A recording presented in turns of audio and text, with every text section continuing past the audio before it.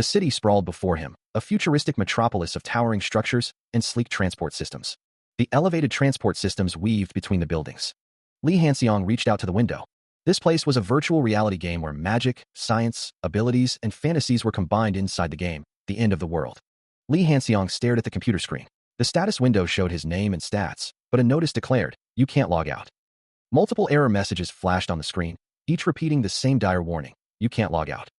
He ran a hand through his hair, frustration etched on his face. Damn it. And it seems like I'm stuck inside this game. Lee Hanseong was live streaming. He wondered how he knew this game so well. 43,922 people were watching. Lee Hanseong, a game streamer who knows all the stories in this game, and someone who has 52 years of experience in game time.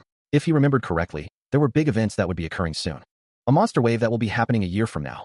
An occurrence of a revolution 3 years from today. The game world teems with monstrous insects. 5 years later, a world war rages. He recalls being a top-ranked player in only one. A younger Lee Hanseong poses confidently, holding a pool cue. He was once the championship's #1 player. He thinks to himself that he is confident about this game. Lee Hanseong thinks that he can probably survive the monster wave, but there is no way he'll survive the revolution. He wonders what would happen if he dies inside the game. Would he also die in reality? Lee Hanseong lies in bed, contemplating the stakes. Lee Hanseong wonders if there is any good way. A scene from the game is shown. Lee Hanseong notices a filming drone. Lee Hanseong realizes that's right. He declares that he has 52 years of game experience. Even though the internet has stopped working, he can still see the uploaded data. Lee Hanseong vows to survive no matter what. He lies in bed, staring intently at the game interface. With only one thing left to do, he throws the dice. Based on his past experience, luck is very important. Well, he resolves to roll the dice until his luck stat is high. Again and again, he throws the dice. A month later, the dice continue to fall. There's no end in sight. His eyes burn with determination. The status window displays Lee Hanseong's stats, with his luck stat now at 99 and his potential at 190 out of 1,000. Lee Hanseong looks up, a mixture of disbelief and anticipation on his face. He throws his arms wide, overcome with joy. Ha ha ha. Lee Hanseong grins, his eyes sparkling with excitement. 99 luck. It's the limit. Although there are a few stats with only one digit, I can finally start the tutorial. He sits on his bed, contemplating the tutorial. A system message appears. Would you like to start the tutorial? Lee Hanseong looks at the system message. There is a starting money of 10 million won. Lee Hanseong stares intently at a random box floating before him. I should open the random box if I want to test my luck. The random box glows brightly. A system message appears, detailing the rewards. Treasure, the young soul's desire to escape from the sunfish. You have triggered an unusual luck. Jackpot, jackpot, jackpot. You have acquired the exclusive skill Target Enlightenment, F/SSS. You have acquired the special skill. You have acquired the characteristic magic rule, F/SSS. He smirks, a subtle curve playing on his lips as he contemplates his overflowing luck. Lee Hanseong clenches his fist, feeling the surge of power within him. My luck, he thinks. He stands, arms outstretched, the energy practically radiating from him. Is overflowing, he exclaims, feeling the immense power coursing through his veins. Lee Hanseong pauses, a mischievous glint in his eye. He muses, if I add some effects here, I could have already used it as a tube thumbnail. What a waste. He smiles, a new idea forming in his mind. I should test my luck more. He thinks, a hint of excitement in his voice. A holographic screen appears before him, displaying the stakes. Make it to the top of the practical exam tomorrow. You will not be able to enter the academy. If successful, 1 lower grade weapon random box. If you fail, inability to enter the Korean Hero Academy. He wonders, should I start preparing for the tutorial now? In the distance, a group of students stand before the imposing structure of the Korean Hero Academy, a world-class institution where geniuses from all over the world gather. Lee Hanseong's expression hardens with determination. It is important to make a magnificent debut at such an academy, he thinks, knowing that the activities inside are what's important to achieve maximum efficiency. He sighs, a hint of self-deprecation in his voice. With my current abilities, I will lose no matter who I fight with. I'm a sunfish, he admits, a wry smile on his face. Standing outside the waiting room, Lee Hanseong's thoughts turn to a more immediate concern. I should be careful as to not get expelled the moment I enter school. He worries, a bead of sweat forming on his brow. He stands at the podium, a slight nervousness evident in his posture. The academy is full of relevant characters, he thinks, resolving to pay close attention. They might get in his way if they become his enemy. Instead, he must make them his colleagues and clear this without dying. He sits down, a slight rustling of fabric accompanying the movement. This is making him tear up. Why does he have to worry about this? He greets someone with a polite, hello. The classroom is filled with students, all facing the front. He thinks to himself, I will be the instructor for today's practical examination. A man introduces himself. I'm Han Doziak, an S-class hero. I'm looking. He yawns, trying to stifle the sound. So, they're not just representing their country, They also keep their land safe from the monster's threat. He thought the lecture was already over, but it turns out it's not over yet. It's like a tutorial lecture explaining the world to users. It sounds interesting if you hear it for the first time, but for like Lee Young-hyun, who already knows everything, it's boring. Well then, Lee Young-hyun announces, let us now move to the practical examination site. I'd like all of you to pass the examination and see everyone again. Lee Han-seong wonders if it's finally starting. The practical entrance examination of the Korean Hero Academy. This entrance, and my flashy debut. Lee Han-seong looks determined. Shall we get started? Lee Han-seong wonders if the selection process is finally beginning. A disembodied voice addresses Lee Han-seong, requesting that he choose one of the provided weapons before proceeding to the examination. This used to be just an ordinary game before, but now it has become so real. Lee Han-seong is told to be careful when choosing. Lee Han-seong recalls taking a wand before. He had focused on using magic. However, this time, Lee Han-seong will choose a sword. After that, he plans to combine everything with his magic rule. It's just a plan he has in mind, and he doesn't know if it'll work. The practical entrance examination for Lee Han-seong, the flare ability examination, will now start. He has to do it by all means in order to live. The sounds of battle echo through the arena. The practical entrance examination of the Korean Hero Academy shows the current time passed is 3 minutes and 32 seconds. The current monster level is E-class, and the current total of monsters killed is 3. The body count and the time duration are being scored. Lee Han-seong slashes at the monsters. The monsters fall before him. Monsters are easy to defeat, he thinks. But these damn E-classes are troublesome. There's no way he can hang on to his luck ability. But he prepares to use the potion, a surge of energy coursing through him. A grotesque goblin snarls, its eyes burning with malice. The potion takes effect, and Lee Han-seong slashes at the goblin with his sword. It seems the potion's effects are holding. Preparing a few items was a good choice. A place where despair and happiness cross paths, the casino. A casino employee greets him. He hopes he has a lucky night. He also needs money to buy a few items before the test. An angry man shouts, wondering what ghoul number 13 is doing. The man wonders if the hidden piece is still in its place. He knows how much he spent on this bet. He needs to check if the hidden piece is still in its place. He realizes that the man is 100% Vake Raymond, a somewhat famous gambler who owned the Bavarian's bracelet, an item which can help him raise and support his lack of physical strength. A man yells, I see, so anyone who has a deformity on their head ends up like that. He thinks, guess I need to figure out how to make all the same patterns come out at the same time. He thinks, also, I need to find out whether I can buy items using my luck in this place or not. The slot machine hits the jackpot. Items are dispensed from a machine. Lee Han-seong smiles, thinking, humph.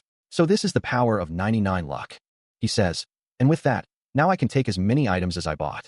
A status window appears, stating, middle speed potion has been used. Speed ability has been increased temporarily. He defeats a goblin with his increased speed. The goblin lies defeated. Lee Han-seong thinks, thanks to my items, I've cleared all of those E-class monsters, and the unused items that are left should be used. A summoning portal appears as he thinks, summoning D-class monster. Please get ready for the next stage. Lee Han-seong looks surprised. A dark, shadowy figure looms, its form indistinct and menacing. The monster is identified as a D-class specter. Lee Han-seong curses under his breath, readying himself for the fight. The text explains that specters have no correlation to physical strength and only use magic powers, and that there's no way it would show up in this test. He steadies his stance, facing a monster that tempts his main specialty. Lee Han-seong considers the specter an unexpected stroke of luck. The young man faces the D-class specter, his sword at the ready. The text explains that the monster is affected by and retaliates through magic skills. Lee Han-seong activates his special ability, Magic Rule. He declares that he will end it, confident in his success. A monstrous figure with glowing red eyes appears, its form radiating power. Lee Han-seong's eyes widen in surprise at the sudden appearance of the new monster. He swings his blade, a surge of blue energy crackling along its edge. The blade slices through the monstrous spider, blue energy arcing through the air. Han-seong pants, his breath coming in ragged bursts. He raises his sword once more, preparing for another strike. A flicker of surprise crosses Han-seong's face. Han-seong thinks to himself that even though he did slay it, D-classes are surely worth a lot of effort, and that it surely drained most of his magic energy, wondering if he can even hold up for more than this. Summoning a C-class monster, Han-seong decides to see how long he can last. A voice commands someone to get ready for the next stage. Close up on Han-seong's face, showing his determination. A bare foot stands on the grid floor. Han-seong observes that they don't seem to have anything more that is similar to that specter from before. 2 new monsters appear. A C-class twin-head troll stands menacingly. Jin-hoon stands between the twin-head troll, looking determined. He is both out of magic and items. Jin-hoon says, well, all I can do now is struggle, am I right? The twin-head troll looms large. Jin-hoon grips his sword tightly. Jin-hoon steels himself for the fight. The Korean Hero Academy practical examination site bustles with activity. One of the students wonders if there is anyone else who hasn't come out yet. A student with blue hair is still enduring the test, but D classes should be out by now. Song Seon expresses her frustration. Song Seon is a candidate with 855 points, regretting something. The narration box describes Song Seon as the second daughter of Hyukhyun, one of the three greatest forces of the Republic of Korea. Two students discuss Song Seon's rank and points. The list shows that there are 4 people remaining in the test: Jin Hoon, Gil Sungyeon, Han Bayal, and Sergei Novikov. A student looks at the list of remaining people. The list shows that In Hyerim and Lee Ki-song have finished, while Lee Han-seong is still in the test. One of the students says that the remaining people are all popular, but she doesn't know Lee Han-seong at all. The crowd murmurs, wondering who will emerge next. Like the others don't know him either. One person whispers, "Oh, another person's coming out." Jin Hoon emerges from the exam room, wiping sweat from his brow. "Aha, it was harder than I thought." Jin Hoon clenches his fist, a determined look on his face. "I knew it. I'm still lacking in training. I heard he improved." The door to the exam room stands open, awaiting the next candidate. Gil Sungyeon exits the exam room, a look of disappointment etched on his face. Someone watches with a grimace. Gil Sungyeon kicks at the ground in frustration. "Damn it." Another person looks on, clearly annoyed. He was inside. The crowd discusses the results. Longer, but his points are lesser. That's probably because he's a magic user. It's amazing how he was able to hang in there until the end. Who's Lee Han-seong? Why is someone who I haven't even heard of before still there? The leaderboard shows that only 2 candidates remain. There are 2 candidates left. The crowd reacts with anticipation. There's going to be a C class? There it is. Han Bayal emerges from the exam room, looking confused. Why is it so noisy? He thought he did well himself, but Jin Hoon realizes there's one more person still inside. He wonders if that's why it's so noisy. The crowd murmurs, the tension palpable as they watch the screens. Since Han Bayal is out now, the screen displays that only one person remains. One of the students exclaims that it's the first time, while the other notes that there's still someone left. Jin Hoon states that there is one more person inside. Another student expresses surprise and agrees with Jin Hoon. One of the students suggests that there might be a mistake. Another student asks if they shouldn't call instructor Han Doziak then. A screen displays a silhouette, drawing the attention of the onlookers. A foot steps forward, the sound echoing in the tense atmosphere. The figure walks forward, a determined look on their face. The screen reveals the top candidate, Lee Han-seong, with 1201 points and ranked first. The news hits like a shockwave. The students can't believe what they're hearing. The whispers spread like wildfire as the students try to process the information. The murmurs grow louder, a mix of disbelief and curiosity filling the air. The entire school seems to be buzzing with the news, the students gathering in groups to discuss the implications. The students continue to chatter, their voices a low hum of speculation and surprise. The atmosphere is thick with anticipation, the students eager to see what this new development means. The students continue to move through the hallways, their conversations dominated by the recent revelation. The students express their shock, wondering where the heck he came from. One asks if he just looked down on Gil Sungyeon. One student admits that he has a point, saying that he's ugly, but he's cool. The school building stands tall against the sunset, a silent witness to the unfolding drama. Whispers followed Han-seong down the hall. Was he really that strong? It was said he laughed at Gil Sungyeon, Jin Hoon, and Han Bayal. He frowned, remembering. When did he even laugh at them? Walking was enough to exhaust his mana at that time. He recalled having more survival time because the twin head troll was fighting with each other. His skills turned into bubbles because of his luck. It was his strategy to use his luck to increase his stats, but he couldn't even look at him for 3 seconds. He was so ugly.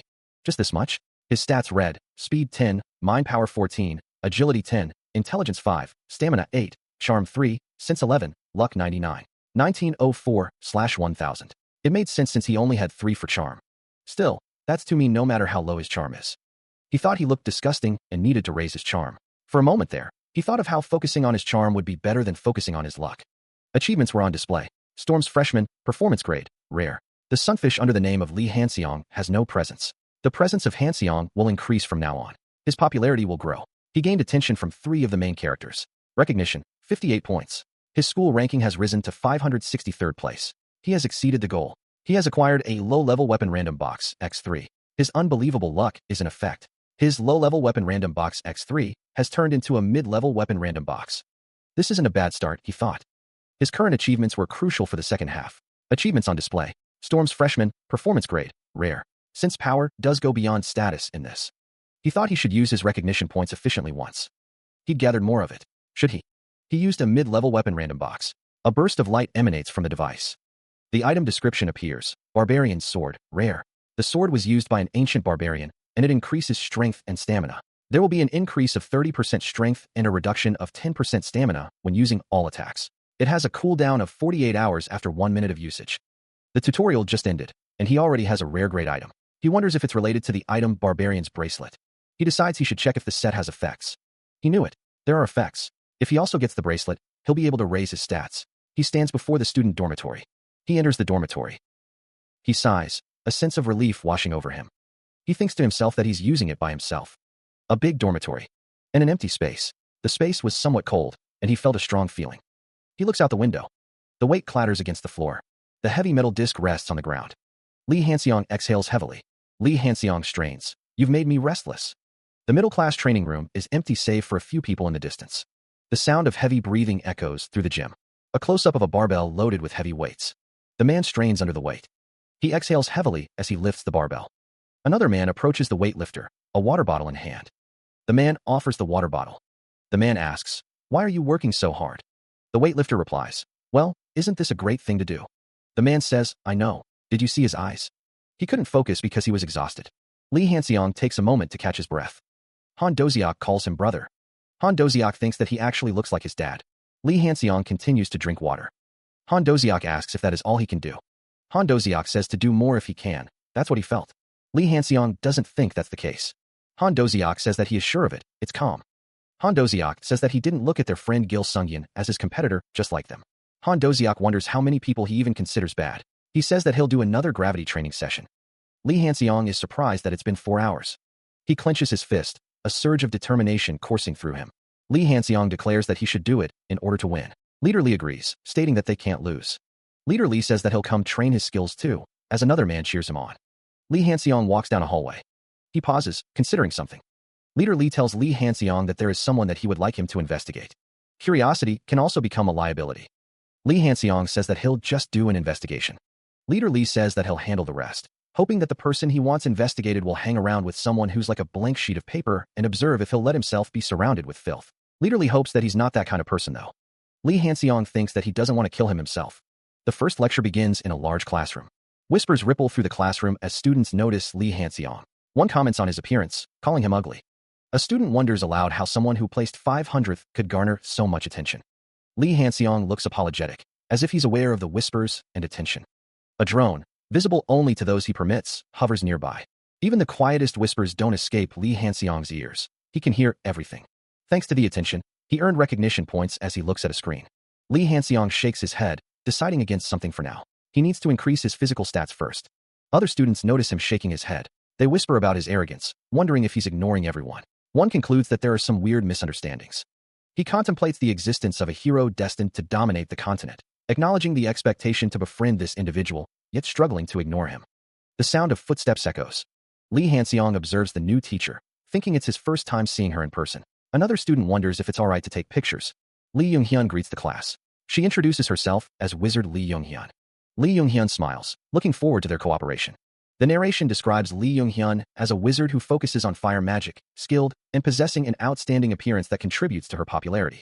Lee Younghyun thinks to herself that the hidden pieces are not with the students, but with the faculty members, so she needs to approach them. She plans to start the class with a brief introduction. Lee Younghyun walks into the classroom. Lee Younghyun stands at the front of the class, teaching. Lee Hanseong thinks, Lee Hanseong, with Han Bayul beside him, thinks that magic is too hard. Lee Hanseong thinks about it in a simpler way, as easy as putting a puzzle together. In class, a student sweats nervously as he sits in his seat. Jin-hoon sits behind him, looking unbothered. It's obvious that he knows wizards well, since he is from a family of them. A thought bubble appears, wondering if Jin-hoon only focuses on physical abilities, and if that's why he doesn't have any knowledge in magic. He is suddenly curious on how much Jin-hoon will grow in the future. Jin-hoon looks at his status window with a surprised expression. The status window shows the name Jin-hoon, along with stats for strength, magic power, speed, mind power, agility, intelligence, stamina, charm, sense, and luck. His potential is listed as 385/98. Exclusive skills include body strengthening and overload, while his special skill is vivid mind's eye. It's amazing that he's strong even without the unconfirmed and exclusive skills, as expected from someone on the level of a main character. Jin-hoon looks thoughtful. That's Yen Charles. She's a character who didn't have any presence until the second half of the game. She's a character that most users didn't care about. Users were given achievements with party play, and just like that, Yen Charles exploded in terms of popularity among all the other extras. Jin-hoon thinks to himself that he doesn't need to go that far. The system prompts Jin-hoon to read information and check objects. The information view skill is in use, but the level of the skill is too low, so only information details are available. The status window shows the name Yin Charles, along with her stats: Strength 22, Magic Power 25, Speed 18, Mind Power 17, Agility 18, Intelligence 18, Stamina 21, Charm 27, Sense 24, and Luck 32. Her potential is 204/822. Her exclusive skill is Sudden Summon, C/A. Swiftness, unconfirmed/B. Her special skill is Owner of Divine Punishment, unconfirmed/SS. And her characteristic is Way of the King, unconfirmed/SS. Jin-hoon thinks to himself that, as expected, he knew there would be something. Jin-hoon thinks that she's a late bloomer hero. A landscape tinged with red is shown, with demons and monsters appearing. A close-up of the demonic figures reveals their grotesque features. A blue light begins to coalesce.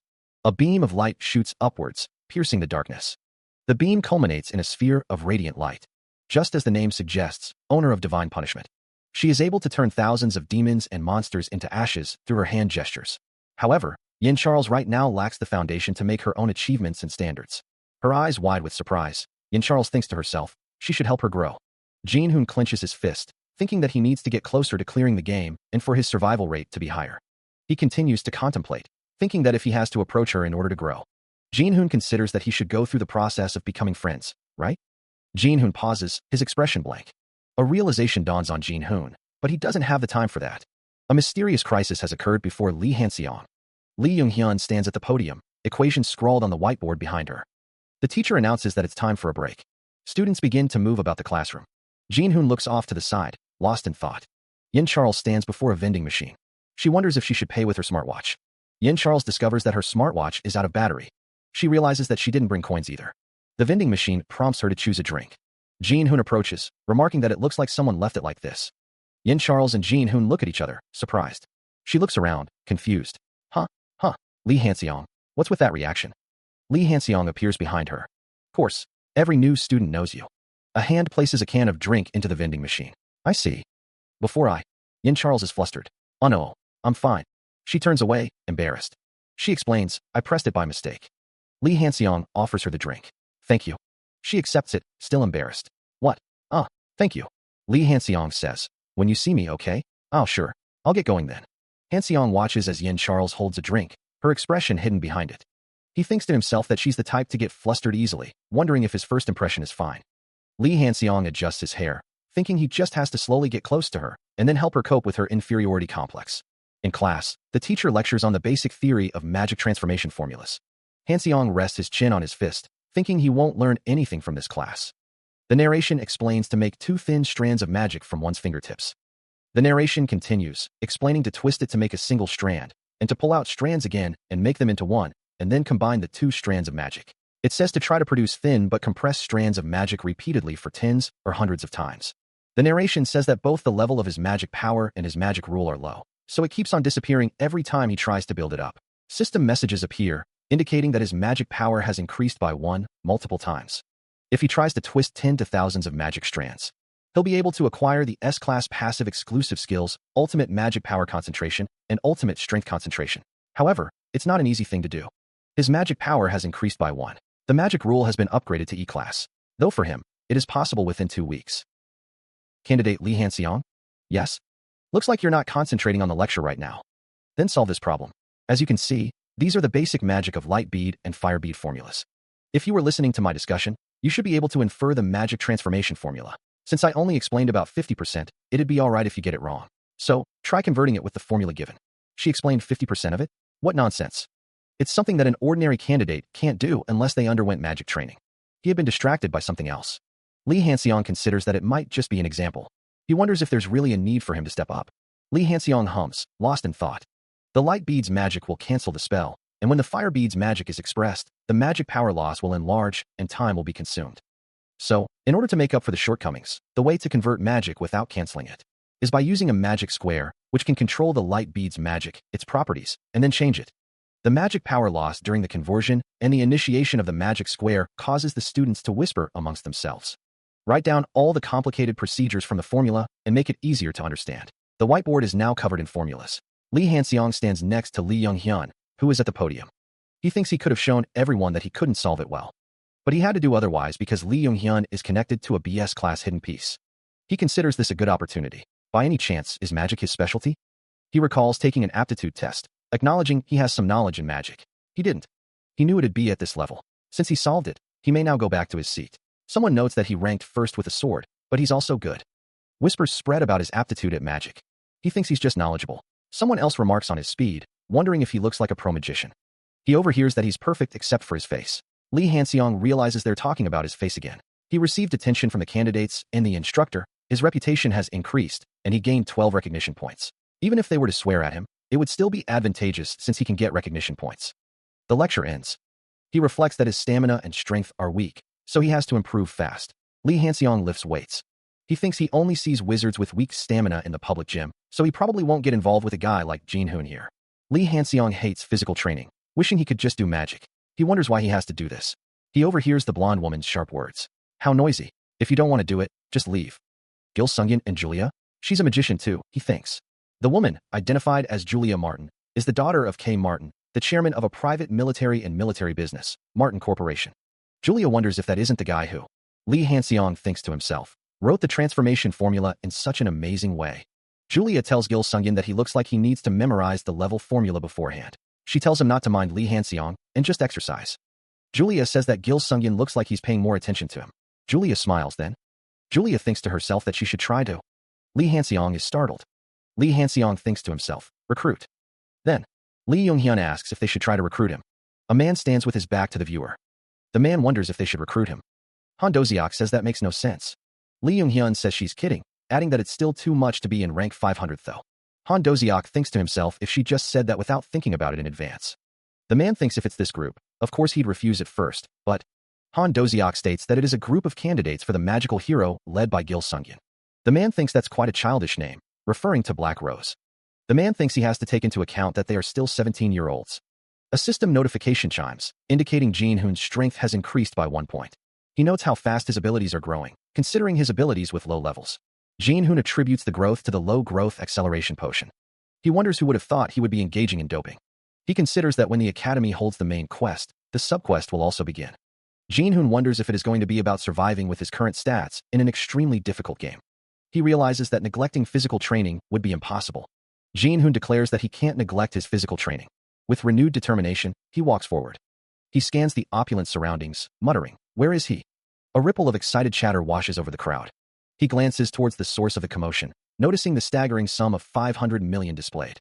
Jin-hoon reminds himself, "My goal for today is to obtain the barbarian's bracelet." He spots his target. Found him. Vake Raymond. Jin-hoon observes, "So he's here at the poker table, huh?" An empty seat awaits. He steels himself. "I should act naturally. I honestly feel sorry about this." Jin-hoon approaches the table. A screen displays his stats. "My luck is stupendous. Intelligence 60, INA 10, Charm 3, Ins 11, Luck 99, 190/1000. He notes, "And I even have a drone that only users who I give permission to can see." Jin-hoon thinks, what a non-standard system this is. He slams his hand on the table, a confident smirk playing on his lips. There's no way he'll lose this game. He turns his head, a flicker of surprise in his eyes. Oh. Sung Seon sits across from him at the poker table, her expression unreadable. Jin-hoon's brow furrows, a bead of sweat trickling down his temple. "Hello, why are you here?" Sung Seon smirks, her eyes glinting with amusement. "Well, isn't this Lee Hanseong? 8th ranker, Sung Seon." Jin-hoon's eyes widen slightly, a hint of unease creeping into his expression. He thinks, "I can't believe I'm seeing a Storm's freshman here. She's the second daughter of the Hyukyun family whose main occupation is assassination." A bead of sweat rolls down Jin-hoon's neck as he considers the implications. A family which chooses to kill people like they're eating candy. Jin-hoon's gaze hardens, a dangerous glint in his eyes. He thinks, if I mess with her, she'll definitely go all out at once. You must be good at games, right? A voice whispers in his ear, a warning laced with concern. Don't be swayed. Be careful. Jin-hoon narrows his eyes, a playful smirk returning to his face. You talk a lot. Won't you be able to know once we play? Sung Seon's expression shifts, a hint of challenge flickering in her eyes. Sung Seon throws her head back and laughs, a chilling sound that echoes through the casino. Paha. Jin-hoon declares that they came here to play, so they must play. He sighs in relief, thinking that everything is going smoothly as expected. Sung Seon wouldn't do any cheap tricks like cowardice, savagery, and conspiracy, would she? Jin-hoon wonders if it isn't weird for an assassin to fight back while including that kind of stuff. Sung Seon announces that it is time to deal. Sung Seon states that the game will now be starting.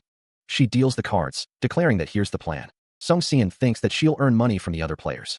It is also decided that Vake Raymond will win. With that, Raymond, who's a gambler to the bone, won't get out of his seat. Jin-hoon glances at the chips. He asks why she only has that much chips. Song Xian is surprised. She reflects on her bad day, having lost everything to that bald guy. But Song Xian vows to revive herself. Jin Hoon remains silent, a neutral expression on his face. Song Xian sits at the poker table with Vake Raymond. He thinks to himself that there is no law that says an assassin has to be good at gambling. Jin Hoon wonders if he should help her out just a bit. He considers if he might be able to use her as an ally. Song Xian reacts with surprise to something. Jin Hoon laughs, taunting. Could it be that you lost? He adds that she is too bad at hiding her expressions. Jin Hoon's expression turns serious. The game's not the problem right now, he thinks. Jin Hoon curses, realizing he should have done more research. He wonders why that person is here. A figure walks down a hallway. A close-up of someone's face reveals a look of shock. A man with wavy gray hair stands in a dark suit, a green tie adding a touch of color to his somber attire. The man is revealed to be a member of an evil group known as Night Banquet. The name Vinto echoes with ominous intent. Purple energy begins to surge around Vinto, crackling with dark power. The energy intensifies, forming a swirling vortex that engulfs him. A system message appears, warning of the Night Banquet festival at Fader Casino and urging survival. A man stares in surprise at someone in the distance. He wonders why that person is here. A man walks down a hallway, his footsteps echoing in the empty space. A woman watches a man in the distance, her expression unreadable. A foot steps forward, the sound echoing in the silence. Vinto smiles sinisterly. Vinto walks forward, a purple aura surrounding him. A man looks up in fear. A subquest appears, survive the festivities. The Night Banquet has chosen Fader Casino. Today is their festival. Get out of the way so that you won't become a victim, if successful. If unsuccessful, death. The man looks up in terror. Li Hanxiang's eyes dart around, his expression a mask of desperation. He thinks to himself that he's really going to die if he fails here. He turns, his back to the viewer, resolving to get out of here one way or another. It's so dark, he can't see anything. He thinks that if he could just have access to the drone's camera. Suddenly, he exclaims that he can see now. He knew that darkness inside the game doesn't restrict the drone's functions. He continues, wondering if even the strong Song Xian can't see in this darkness. Meanwhile, Song Xian peers into the darkness, her expression strained as she tries to make out her surroundings. A figure in a suit grabs another figure who is fighting someone else in the dark. Li Hanxiang exclaims that those Night Banquet guys are indiscriminately killing people. A hand clamps down on her wrist. Song Xian, her eyes wide with alarm, hears a voice say, "That's right." Song Xian is dragged away, struggling against her captor. A woman looks distressed, her expression a mix of fear and anger. A man apologizes, stating he can't spare any time to wait, his face etched with determination. Executive Vinto is alerted that the enemies are closing in. 2 men are on standby, ready to act. The man thinks to himself that there are up to 12 new recruits being tested, and he needs to find the item he left behind to get through them. Vinto grabs a man by the neck, his expression menacing. A man and woman are together, the atmosphere tense. A close-up of Vinto's face reveals a sinister expression. Vinto's face is shown in detail, revealing a sinister smile. Jin Hoon looks shocked, his eyes wide with surprise. Song Xian says that there's no way he'll let her go, and tells Jin Hoon to hide until he can see. Song Xian states that when she can see again, she will surely be back in action. Jin Hoon observes that Song Xian is being patient, which is the complete opposite of her usual behavior of getting excited or losing her temper easily. He wonders if those are the basics of being an assassin. Meanwhile, a new figure levitates a glowing blue magic circle. The figure is identified as a magic user. The magic user casts a spell, conjuring orange and blue magical energy. Someone remarks that he's pretty good. The magic user is surrounded by a blue magical aura. However, the magic user declares that he will show them how to use real magic. Someone thinks that right at the moment that guy lets his guard down for thinking he's weak. The magic user prepares to unleash a magic rule. Someone is surprised. The magic user unleashes a powerful magical attack. He weaves a complex pattern with his fingers, intercepting an unseen force with a shimmering blue barrier. Vinto senses the magical interference, his eyes narrowing as he prepares his own counterspell. The magic user realizes something about body enhancement magic. He abruptly switches tactics, abandoning magic in favor of hand-to-hand combat, a blue aura flaring around his fist. Vinto, caught off guard by the sudden shift, prepares to unleash his own magical attack. The magic user's fist crackles with blue energy, a surge of power coursing through his veins. The enhanced fist connects, a devastating blow that sends Vinto reeling. The force of the impact sends Vinto hurtling backward through the air, his body a ragdoll against the ornate walls. Vinto crashes to the ground, the remnants of his magical defenses flickering around him. The magic user stands over his fallen opponent, arms crossed, a silent victor in the sudden exchange. A sudden cough racks his body, a sign that the battle took more out of him than he let on. Song Xian approaches, her expression unreadable as she observes the aftermath of the fight. She asks if he is okay, now that she can see. He states that he needs the item. The magic user looks at the bracelet in his hand, a puzzled expression on his face. A voice asks if he needs this, right? Song Xian presents the bracelet, a knowing look on her face. The bracelet is identified as the barbarian's bracelet. The magic user demands to know how she got this, stating she didn't even. Song Xian reveals that she knew he was just looking at the bracelet, so she knew he was there. Song Xian states that it is the price of her life, adding that she could have won during the poker game with that stare. The magic user says thanks anyway, and that once he gets the sword, he'll get that set effect. Song Xian reveals that she has one hidden, implying that she didn't leave an item somewhere. She had given the bracelet to the magic user, and now Li Hanxiang thinks to himself that he put his item in his inventory, so it should be in there somewhere. A hand grips a weapon. He found it. Someone lies on the ground, seemingly defeated. Li Hanxiang and another figure stand in the distance. Someone shouts that they are bastards and that they got caught. Li Hanxiang leaps forward, brandishing his weapon. Song Xian declares that now that he has his item, everything will be alright. Song Xian holds a knife, stating that she will handle one of those guys. Li Hanxiang asks if they should do it, adding that he doesn't think that's something she should say. Song Xian, the 8th ranker, and Li Hanxiang, the 500th ranker, stand side by side. Song Xian and Li Hanxiang prepare for battle, declaring, "Here we go." Two figures stand ready. Two figures stand ready in the hallway. "They're coming," one of them shouts. A dark energy beam shoots towards a figure, impacting the wall behind him. The beam strikes its target, sending dust and debris flying. The figure is knocked down, reacting in surprise. The figure is struck again, coughing up blood. The figure is knocked to the ground, amidst scattered debris. Vento reacts in shock. Li Hanxiang states that this place is advantageous to Song Xian, who is already used to dark places. He thinks that he has to prepare to advance the barbarian's equipment. He notes that his stamina is less than 10%, which means that he has already met one of its activation requirements. A red aura emanates from Li Hanxiang's arm. The barbarian's sword activates. The sword glows with a red aura. Someone is on the ground. Li Hanxiang attacks with the sword. An energy blade strikes Li Hanxiang, drawing a pained grunt from him. He grits his teeth, feeling the sting of the attack. Another strike lands, forcing him back. Hanxiang retaliates, swinging the barbarian's sword in a wide arc. The blade clashes against Vento's defenses, sparks flying. He continues his assault, the barbarian's sword a blur of motion. The power of the sword is almost too much to handle. Hanxiang presses the attack, forcing Vento to retreat. The text reads, "We're barely fighting evenly, but after the 3 minutes of buff time is over, the difference in our ability will be so large that I could be defeated in one clash." He grits his teeth, struggling against the sword's immense power. A red aura flares around Hanxiang as he pushes himself to the limit, thinking, "Want to use this much?" The system store interface appears before him. System store. The system store displays its wares. The purchase of light beads is complete, costing Li Hanxiang 50 points. Li Hanxiang faces Vento, who asks what he is muttering about. He attacks Vento with his sword. Li Hanxiang shouts for Vento to close his eyes. The protagonist continues his assault. The system describes the light bead as a rare consumable that contains the power of light, temporarily eliminating darkness and blinding those who look directly at it. Vento covers his eyes. Li Hanxiang is sure he can see his surroundings with the light bead. The problem is, the system indicates that the main villain, Vento, is looking at Li Hanxiang and is curious about him. It also indicates that Li Hanxiang can use Information View to look into Vento's thoughts, and that Vento is interested in his magic rule, light ability, and sword art. Vento thinks that he has completely caught Li Hanxiang's attention. A system message appears, stating that Li Hanxiang has been deemed a target by the main villain character and received 60 recognition points. He is struck by an unseen force, the impact sending him reeling. Li Hanxiang declares that he defeated his enemy, but it turned. Vento's consciousness fades. Vento questions what is happening as he is sent flying. Li Hanxiang lies on the ground, panting. Vento stands, a bead of sweat rolling down his face. Li Hanxiang prepares to attack, the barbarian bracelets, buff activating. The attack is over. A figure sits in the shadows, a strange energy emanating from them. Li Hanxiang curses the idiot. A voice cries out in protest.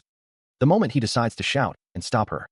Song Xian's opponent thinks to herself, but that doesn't mean that her surprise attack will even work. He wonders what he should do. The thought echoes, Song Xian will get caught and die. The woman with dark hair questions, "Oh." He wonders when his sword appeared. Vento stands tall, his presence imposing as he looms over Li Hanxiang. The cold steel of a blade presses against his neck, a silent threat. Li Hanxiang's eyes widen in surprise, a bead of sweat trickling down his temple. "Oh."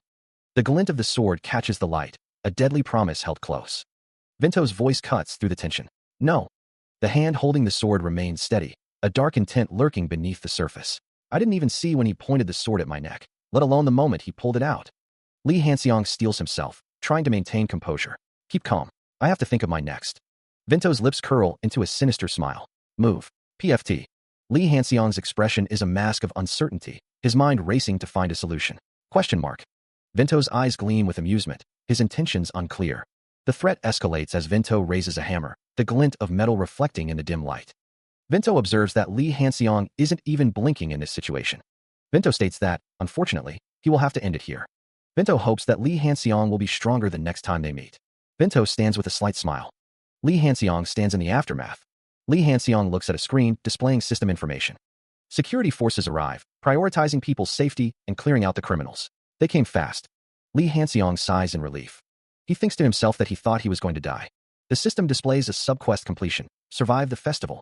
He cleared Vento's test and received rewards, including recognition points and a spot on the list of promising players. Some of the main characters remember candidate Lee Hanseong, and his strange luck has increased. Those people who received help from candidate Lee Hanseong remember him. The system displays further notifications. His mind power has reached its limit due to excessive use, and some stats may be permanently lost. Strange luck has been used. Magic rule E/SSS has increased to magic rule D/SSS, and magic power has increased by 30. His body is currently overloaded, and some stats may be permanently lost. Ridiculous luck has been used. Strength has increased by 1, and stamina has increased by 2. He received 53 recognition points, totaling 261. The girl sits on her bed, lost in thought as moonlight streams through the window. She wonders why she can't stop replaying the events of the previous night. A flashback shows a chaotic fight scene, a common occurrence. But something feels different this time. Lee Hanseong's name surfaces in her mind. The image of Lee Hanseong in his school uniform flashes in her mind. A voice echoes, "It is what it is, so why?" She stares out the window, her thoughts swirling. Was it because he helped her during the day? Or because he completed the festival last night? Or is it because he didn't flinch when Vento attacked? Song Seon sits, lost in thought. Song Seon is seen in a flashback. Until you can see again, hide here. Her brow furrows, her expression troubled. Why can't I, she wonders. Get it out of my mind. She thinks, hugging her knees to her chest. A sudden sound. Song Seon abruptly stands, her eyes widening. A hand grips a knife tightly. Maybe it's because I wanted to kill him, she thinks. Will this feeling disappear if I successfully assassinate someone, she wonders. Her expression hardens, a newfound resolve in her eyes. Song Seon runs forward, a determined glint in her eyes. Something shatters, the sound of breaking glass echoing in the air. She thinks to herself, affirming her decision. It's over if he's dead, Song Seon resolves, deciding she should kill him. But how should she do it? The question lingers in her mind. Although he's ranked 500th, considering his results of being first place during the practical examination, she knows he could beat her up. But what if it's an assassination? The thought crosses her mind. Song Seon is shrouded in shadow, her expression unreadable, but her resolve is palpable. That's right, she thinks, steeling herself. From today on, Song Seon declares internally, her target is Lee Hanseong. Firstly, she mustn't lose sight of him, Song Seon thinks, her eyes narrowing. Her fist clenches, a silent promise of action. Phew. Lee Hanseong enters a building. He thinks he might not have any serious injuries, but he reflects that he received more rewards than he anticipated. Lee Hanseong thinks his objective was to get the barbarian equipment, but his stats have also improved. A status window shows his name and stats. The status window shows that his total skill level increased by 30, and magic rule went up to D. He also got recognition points as a reward. A system store window shows that the purchase is complete, and 200 points were used to buy a low-grade random box. His total recognition points are 61. Lee Hanseong wishes he would get another base. A system notification indicates that strange luck, ridiculous luck, and never again luck have activated. The system announces that he has received the Assistant Artificial Intelligence, Haleen, Soul. Lee Hanseong is confused. The system informs him that he has received the Artificial Intelligence Haleen, Soul. He wonders why it is dropping out of here. A window shows the Artificial Intelligence grades. Lee Hanseong thinks it's a top-notch item, but an unclassified one. So where did it come from? The building looms, its many windows reflecting the sky. A system notification appears, announcing the acquisition of the Assistant Artificial Intelligence, Soul. The notification glows with a soft, blue light. Jin-hoon wonders why a soul grade item dropped out of it. The soul grade signifies a soul that couldn't leave this world for some unknown reason. These are the remnants. They have been highly aggregated and engineered by human technology, which is why it's not a part of the industrial or relic grade. It currently exists as the highest unclassified artificial intelligence. Jin-hoon knows it's good for him, but wonders how it can just drop here like this. It also has a function of growing with its owner, so it will be helpful if he raises it well from now on. A hand reaches out. A screen displays information about Haleen, a magician who flourished in ancient times during a war between continents. The text notes that she wandered for a long time before falling into this world, and might be looking for someone. Her growth is at 1%, and her current grade is intermediate. Jin-hoon examines the screen intently. An alert flashes on the screen. The screen indicates that the information view has been used, but the target, Haleen, is resisting. The level of information view is too low, and the target's information is inaccessible. Jin-hoon focuses, a blue energy emanating from his hand as he tries to access the information. He thinks, working. He sighs. It's a shame that I can't get access to the full information. The screen displays that Haleen has been activated and requests to set up the AI's body. He decides, I'll just go with the original one. Jin-hoon sets the system up to the drone. A surge of energy. The drone activates, surrounded by a burst of blue energy. A voice emanates from the drone. Hello? This is Haleen. The drone continues. Good. It's working normally. What features are currently available? He reviews the asset and calendar management, automation, and execution features of the AI. The AI offers basic personal assistant functions immediately, including a low-effectiveness protection feature, a shield. Jin-hoon wonders if the shield will work as intended. He realizes it's a shield that works through magic, through abilities. Jin-hoon requests that future plans be drawn up based on his schedule. He feels more relaxed with this, but still busy. Jin-hoon decides he has to go to the next location right away. Jin-hoon practices his swordsmanship, the wooden blade whistling through the air. Sweat beads on Sergei's brow as he pauses, catching his breath. Sergei exhales, a soft fume escaping his lips. He grips the wooden sword tightly, preparing to resume his training. Sergei's expression is thoughtful, his brow furrowed in concentration. Jin-hoon approaches, calling out, as expected, Sergei. Sergei turns, a look of surprise on his face.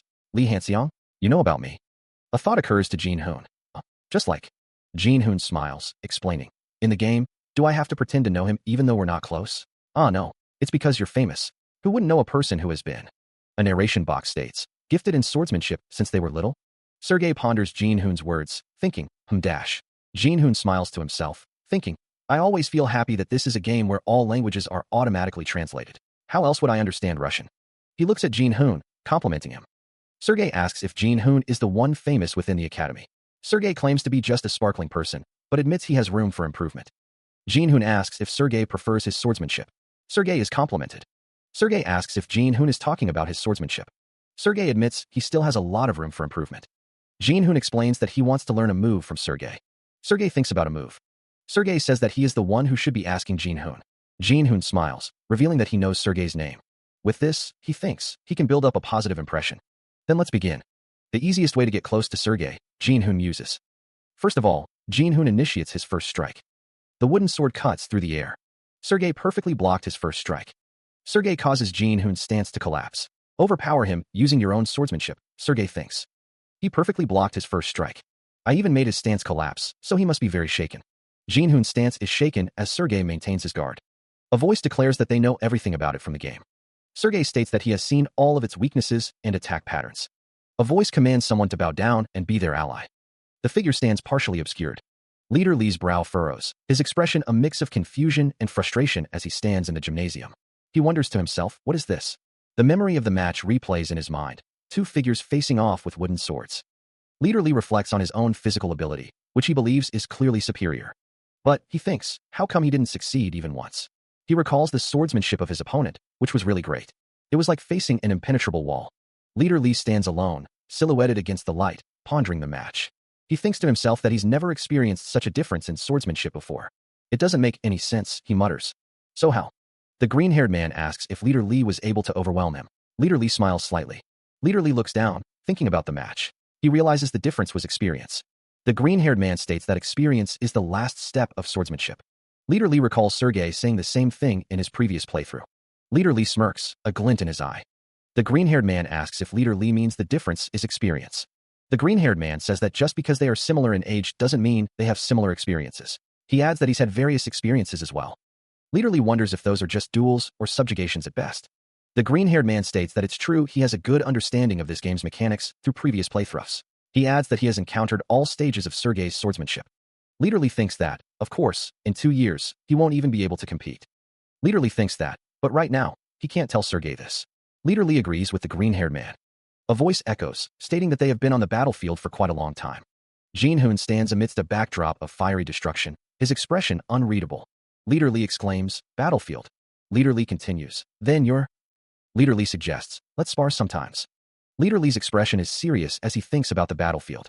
A hand grips a broken wooden stick. The sky is a clear blue. A building stands tall. Yen Charles is present. A dark aura emanates from the girl. She thinks to herself about Hanseong. Is he training his swordsmanship? Yen Charles peeks through the doorway. She wonders why she is interested in a guy like him. A tall, nice guy would have been better, but someone like him.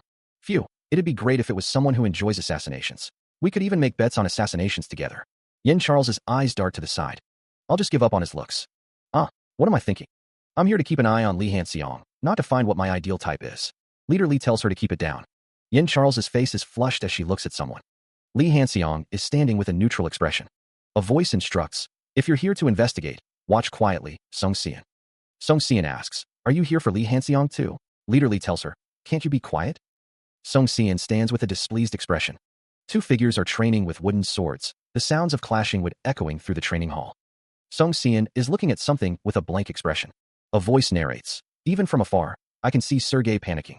One of the trainees is being pushed back despite having the upper hand.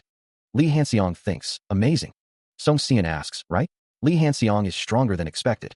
Lee Hanseong thinks, he's beyond what I imagined. The wooden sword whistles through the air as Leader Lee swings it down towards Jin Hoon. Leader Lee's eyes widen as the sword continues its arc. The wooden sword shatters, and Leader Lee cries out in pain.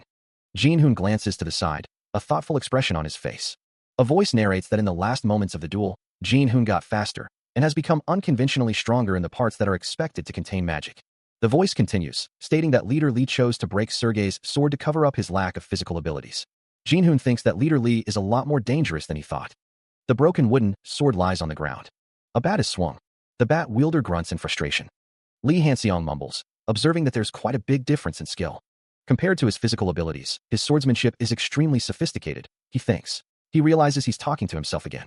The girl asks Lee Hanseong if he knows Lee Hanseong well. He replies that they've only met once. Song Seon wonders if Song Seon hasn't spoken more than a few times at the academy. She thinks that she has a rough personality and starts a fight if she doesn't like something. If you've got a problem, then bring it on, she thinks. The student declares that he doesn't give a shit if anyone dies. The student asks if, by the way, were you always like this? Song Seon looks serious. Lee Hanseong wonders if she has really come to her senses or not. Lee Hanseong wonders if those are just duels or subjugations at best. He responds to his own question, saying, at best? Yeah. Someone comments that Lee Hanseong's past couldn't be traced even with the team leader's connections, wondering who he is to comment on the battlefield. The person continues, mentioning Sergei's experiences and stating that he has been on the battlefield for quite a long time. Song Seon appears, looking thoughtful. Lee Hanseong thinks to himself that it's been a long time since the war between humans ended, stating that's right. The person from before states that humans are at war with monsters now and that the African continent is now occupied by monsters. A vision of the Dark Land is shown. Song Seon is shocked, exclaiming, a child from the Dark Land. What?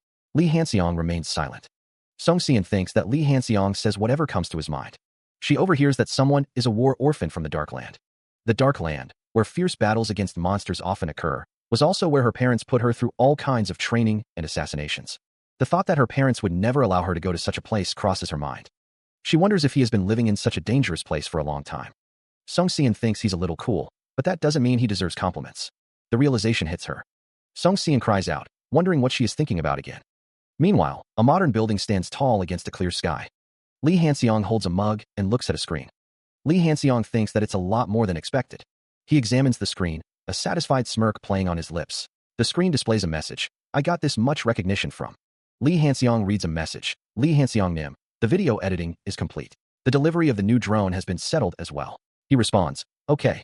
He continues filming, a determined glint in his eyes. I haven't stopped filming till now yet. Lee Hanseong sighs, frustration evident in his expression. I still cannot connect to the real world's internet. As expected. He glances at a screen displaying a video with 0 likes. I thought someone might be able to see it, but... Lee Hanseong's frustration mounts. There are still no new uploads in real life, and I can't upload a new video either. Haleen instructs, synchronize the system camera with the new drone. Lee Hanseong nods, acknowledging the instruction. Understood. He prepares to upload the video, the drone whirring to life. Since there is a video platform, I will be able to gather recognition points easily if I upload the videos there. Lee Hanseong holds a mug, a confident smile gracing his face. I'm quite confident in the video, even if it's inside a game. A portal shimmers, its surface like flowing water held in place by 2 curved branches. The portal stands in a forest clearing, with several figures walking towards it. A text box appears, stating, a monster habitat near the outskirts of Gangwon-do. Jin Hoon wonders if it's practical class today. Jin Hoon looks at a screen, thinking that unlike the one-on-one competitions, his skills can be revealed. The student rubs his temples, muttering about what a headache this is. The sound of something breaking echoes through the forest. The forest stands silent, the trees swaying gently in the breeze. A fist clenches tightly, knuckles white with strain. A student faces off against a hulking troll, preparing to strike. Another student casts a spell, blue energy crackling around his hands. He stands in the forest, a staff in his hand, surrounded by swirling blue energy. The air crackles with anticipation as he prepares for what's to come. Jin Hoon's gaze sharpens, his eyes narrowed as he scans the surrounding woods. The forest seems to hold its breath, waiting. He grips the staff tighter, the wood warm beneath his fingers. The silence is broken only by the rustling of leaves, each sound amplified in the tense atmosphere. The student with dark brown hair stands with his arms crossed, a concerned expression etched on his face. Beside him, the other student watches with wide eyes, a silent question hanging in the air. Jin Hoon's brow furrows. What is it? Why are they looking at me? He wonders, a growing unease settling in his stomach. It seems that they are on guard. The student with dark brown hair and the student with blonde hair stand side by side, their expressions a mixture of concern and determination. I couldn't be more recognized here, the student with blonde hair thinks. A heavy silence descends, broken only by the distant caw of crows. The air grows thick with anticipation, a sense of impending doom settling over the forest. Jin Hoon's eyes widen, a flicker of fear crossing his face. The crows take flight, their dark silhouettes against the pale sky a harbinger of what's to come. The student with dark brown hair and the student with blonde hair exchange a worried glance, their faces pale with apprehension. The forest holds its breath, waiting for the inevitable. A low growl echoes through the trees, growing louder with each passing moment. The ground trembles beneath their feet, a sign of the approaching danger. Jin Hoon steels his resolve, his grip tightening on the staff. There's no way this would go smoothly. Come on, he thinks, preparing to face the approaching threat. A monstrous figure emerges from the trees, its eyes glowing with malevolent intent. The battle is about to begin. However, a horde of grotesque monsters lurked just beyond the tree line, their horns and tusks glinting in the dim light. He stared at the assembled creatures, a knot of apprehension tightening in his stomach. Why are there so many of you? Ogres? The question hangs in the air, thick with disbelief. The two students exchange a look of growing concern, the reality of their situation sinking in. The ground trembles as a hulking ogre lumbers into view, its crude features and massive frame inspiring immediate panic. Run, one of the students screams. A desperate plea echoes. Quick, move towards the gate. Another voice, laced with fear, cries out. Why are you standing still? Reaching the gate, the students' hopes are dashed. The gate stopped working, one of them exclaims, their voice filled with dread. Leader Lee examines a nearby screen, his expression grim as he takes in the information. The situation is rapidly deteriorating. A sub-quest appears, tasking the students with defending against 3 ogres until the rescue team arrives. The conditions for success are to defend against the ogres until the rescue team arrives. The time limit is 10 minutes. If successful, the reward is 1 intermediate-grade random potion box. If unsuccessful, one of the main characters will die. Someone amongst the candidates is hiding and plotting something. The instructors are fighting to get the candidates out of here. The mountain looms in the distance. Even though they are B-rank hunters, facing 10 ogres at once can cause serious injuries or even death. Jin Hoon throws off his blazer, declaring he's going to help the instructors. The righteous Jin Hoon is not the type to wait and see. One of the students states that if this gets dangerous, he's going to retreat right away. Another student replies that they are really out of their damn minds. Likewise, Han Baiyal naturally joins in, and Gil Sungyeon, who's competitive, follows suit. The instructors are fighting to get the candidates out of here. These 3 will definitely join in this way. Jin Hoon says he'll help. Another student replies that he's strong enough. One of the students replies that they are really out of their damn minds. Gil Sungyeon states that assassination is not good with big monsters, so don't expect too much. Sung Seon wonders why Sung Seon is joining too. Another student wonders if it even matters if the others can be reinforcements. A student looks at a screen. A student is thrown back, exclaiming, what? She started a channel to do some filming. Han Baiyal asks if they are really going to film in a situation like this. Leader Lee declares that he will go first. Sung Seon is thrown backwards. Jin Hoon reacts to Sung Seon being thrown back. Sung Seon asks if she is being filmed too, and says that she can just add a mosaic. The ogre stands tall. The ogre wonders what is going on. Leader Lee punches the ogre. The ogre is hit by the punch. Han Baiyal puts his hand out. The ogre's face contorts in rage. The ogre crouches low, preparing to strike. The ground cracks beneath the ogre's massive feet. He slashes at the ogre with a blade crackling with purple energy. The ogre stumbles back, momentarily stunned. Han Baiyal prepares another attack, conjuring magical circles. Glowing blue crystals materialize in the air. The ogre regains its footing, its eyes narrowed in fury. He unleashes a barrage of ice shards. The ogre roars in pain, blood dripping from its mouth. Oral. The ogre stands, panting, with the ice shards embedded in its chest. Cough. The air crackles with magical energy. The ogre roars in pain, blood dripping from its mouth. The magic user stands ready, preparing another attack. A swirl of orange energy begins to form, crackling with power. The energy strikes the ogre, searing its flesh. The ogre staggers back, crystals embedded in its chest glowing brightly. The ogre collapses to the ground, defeated. Meanwhile, Jin Hoon stands silently, observing the aftermath of the battle. Lee Hanseong is lost in thought. The magic circle glows faintly, its power only at most. Was this? I understand why you both, who know magic very well, are surprised. Stop staring at me. The remaining ogres are coming. He tells someone to go on ahead. Two figures run away in the distance. So far, there hasn't been anyone who could deliver the finishing blow. Li Hanxiang realizes his magic has its limits too. The system store appears, displaying supplies and random boxes. His total recognition points are 201. Li Hanxiang thinks he needs to find something that can help him with his lacking stamina and magic. A purchase confirmation appears. 200 points were used to purchase a skill cube. His total recognition points are now 1. The system instructs him to use it immediately. Something comes out. Li Hanxiang holds the skill cube. The skill cube glows. The skill cube is awakening. Li Hanxiang hopes that it's an ability he can use. A man holds a glowing, diamond-shaped object aloft, calling out, "Haleen." The diamond-shaped object glows intensely in his hand. "Film this well. My first skill," he murmurs. The man's face is illuminated by the light emanating from the object. He is now awakened as team leader Han Sangyan. Meanwhile, inside the Sword of Dawn situation room, a man sits before a bank of monitors displaying various locations. Leader Han Sangyan stands with another man in the situation room. "We received an emergency call from the academy," the man states. Han Doziak adjusts his glasses, a concerned expression on his face. "Strange. It's about ogres in the area of trolls." Doziak urgently states, "I need 2 A ranks and a rescue team." Another man points at a screen displaying a map. "We don't have any A ranks in Gangwon Province and Seoul to send in right away. Use the warp and call some in from Busan." A voice orders. The request has been sent out. He states that it will take at least 7 minutes. The man with glasses continues, thinking that if the candidates don't help, this incident might have mass casualties. Elsewhere, students are seen in what appears to be a training exercise. A voice narrates that they will be able to hold their ground despite their lack of experience. Li Hanxiang expresses his confusion, wondering if 4 of them are moving. The question hangs in the air. Are they moving? Li Hanxiang looks down, a concerned expression on his face. Song Ahayan asks why he is off duty and why he is here. Li Hanxiang replies that it's not. Song Ahayan explains that she was looking at the list of districts requesting rescue, and well, she is identified as Song Ahayan, captain of the special force.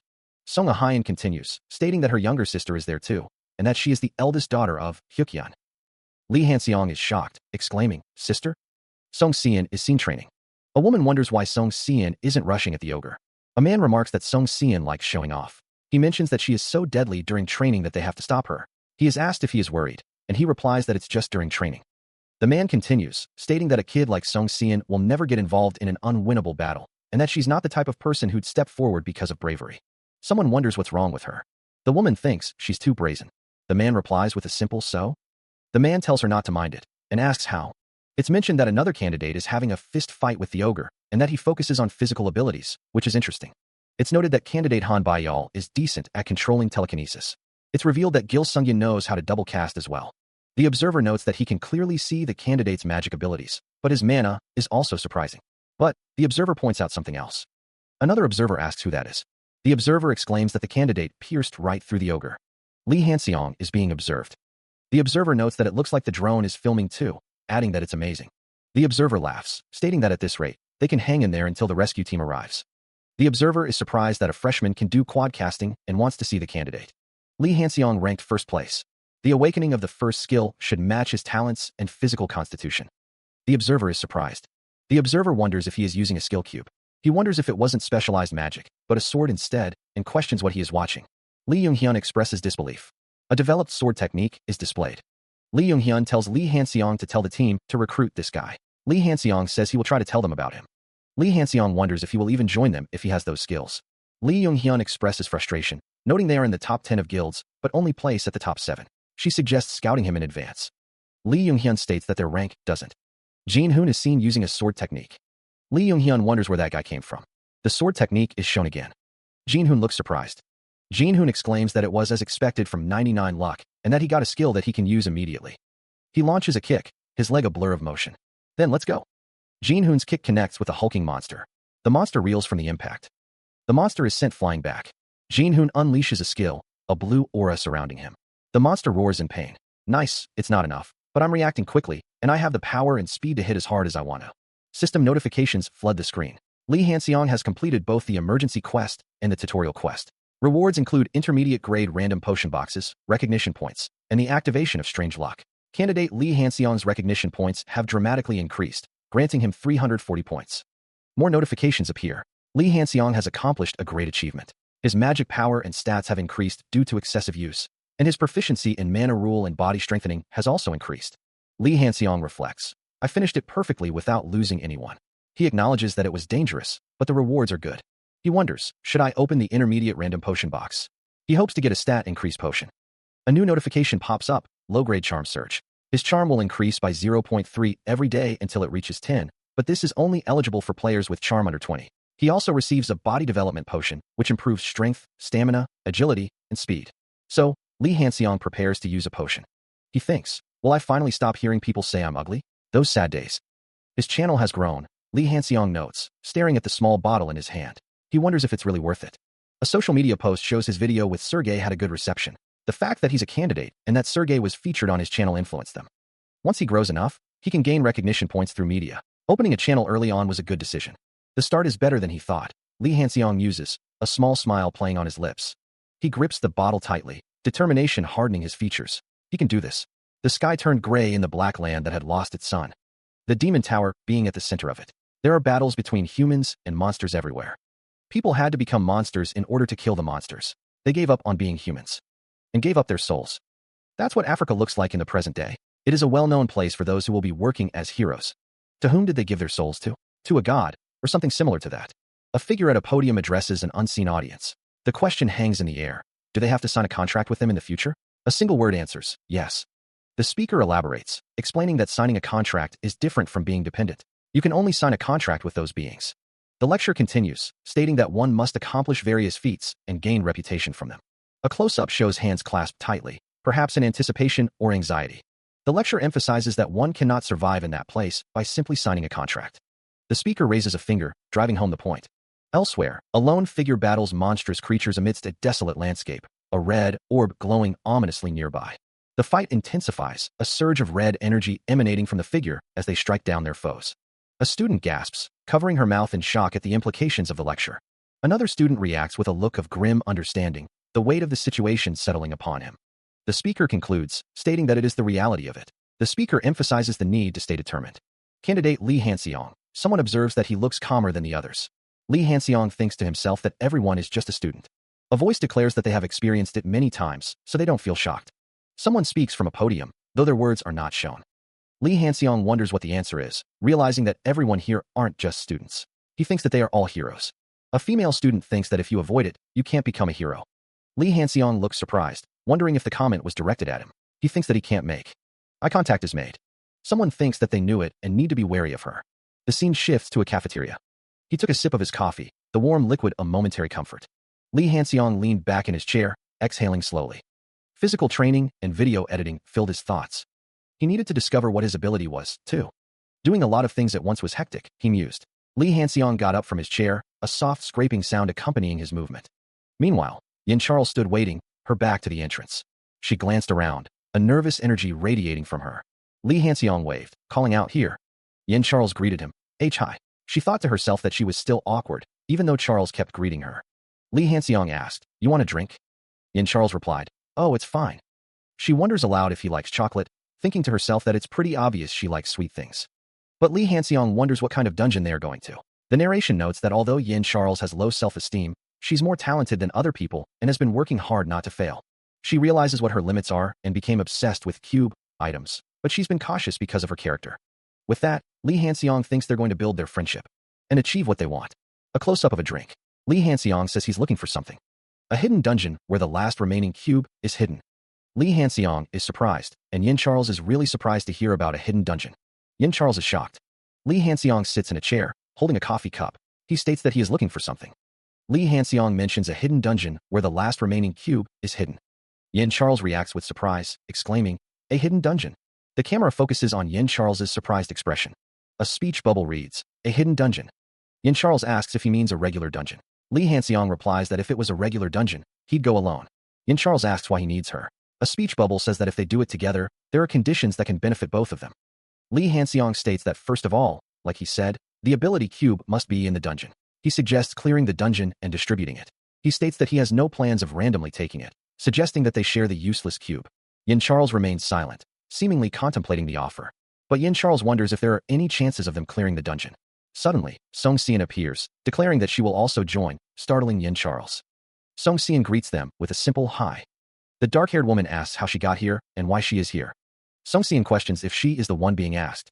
Song Xian states that she is here to relax, wondering why else she would come to a cafe. Lee Hanseong thinks to himself, questioning Song Sian being at a cafe to relax. Song Sian thinks that it's really illogical and absurd, and if she pried, she'd die. She then says that she gets it, and asks if they can go away since they're talking. Song Sian confirms that she is kicking them out, and mumbles if they want to die, asking what they said. She states her intention to stay. Yin Charles looks up at her, listening intently. Lee Hanseong sits at the table, explaining that they also have the added benefit of getting a cube. Lee Hanseong continues, saying it depends on what type of cube it is. Let's get that sorted out when we're there. Yin Charles speaks up, mentioning something she couldn't ask earlier. Is the dungeon at a level we can clear on our own? Lee Hanseong reassures her, saying she doesn't have to worry about the difficulty level. A level where you can clear it alone, but it'll take a long time. Yin Charles suggests that they're just asking for cooperation to finish it quickly, adding that it'll be perfect if she joins too. Yin Charles looks up at Song Sian with a hopeful expression. Song Sian looks down at Lee Hanseong, asking if he's really doing it. Lee Hanseong rests his chin on his hand, lost in thought. He muses that it's good to have powerful reinforcements and get things done quickly. He wonders what if Sian becomes an ally because of this. Lee Hanseong continues to contemplate, thinking that the main story will be starting soon. He thinks there's only one ability cube that he's aiming to get anyway. Song Sian sits with her hands clasped, a serious expression on her face. Lee Hanseong states that they will do it together, but first and foremost. A hand gestures towards a glowing contract on the table. Yin Charles and Song Sian look on with surprise. Lee Hanseong smiles softly. Yin Charles asks to confirm it, wondering if this is for real. Song Sian says not to take out such a valuable thing all of a sudden, adding that it's scary. A magical contract called Oath of Secrecy is displayed. Someone asks if they really need to go this far. Lee Hanseong says that it's not that he doesn't trust them too. A voice whispers, not wanting anyone to know what they're about to say. Two figures stand side by side, listening intently. A long hallway stretches into the distance. Someone wipes their face with a towel, seemingly troubled. A voice declares, because we're hero candidates. The person with the towel thinks, that cold-headedness. It's as if he knows. A voice reveals, the information, there's a child from the Black Land amongst the new students. The voice continues, if you look at this from the side, you can definitely tell it's Lee Hanseong. Someone calls out, bye y'all, leaving already. Lee Hanseong thinks, HM? I have something to think about. What about you? Lee Hanseong thinks, after watching Hanseong do it. He listens to the other person, who remarks that it looks fun and that he's a funny guy. He is wished good luck as he is told to go on ahead. A voice muses that when one gets a grade for their achievement, they pretty much also need recognition. It's considered a good way to make yourself known. But if Lee Hanseong is a child from the Black Land, the children of those who are subordinates of evil in the Black Land can be turned into evil subordinates anytime just by being blood-related to already existing subordinates. It's a dangerous existence that's similar to a ticking time bomb, yet the possibility is unlikely unless the subordinate returns to the Black Land or the evil itself comes from the African continent. It doesn't matter what Lee Hanseong is like. What if he becomes the trigger that wakes up Jahun's sleeping memory? Before that happens, he thinks he should. A magic contract glows with an ethereal light. The text declares the contract's validity as absolute, forbidding disclosure to anyone. The contract warns that unintentional leaks will result in memory loss. It is revealed that the two of them signed a contract. Lee Hanseong assures Yin Charles that he will keep some of the contract's capabilities a secret, learning from now on. The text explains that he is not going to tell them everything about its effectiveness on their abilities as well, and in Charles's case, it's not immediate. Yin Charles asks if she can advance her exclusive skill through enough training, surprised.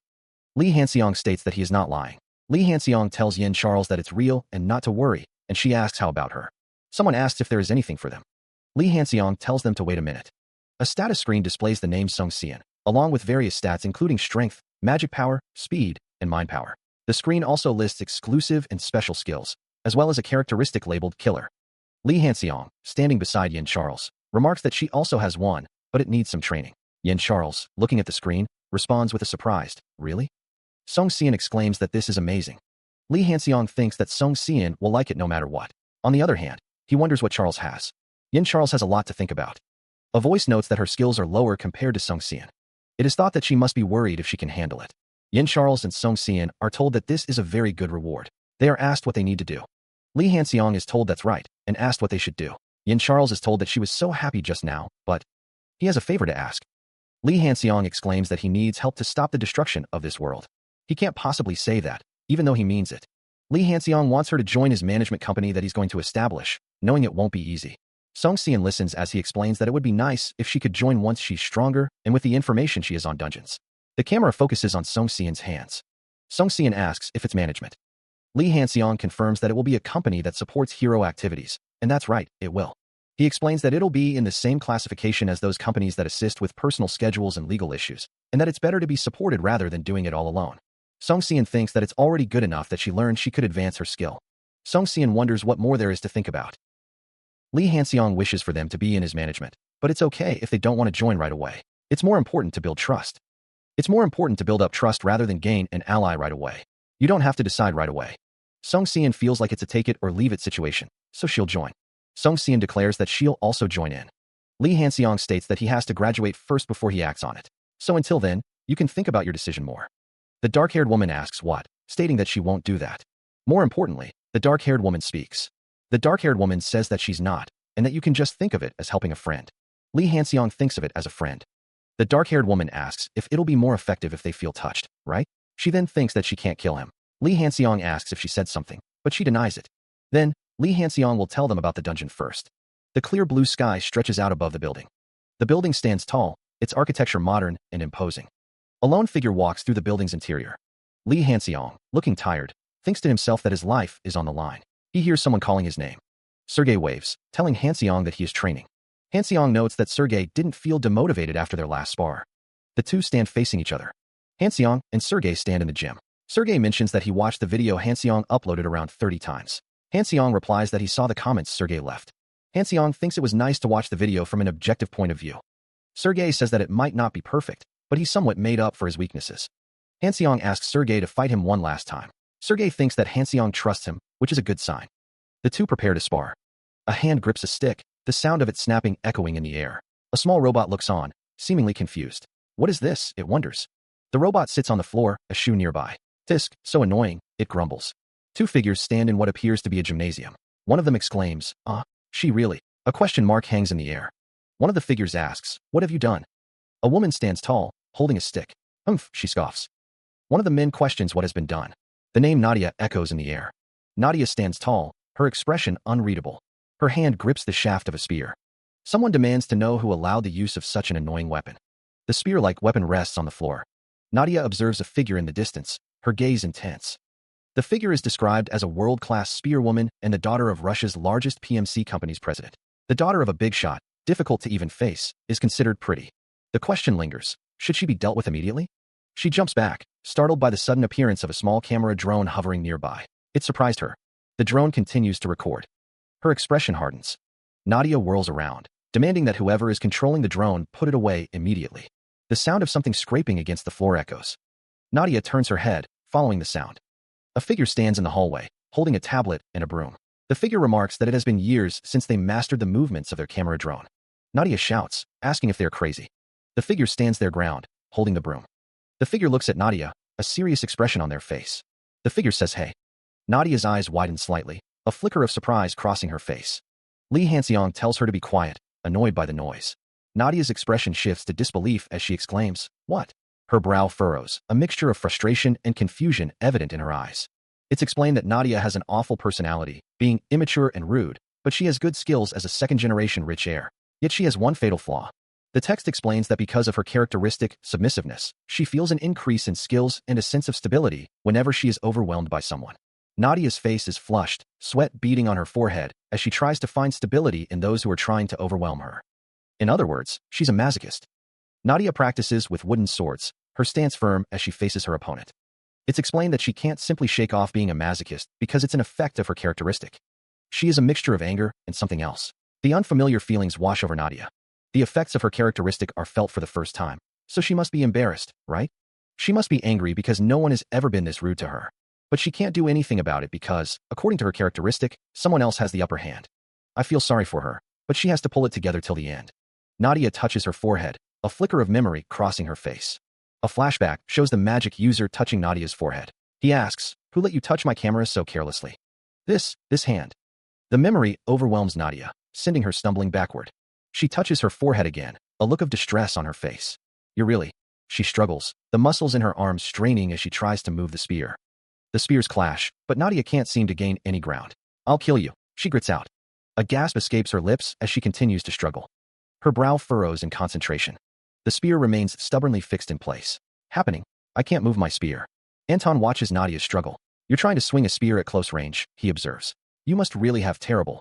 Nadia's face flushes with frustration. Anton thinks to himself, I've overwhelmed her in both skills and spirit. I think I have to wrap it up now. Anton calls out, Vladimir, Nadia.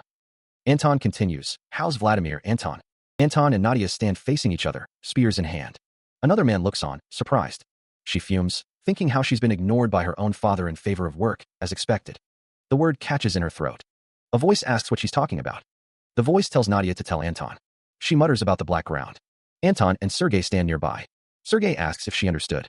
Sergei apologizes, saying he has to go now. Anton responds with a surprised, "Oh, okay, bye." Anton glances over, a flicker of concern in his eyes. The two figures stand apart. Nadia slumps to the floor, defeated. She stares wide-eyed, a gasp escaping her lips as if witnessing something unbelievable. A figure stands silently, their presence marked only by a faint aura and a cryptic ellipsis hanging in the air. A woman with dark red hair looks on with wide, fearful eyes. A dark figure stands silhouetted against a hazy, brown background. The figure groans, the sound echoing in the darkness. A figure moves quickly, leaving a trail of dust in their wake. A figure in a dark jacket stands amidst the chaos. Purple energy crackles around a figure's legs. A figure stands in front of a dark, ominous portal. A woman with long, dark hair looks down, her expression grim. "You're at it again." The woman stands tall, her gaze fixed on something below. A voice calls out, "What are you doing here?" Han Bayal stares intently, his expression unreadable. He states, his expression unreadable, that he is just there to figure something out. The woman asks, her gaze intense, "What if he is a child of the Black Land?" The woman stands firm, awaiting his response. His killing intent begins to leak out, a dark aura surrounding him. Her hand moves towards the knife at her hip. He concludes, his eyes glowing with an ominous light, that then he is. The woman's expression hardens, her resolve solidifying. He turns and walks away, leaving a trail of dark energy in his wake. He stands alone, the air crackling with unseen energy. He thinks, they must have known each other's reasons to live by now. His hand clenches, a silent promise. This won't. The moon hangs high in the night sky, a silent witness. He sighs, phew. He thinks, I think it's okay for Nadia to tell Anton that. He continues to ponder, but if Anton himself acts, then my bluff will easily get caught. A fist clenches in determination. I have to prepare a plan that makes my bluff true. He sits before a laptop, saying, "Haylene, please open the video that I posted in the real world a year ago." Understood. A video plays on the screen. He says, "I'm going to give you a tour of the new house that I just moved into. This is my Nuna. Although she's a bit violent, she's also smart." On the screen, a younger version of himself declares that he is now witnessing the domestic violence he has to endure every day, followed by the statement that he is going on a trip with his friends. The younger Han Bayal exclaims with a wow and a ha ha ha, as he states that they're going to make a bet, and the loser will get a penalty. The penalty, he explains, is drinking an Americano with 5 shots of espresso, followed by a hearty ah. Gosh. The younger Han Bayal wonders what he was even talking about at that age. He continues, reflecting on how empty and sad he was when he realized he was the only one to remember about his world. The video shows him stating that he's been doing well on his own, and that he started a channel because he was lonely. The younger Han Bayal muses that maybe it's natural for a person to crave attention. He reflects on how empty and sad he was when he realized he was the only one to remember about his world, but concludes that he thinks he's all right now. The sound of a bell rings as a door opens, with a welcome message displayed. A woman asks if she may take his order. He requests an Americano with 5 shots of espresso, holding out his hand to pay. The barista confirms the order. 5? Yes. 1 Americano with 5 shots coming right up. The drink is prepared, the dark liquid filling the paper cup. The memory of drinking an Americano as a penalty surfaces in his mind. He thinks to himself, I even added the same number of shots. The student walks outside, the scent of coffee filling the air. Han Bayal sits down on a bench, the cool evening air brushing against his skin. He takes a long sip of the coffee. The strong taste makes him grimace. Ugh. He thinks, as expected, getting 5 shots is indeed strong. Looking up at the crescent moon, Han Bayal reflects. But for some reason, I don't want to record anything right now. The student stands alone under the night sky, the city lights twinkling in the distance. He glances to the side, a flicker of surprise crossing his face. His eyes widen slightly, a silent question forming in their depths. Han Bayal lowers his gaze, clutching the cup in his hand. You scared me. Song Xian looks up, her expression unreadable in the dim light. Song Xian's eyes widen in surprise. Is that you? Why are you acting so surprised? The man looks startled. He holds a cup. Song Xian's name is spoken. Song Xian asks if it's him. Song Xian wonders why he's acting so surprised. Li Hanxiang is sitting down. Song Xian asks him not to use his shadow. Li Hanxiang thinks that she doesn't even pretend to listen to him. Song Xian says ugh. She wonders if he doesn't want it because he drank some. Already? Li Hanxiang says never mind and tells her to give it here. The street is quiet, the only sound the distant hum of the city. Song Xian's face contorts in disgust as she gags, a visible shudder running through her. Sticking her tongue out, Song Xian grimaces at the taste of the coffee. Song Xian covers her mouth, questioning what could even be in the drink. What even is that? she asks, noting it has 5 shots. Lee Hanseong looks at her, holding the cup of Americano. Why are you looking at me like that, he asks. Lee Hanseong smiles, amused. It's funny how you couldn't drink even one simple coffee. Song Xian's eyes widen in disbelief. What? She exclaims. She reaches for the cup. Give me that. It's not that I can't drink it. Song Xian insists. It's because it's yours. I drank only a little. You can drink more. Song Xian looks away, a slight pout forming on her lips. She takes another sip of the coffee, her expression unreadable. Clearing her throat, Song Xian reluctantly admits, Ahem. It's delicious. The hand reaches out, acknowledging that he drank it well. Lee Hanseong wonders if she is usually like this. He thinks that she was really harsh to others. Lee Hanseong thinks that she is just like a killing machine and that there must be some error or a bug. A voice asks why he came here. Lee Hanseong continues to hold his coffee, lost in thought. Song Xian makes a noise. Song Xian says that. And then, well. Song Xian says that. You know. Song Xian scratches her head, remembering that she said she'd give him that when they entered the dungeon. She says, Lee Hanseong asks if she has something else she wants to say to him. Song Xian asks if he would maybe like to try and do a few assassination missions if he's ever bored. She states that there's an easy target nearby. Right now, the magic user looks concerned. Han Baiyal is asked if she is crazy and if she has any common sense. The magic user wonders if the easy target is a bad idea, and Han Baiyal thinks it's good to try something bigger at this time of night. The magic user says it's scary to even kill a monster, let alone assassinate someone. Han Baiyal's mindset has become completely different after she recognized the boundary between game and reality. Han Baiyal gives a death stare. Han Baiyal thinks she is sure he thought about killing Lee Hanseong even if it wouldn't be anytime soon. Learn more about assassination and prepare yourself. Don't let Han Baiyal kill you when there's someone else who wants to kill you.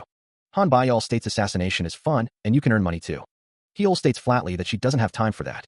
Leader Lee recalls Heol's promise to train him, but she suggests teaching him about assassination instead. Heol's expression is unreadable. Leader Lee wonders what's with her.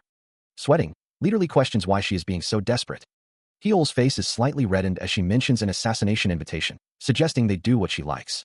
Leader Lee nervously wonders if she is asking him out on a date, admitting he doesn't have the courage to check his favorability.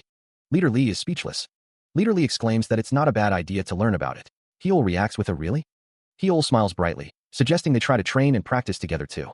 Leader Lee finds her innocent smile creepy. Looking up, Leader Lee notes that an assassination commission is coming up in a few days, asking how about they do it together then. Leader Lee looks down, a bead of sweat trickling down his cheek. If he tries it once, his mind might change too. Someone says that he made a really good choice. Under the crescent moon, a voice notes that if he feels nervous about it, there's also an easier one. Han Baiyal tells Leader Lee that it's okay if he wants to try that.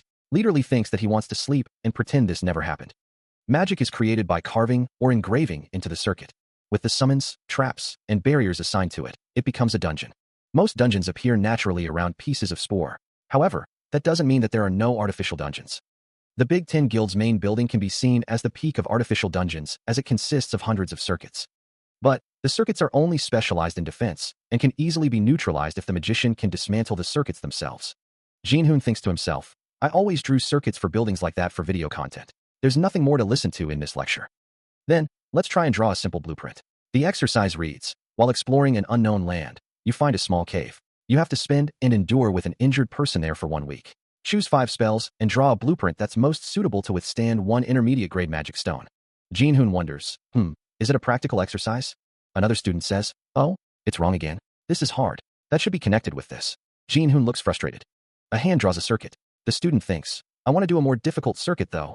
Yin Charles sits at her desk, observing something with a curious expression. Jinhoon stands with another student, looking surprised. The student wonders if even Sergei is involved. Lee Hanseong is addressed by name. Someone pokes Lee Hanseong with a sheath. A voice asks to be taught as well, while Hanseong wonders why he's being poked and thinks it would be embarrassing to ask openly. A voice instructs to choose 5 spells and draw a blueprint suitable to withstand an intermediate grade magic stone. It's important to divide this magic into 1:1:1. If you set them up apart, it would naturally connect. Students wonder if they shared it amongst themselves and express a desire to know too.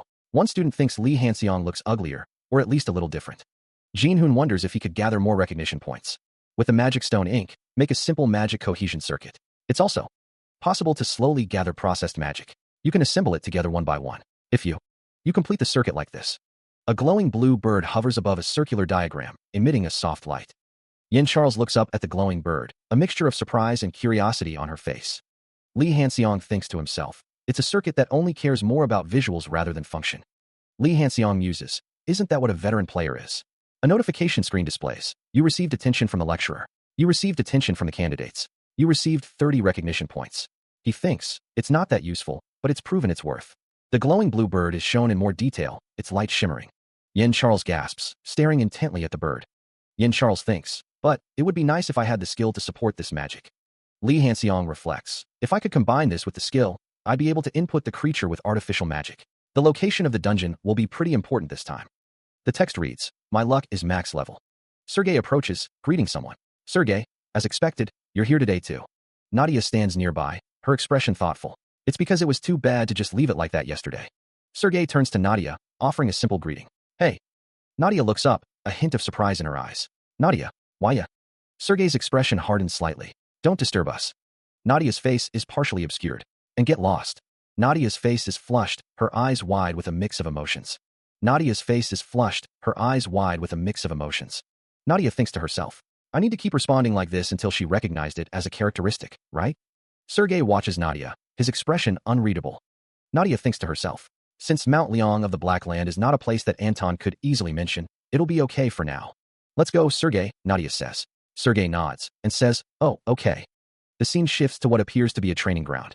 A voice echoes, it's better for you to be careful this time, because I've improved a lot. It's already scary enough. The training ground is empty, save for the rows of seats. Sergei stands in the center of the training ground, facing Nadia. He asks, then are you ready?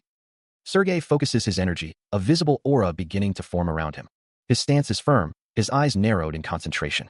A shockwave erupts from Sergei, the air shimmering with displaced energy. Nadia's eyes widen in surprise, her hair whipping in the sudden gust of wind.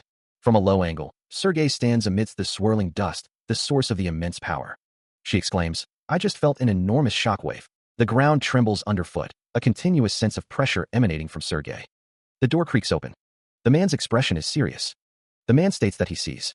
Li Hanxiang launches a kick. The man thinks that even in the world, Sergei would be accepted as that. Li Hanxiang looks off to the side. The man remembers. The man asks Li Hanxiang why he isn't getting pushed back. It's fast, refined, and lethal. Li Hanxiang wonders if he could defeat such swordsmanship. Li Hanxiang's physical growth is comparatively slower than that of his techniques. It's been a while since he's held a sword. He doesn't know where this genius suddenly came from, but he wants to fight him. Even if he loses, he wants to challenge him again. Two figures plummet through the air. A sword falls. The sound of splintering wood echoes through the gymnasium. A sharp clang rings out as a piece of wood strikes the floor. The man with dark green hair watches the splintered wood. The man with dark green hair gives a thumbs up. It was a good match. The man with dark green hair continues. You've improved quite a lot. Li Hanxiang thinks to himself, asterisk I'm bluffing. I feel like I'm going to faint any time. Asterisk. The man with dark green hair thinks. He has identified and fixed his mistakes, so there are a lot less chances to pierce through. Someone shouts, Hanxiang. The sound of a footstep echoes. Li Hanxiang looks surprised. Huh? Why? Are you here? A sound effect. Li Hanxiang is crouched down. He stumbles back, a look of shock on his face as something explodes behind him. An unknown man yells, spar. With me. The man yells again, surrounded by a yellow aura. A single character is written. A voice thinks that, if I get hit by him even once. Li Hanxiang thinks, you know, I might die. The unknown man yells, I'm really tired so I gotta go. The man calls out, Oi, Hanxiang. A voice thinks, I should be safe here for a while. The library stretches into the distance, its shelves filled with countless volumes. A lone figure stands silhouetted against the light. The tiled floor stretches out, leading to the shadowed figure. A dark carpet leads into an unknown space. The magic user looks around, a question forming on his lips. What is this place? Li Yonghyun stands with her hand on her hip, a skeptical look on her face. You still don't believe me? Yen Charles looks around, her expression thoughtful. It's strange to even be here. No matter how you look at it, this is a school. The magic user, Charles, nods in agreement. I also think that libraries and dungeons go well together, but this place is definitely a bit. A foot steps forward, the sound echoing in the strange space. Charles raises his hand, a determined look on his face. I can show it to you right away. I'll open. A hand reaches for a book on a shelf. Charles touches a large, old book, its spine covered in strange markings. A foot descends, stepping onto a glowing symbol etched into the floor. Blue energy crackles around the point of contact. The symbol flares to life, bathing the room in an ethereal blue light as a swirling portal opens. The magic user, Yen Charles, and Li Yonghyun stand before it, ready to step through. The portal shimmers, its surface a chaotic blend of swirling blues and whites. The magic user and Yen Charles gaze into the swirling vortex, anticipation etched on their faces.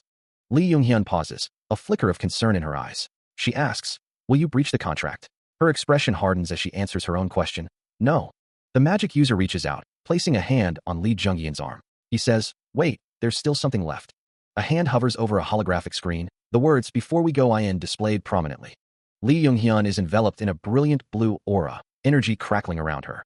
A surge of power courses through her veins. Lee Junghyun stares intently at a screen, her expression unreadable. Her hand clenches into a fist, a quiet determination hardening her features. She thinks, it really works. The magic user and Yen Charles stand before the portal, awaiting Lee Junghyun's signal. She extends her hand, a surge of blue energy emanating from her fingertips. The air crackles with unseen power. Yen Charles observes the scene with a mixture of awe and apprehension. This feels strange. I can't believe I had this much potential. Jin-hoon watches, a subtle smile playing on his lips. It's a relief they seem satisfied. A figure steps forward, their intent clear, to enter the unknown. Lee Hanseong's gaze hardens with determination. Let's enter. A flicker of surprise crosses Lee Hanseong's face, a hint of the unknown that awaits them. Lee Hanseong stands before the entrance, the gateway to the dungeon looming before him. The portal shimmers, a swirling vortex of azure light. A foot steps forward, surrounded by a faint blue glow. 3 figures stand before a shimmering blue barrier. The trio approaches the barrier. A blinding light flares.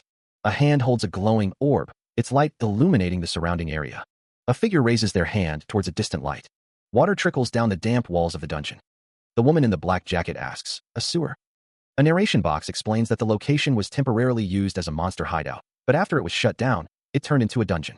Song Seon can search inside the darkness and attack. Yen Charles is asked to help and support it with swiftness. As for the man in the gray jacket, the view from the floor looks up at the group, a question hanging in the air. Lee Junghyun and Yen Charles stand near a computer, observing the surroundings. Jin-hoon holds his hands up, as if feeling the walls.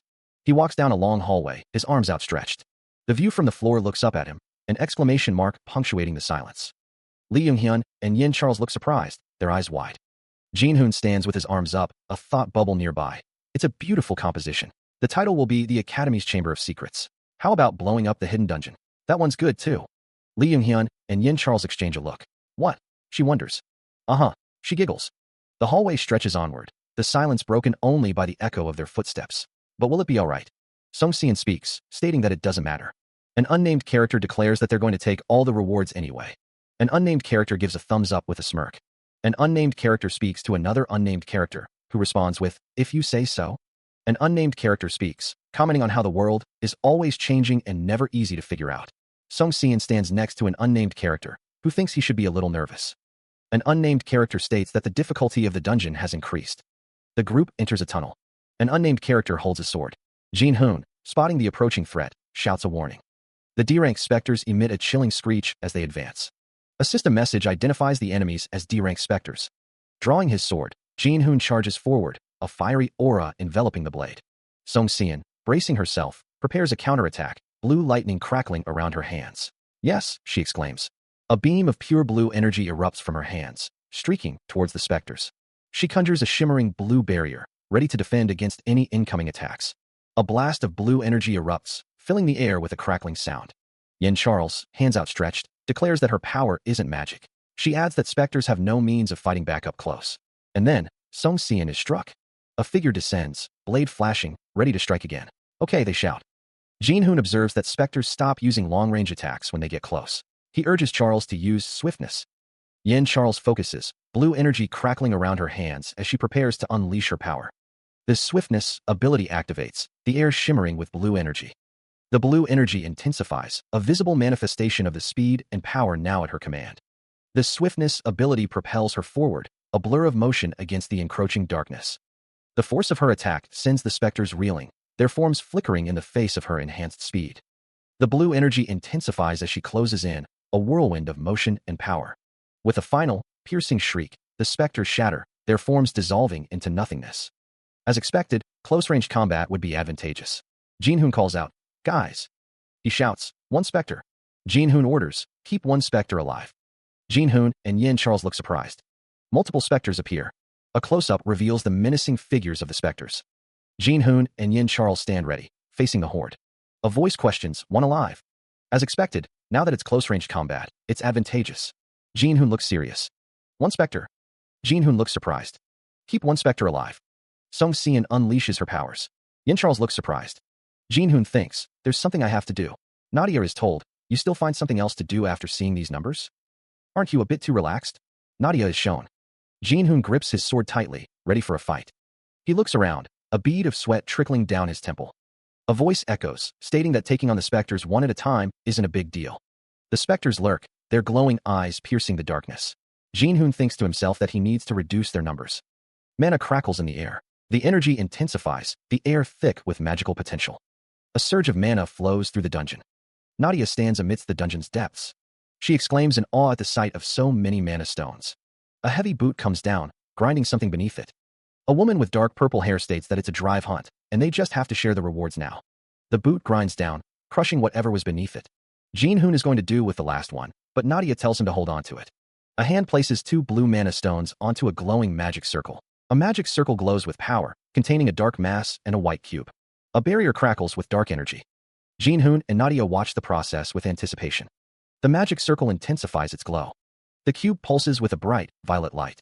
A specter has been sealed in an attribute sealing stone, creating a low-grade darkness attribute stone. Song-seon looks at the glowing cube in Jin-hoon's hand, wondering what it is. Jin-hoon awkwardly admits that it's still early in the game, so they don't have the skills to extract attributes yet. A specter with the darkness attribute is visible inside the cube. Song-seon is surprised that this is an attribute stone which extracted the darkness attribute. Forgetting being theoretical, Jin-hoon asks if Nadia can lend him her dagger. Holding the dagger, Jin-hoon says he'll show her something interesting. The dagger is a well-forged birdshot dagger, rare, and increases agility by 3. Nadia and Song-seon watch as Jin-hoon prepares to imbue the dagger. Dark energy emanates from the cube. The dagger is imbued with dark energy. Jin-hoon shows the imbued dagger, remarking that it came out well. Nadia holds the dagger, looking at it with a serious expression. She thinks to herself, seriously, I don't understand. She grips the dagger tightly. A single thing you say? Nadia pauses, looking at the dagger with a confused expression. The dagger is plunged into the ground, emitting a dark purple aura. Nadia swings the dagger, leaving a trail of dark purple energy in its wake. She continues to swing the dagger, the dark energy swirling around her. Nadia looks at the dagger, surprised. It's gotten this good? This is crazy. She mumbles. Meanwhile, Jin-hoon stares at a screen. The screen reads, main character, Song-seon's favorability has increased. He thinks, did the favorability increase that much with only this? There's even a notification. He looks at the screen with a worried expression. The screen reads, impression of Song-seon towards Lee Hanseong. Reliability, 65. Favorability, 76. Affection, 74. Jin-hoon's brow furrows. Affection has crossed over 70. He is sweating. That doesn't make any sense. I remember hearing I can't even look at you for. Jin-hoon continues to stare at the screen, looking increasingly worried. 3 seconds. At barely 4 charm. A normal person wouldn't be attracted. He glances over, thinking he needs to check the favorability of Yin Charles, too. The screen displays the information. The screen shows Yin Charles's impression of Lee Hanseong. Reliability 68, favorability 31, affection 22. Jin-hoon clenches his fist, realizing that 22 is a bit too little for Yin Charles. Yin Charles wonders where it all went wrong. Yin Charles thinks that this is the typical woman's perspective. She says she doesn't know. A pained expression contorts a face. Lee Hanseong stands, a sword held loosely in his hand. The dungeon attack went smoothly, he muses, glancing at his phone. He even got a lot of videos for his channel. As expected, a streamer has to stream. Hanseong thinks, clenching his fist. Song-seon asks, how did you do this? It looks like she really enjoyed it. Song-seon smiles, thinking to herself, this is nice. Seeing her smile, Lee Hanseong thinks, it's so unusual. Lee Hanseong waves, saying, yeah. Before, they usually ran into each other on the battlefield. A figure lies prone, a sword resting nearby. Lee Hanseong thinks to himself that he's only ever seen the scenes where she killed somebody. The woman's face is shown in close-up, bloodstains marring her cheek. It was in the most horrible ways at that. Lee Hanseong stands with another figure, discussing the situation. He doesn't know if it was on purpose due to the game's content, but there were quite a few users who've died whilst trying to approach her. There were no streamers who were. Lee Hanseong's expression is one of concern. That's why her favorability rating is even more eerie. Lee Hanseong crosses his arms, looking thoughtful. It's so weird. Where did she even get that favorable impression from? Lee Hanseong, accompanied by 2 others, prepares to move forward. He asks if they shall go now that they've taken everything. One of the others replies with a simple, yeah. Lee Hanseong tells the blonde-haired woman to get ready. Since this is the boss room, Lee Hanseong stands before a barred gate. Then, Lee Young-hyun suggests taking a break before entering the boss room, noting that it's been several hours already. She adds that they're also running low on recovery items and should conserve them. Lee Hanseong agrees with her assessment. He observes that the difficulty level is higher than expected. He then suggests that they recover and proceed. Song-seon asks Lee Young-hyun if she's running a business, questioning why there are so many recovery items. Lee Hanseong prepares the recovery items, stating that he prepared them just in case. He thinks to himself that they should first recover stamina, magic power, and mental strength, and use the buff potion before entering. Song Xian remarks that it's the same as with the contract last time, then asks if Li Yonghyun originally had loads of money. Li Yonghyun mutters that she just ended up using up everything she earned, and wonders how she even earned hundreds of millions. Li Hanseong sulks, thinking that he really can't get used to Song Xian acting like that. He reveals that the boss is a ghoul called Poshchul. The group continues their discussion. A ghoul is the most likely enemy that escaped the arena. Jinhoon explains that it's basically B rank, but it can be a rank if it grows. Yin Charles warns that it can be dangerous, so they should follow her instructions well. Song Xian agrees.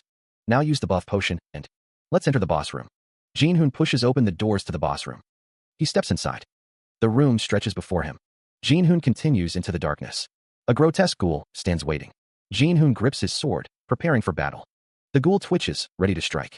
He glances to his left, a subtle shift in his gaze betraying a growing unease as a faint, echoing tremor vibrates through the air. His eyes widen in alarm, a silent scream frozen on his lips as the air crackles with an unseen energy. The world distorts around him, lines blurring into streaks of light as the very fabric of space seems to unravel. Reality shatters, the familiar world dissolving into a vortex of swirling chaos. He lands heavily, the impact jarring his bones as dust and debris swirl around him. Li Hanseong and Yin Charles stare in stunned silence, their faces etched with disbelief and mounting fear. Their feet remain planted, frozen in place as they try to comprehend the impossible. Above, a gaping hole pierces the ceiling, a dark void measuring approximately 3 meters in diameter.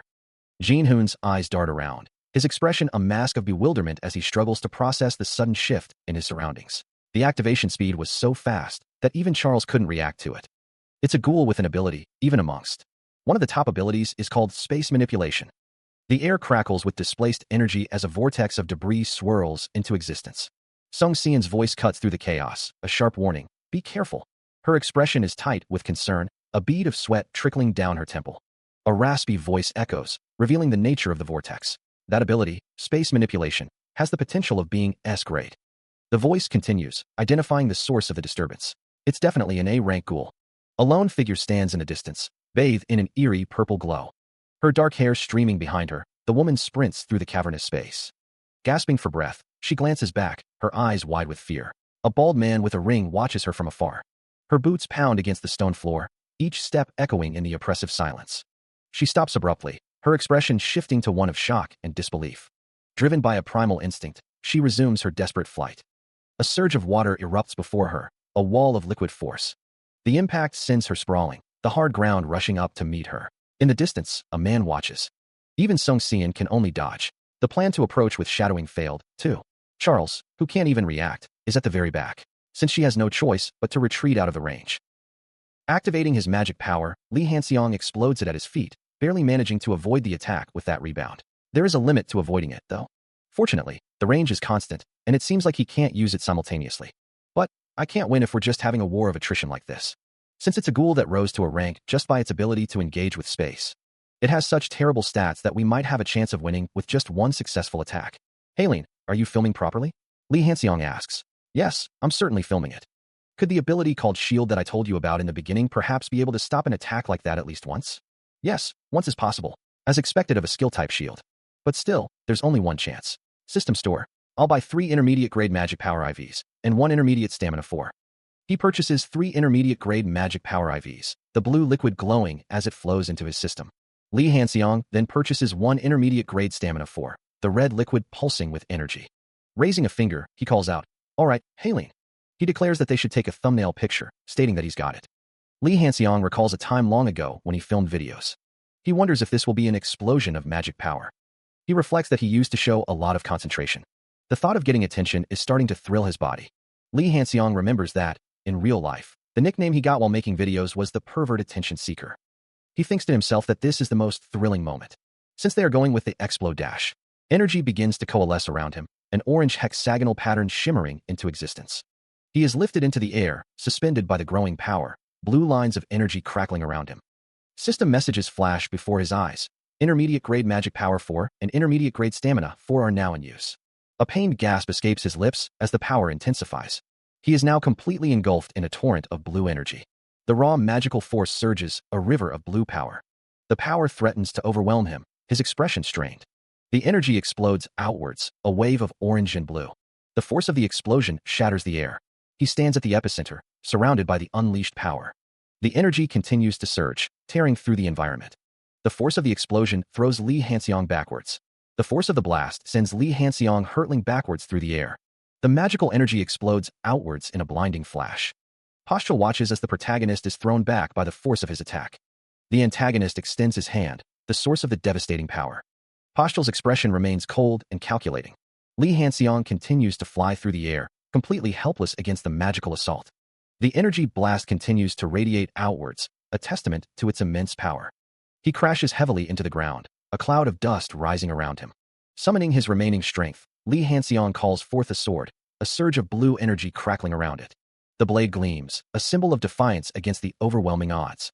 Grasping the sword, Lee Hanseong realizes with growing horror that the magic power he filled up to the point of overflowing is now flowing back. His magic power will run out like this. He lies on the ground, exhausted and defeated, the sword lying beside him. Lee Hanseong struggles to maintain his stance, the sword planted before him as he feels his magic power draining away. It's flowing right back out, threatening to leave him powerless. He collapses to the ground, gasping for air. Someone calls out to Lee Hanseong, asking if he's okay. Lying prone, he thinks to himself that he's going to die. Lee Hanseong, holding a potion, says he'll rest for a bit and release the traps and seals later. One girl tells him to take care of himself, and another responds not to worry about it. A system message appears, stating that he defeated the awakened Postul, while someone else says they didn't even do anything. System messages detail the rewards for defeating Postul, including hidden rewards, cube weaponization, and stamina potion effects. It also notes that Song Xian is affectionate towards Lee Hanseong, and Yin Charles is looking at him in a new light. There seemed to be no end to the rewards. He decided to check the cube first, sitting cross-legged on the dungeon floor. Reaching out, Lee Hanseong's hand hovered over the glowing blue cube. He picked up the cube. "I'll keep this one," Lee Hanseong stated. A voice from below responded, "That's fine, right?" Another voice agreed, "Yeah." Lee Hanseong couldn't control his facial expression, a wide smile spreading across his face. Normally, he would get confirmation at the appraisal agency, but this time was different. Lee Hanseong thought to himself, "I can easily distinguish the S+ grade space manipulation with information view." The cube glowed with an inner light, its shape mesmerizing. "Look at this beautiful shape," Lee Hanseong thought. Yin Charles spoke up, "Right away, or we can divide them with the other items after distinguishing them." The rewards lay scattered on the ground, scrolls, potions, and various other items. Lee Hanseong mused, "Gone, but the dungeon is still here." He continued to ponder, which means that there are spore fragments and objects that make up this dungeon. Lee Hanseong looked up, lost in thought. A sinister smile crept across Lee Hanseong's face, his hands clasped together. The city building stands tall against the night sky. He lets out a sigh, relaxing on the couch. A system message appears. 80% muscle recovery, 60% nerves and skeleton have been recovered. It advises him to rest for at least 12 more hours. Lee Hanseong wonders if he overdid it, realizing he still needs another 12 hours to fully recover. He thinks to himself that it'll be Monday in 12 hours, so he'll have to go to class right away. A notification pops up. Lee Hanseong Nim, account linkage has been completed. He has also finished the initial editing. He wonders if he can see the videos. Lee Hanseong considers the appearance of Song Xian and Charles, deciding they have to draw attention, so he shouldn't let the first video spread too much. He also thinks about compressing the second video a little more and focusing on the monsters and boss. The third should be cut and pasted so that it focuses on attributes and reinforcements, and make the thumbnail more stimulating. He understands. Lee Hanseong has been making videos for a long time and even used to have staff to edit for him, but in the end, he only felt relieved when he finally checked and edited it himself. The response for the ogre attack video during the last practical class was good. He asks, "Really?" A system message appears. The channel video, Catching Ogres Easily Feat Quadcasting, is drawing attention. The channel video, Awakening of the First Skill, is drawing attention. He received 1,200 recognition points. He earned more points after spending all of them in the dungeon. Lee Hanseong thinks he can buy an intermediate grade random box with this amount of points. Song Xian tells him to do as he pleases. Moreover, the results of the cube evaluation just came out, so shouldn't they get together at once? Charles asks about tomorrow evening. Song Xian says he's fine with today, or whatever, and tells Charles he'll see him tomorrow. He wonders, having said nothing, how it's already been decided. It ended well, but it was quite dangerous this time too, he thinks, relaxing on the couch. The difficulty is supposed to keep changing, he muses. Lee Hanseong thinks it's thanks to his luck stat that there have been no major disasters so far. He has to think that the death flag will come no matter what. The sudden increase in recognition will act as a huge variable in this playthrough. Dangerous character right now is. It's probably not Song Xian because they got acquainted, he thinks. That guy is probably the most dangerous, right? Well, just in case, he's going to need a black card to respond to this flag. It won't be easy, but ID cards recognized by the world government are the most effective. A can of Coke sits on the ground. A pair of feet approach, their owner unseen. A trash can stand silently in the hallway. Lee Hanseong walks down the hallway, hands in his pockets. For a long time, Han Baiyal and Jin Hoon have been annoying in my eyes, but it's even more frustrating because of that guy that I can't stand it anymore. Lee Hanseong smiles, his presence stirring up trouble. That guy is a lot more annoying. Suddenly, this Lee Hanseong guy showed up. His main weapon is a sword, yet he can even use magic like that? HAAA. What's wrong? Gil Sungyeon, the ground's going to sink. What? Julia, what wicked thoughts are you thinking about again? She speaks, her expression thoughtful. Julia Martin believes she knows what is troubling the other person. Julia Martin offers her assistance, a slight smile playing on her lips. Lee Hanseong peers from behind a wall, stating he thinks he knows what's been troubling someone. Song Seon stands with her hands behind her back, listening intently. Song Seon smiles, asking if she can help. Lee Hanseong and Song Seon stand side by side. Lee Hanseong suggests that the magic circuit is quite useless.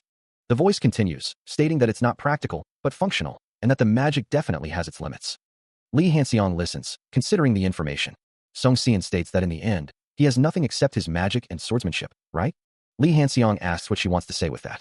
Song Seon thinks that it doesn't seem like he has any concrete background, and that he also doesn't appear to have any work experience of this sort either. Song Seon concludes that there's a perfect seat for him. The voice declares, in black rose. Lee Hanseong listens, his expression thoughtful.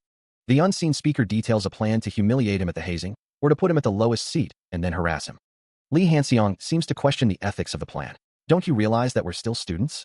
The voice continues, admitting it's a little tempting though. If it comes to it, it's better to suppress him with skills and power. The speaker adds that it won't be difficult if the ability that's being prepared grows stronger. Lee Hanseong considers the names. Lee Hanseong, Jin Hoon, Han Baiyal. All of them. Song Seon listens, her expression unreadable. Song Seon hums in thought. Song Seon agrees. All right then. Song Seon states, if you don't want to. Lee Hanseong remains silent, his gaze fixed. Song Seon looks like she's ready to put her sly plans into action.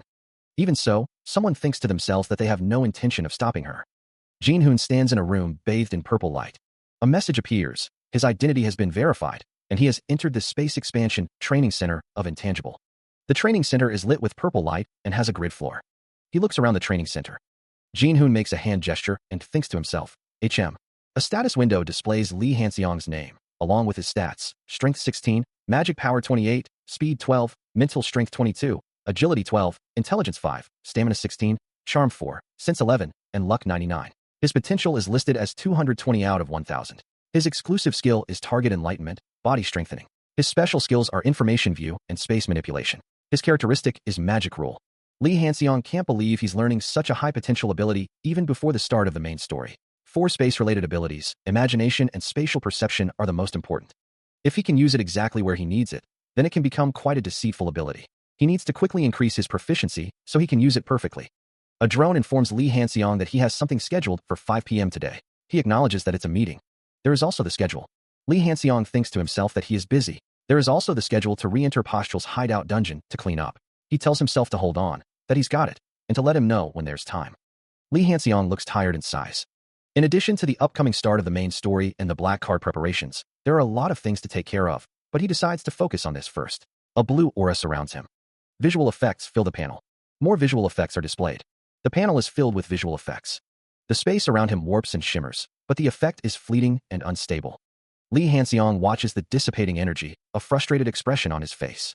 He resolves to keep practicing until his proficiency increases. The attempt doesn't work as well as he'd hoped. His proficiency is still too low. Even when he tries to touch the space, manipulating it like mud, it slips through his fingers. It's not consistent. The range is a mess. Is this the limit? In that case, he'll keep repeating it until his proficiency increases. The space around him continues to distort erratically. There's a reason why he raised it in a hurry, and why he is here in this training center. Lee Hanseong stands in the training center, determined to improve. Ahem. Lee Hanseong prepares for another attempt, focusing his energy. He declares that he can go up to maximum range. The space around him warps and shimmers. The spatial distortion intensifies. The space manipulation continues, the purple energy crackling. The spatial chunk pulsates with contained energy. He holds as much space as possible in this state. Lee Hanseong wonders what would happen if he stored this chunk as it is now. He thinks it's generally impossible, and even if it is possible, it's like a bug. He realizes that's why he has an empty potion bottle. Lee Hanseong thinks that from now on, it won't be a bug, but a feature. He realizes it's a loophole that is close to one. An empty potion bottle, easily breakable and containing nothing, is shown. There is isolation magic cast inside. A blue orb pulsates with energy. Lee Hanseong's expression hardens with determination. From now on, it won't be a bug, but a loophole that is close to one. The blue orb floats, suspended in the air. The orb is placed inside the potion bottle. Lee Hanseong focuses intently, his brow furrowed in concentration. His grip tightens on the bottle. A system message appears. A potion bottle with space of rare grade has been created. You have achieved great success. A rare grade item creator. A rare grade item has been created in a new way that previously didn't exist in the world. Achievement classification rating, history. He exhales in relief. Lee Hanseong raises the potion bottle triumphantly. All right, the production was successful, and he even got an achievement for it. He considered the possibilities. It could be used as a tool to increase his reputation as a creator, but Lee Hanseong held the potion bottle, his expression thoughtful. The value of this bottle depends on how he chooses to use it. When the bottle is broken, the isolation magic inside is released, and the space returns to its original size. If fire magic is incorporated into it, it becomes a firebomb, and if revitalization magic is incorporated into it, it becomes an area-wide recovery tool. Because it's prepared in advance, sometimes it can be more efficient than using direct magic. Even if it's used as it is now, it can be very powerful, Lee Hanseong mused. He thought to himself, several at once. I should go to rob the dungeon next. Lee Hanseong sighed, the sound echoing slightly against the building. Lying on a bench, Lee Hanseong considered the dungeon. As expected, it's not easy to steal from every corner of the dungeon. Simple, repetitive labor is the hardest, he thought, and I don't even have enough energy for it. What kind of suffering is this? Song Xian approaches, her expression determined. Lee Hanseong is greeted by Song Xian. She asks what's up with him. Song Xian asks when they will go on their assassination mission. Lee Hanseong, looking flustered, thinks that tomorrow evening should be fine. He regrets saying he'd do it. Lee Hanseong insists that they need to train first. Lee Hanseong thinks that the effect of target enlightenment is wearing off. Song Xian seems surprised, but agrees. Lee Hanseong looks relieved. Lee Hanseong suggests they distract her with this. He then asks where they are going to train tomorrow. Song Xian asks if he means downtown. Lee Hanseong asks why they would go downtown to train, explaining that they need to go to a location with. Lee Hanseong suggests training in a crowded place. The idea of training in a crowded place is visualized. It's explained that for Song Xian, training is what she's been doing for a specific purpose, that is, actually fighting. Downtown has a lot of assassination requests, and it's also a good place to hide in the crowd. Lee Hanseong is surprised that Song Xian's mind works differently than he expected. Song Xian suggests that their training should be at the training center, specifically in the long-distance evasion area. Song Xian responds to Lee Hanseong in a cute way, saying, that's a shamey shame. Lee Hanseong notices that Song Xian is even adding the prefix, y to her words. Lee Hanseong asks why they both came early. Song Xian replies that it's nothing. Song Xian announces that they should start distributing. A system message appears, stating that they decided to sell the items they don't need and divide the rest. The message then describes the weaponization, F/A, cube, and the texture of wind, F/B, cube. A system message indicates that it's time to distribute the skill cubes which are most needed, and that the respective owners have already been decided just by looking at them. Two hands are shown, one holding a golden cube and the other a blue diamond-shaped object. Looking at their expressions, it seems that it was properly divided based on what each of them wanted. Song Xian and Lee Hanseong stand side by side. I'm glad there's no adverse reaction to it. Song Xian asks, her eyes bright with anticipation, can I check it out? Charles replies, you don't need to ask for permission, do as you please. He thinks to himself that Song Xian is already excited and flying around. Song Xian, her hands outstretched, declares, okay, I'll give it a shot. Blue lightning crackles between her hands. The energy intensifies. Charles exclaims in surprise. Amongst all the weapons, she conjures a spear of pure lightning. Although it's a little different from the spear that other users developed to the end. Charles, who just started growing, made a spear without hesitation. She considers the lightning spear, thinking it definitely has a good chance of becoming Odin's Gungnir. Song Xian begins to charge the lightning spear, blue energy crackling around her hand. The energy intensifies, forming a circular field of blue lightning around her. The lightning spear is unleashed, streaking forward with incredible speed. The spear slams into the ground, the impact sending tremors through the training area. Song Xian is taken aback by the force of her own creation. The lightning energy spreads across the ground, leaving a trail of destruction in its wake. She thinks that it could be dangerous if not handled carefully, but the combination of swiftness and weaponization is promising. Song Xian assesses the aftermath, concluding that it's really powerful. A blue aura surrounds Yin Charles's hand. The blue aura now protects Yin Charles's legs. Yin Charles exclaims. The blue aura continues to protect Yin Charles's legs. Yin Charles is surprised. Lee Hanseong stands behind her. The system message reads that Yin Charles's reliability and dependency towards Lee Hanseong has increased. She thinks that so affection won't increase even if she dies. Lee Hanseong thinks that it hurts his pride, but this is normal. Song Xian is seen from afar. Song Xian is almost able to fly around in the dark. She has good compatibility with texture of wind. Song Xian's hand is shown. Song Xian's affection towards Lee Hanseong has increased, reaching over 80. Her reliability and favorability will not decrease as long as Lee Hanseong does not betray her. Lee Hanseong stares intently at a screen, his expression unreadable. A voice sighs, huh? Another voice responds, right? Have it your way then. A figure in a suit stands before a set of stairs. The Daehan auction house looms tall against the night sky. The world's largest auction house with a worldwide distribution network. A voice narrates, I am not only selling the attribute kit, patent pending. In this place, I am also thinking of bidding at the auction if there are any good items. A voice thinks, I'm exhausted because of my tight schedule, but... A voice narrates, right now this is a lot better than going to the training center. Lee Hanseong sits, thinking, I might run into Jin Hoon there. I have to be very careful. A man's face is shown with red lines crossing it out. He shivers, thinking about the encounter. It's a relief that he didn't embarrass himself, but Lee Hanseong resolves to avoid Jin Hoon as much as possible. A man in a suit wonders if Lee Hanseong is the one who made a reservation.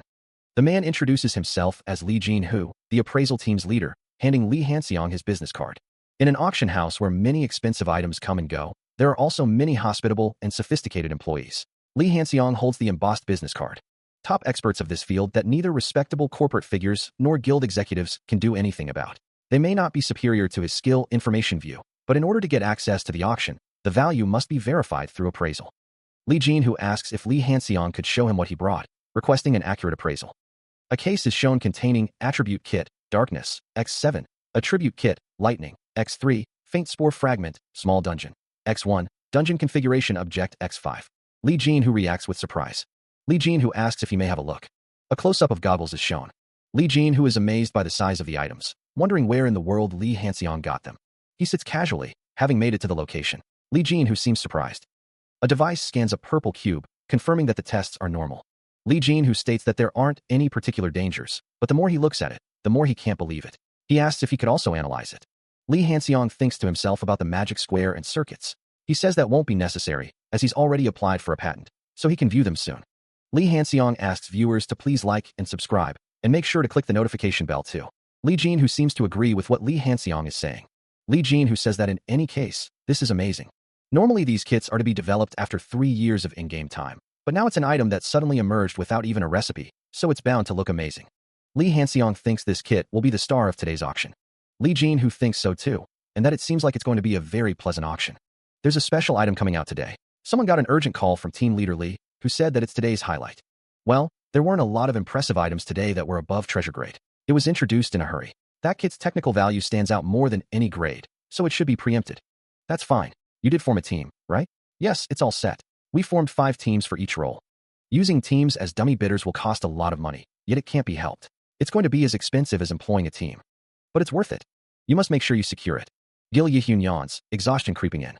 Again to see if the VIP meeting room is empty? No. I came in a hurry, so it cannot be avoided. It's not like they can create one if it's not available. First of all, the meeting. Gil Yihyun yawns again, then sneezes loudly. Another yawn escapes Gil Yihyun's lips. Should we check? A security guard suggests.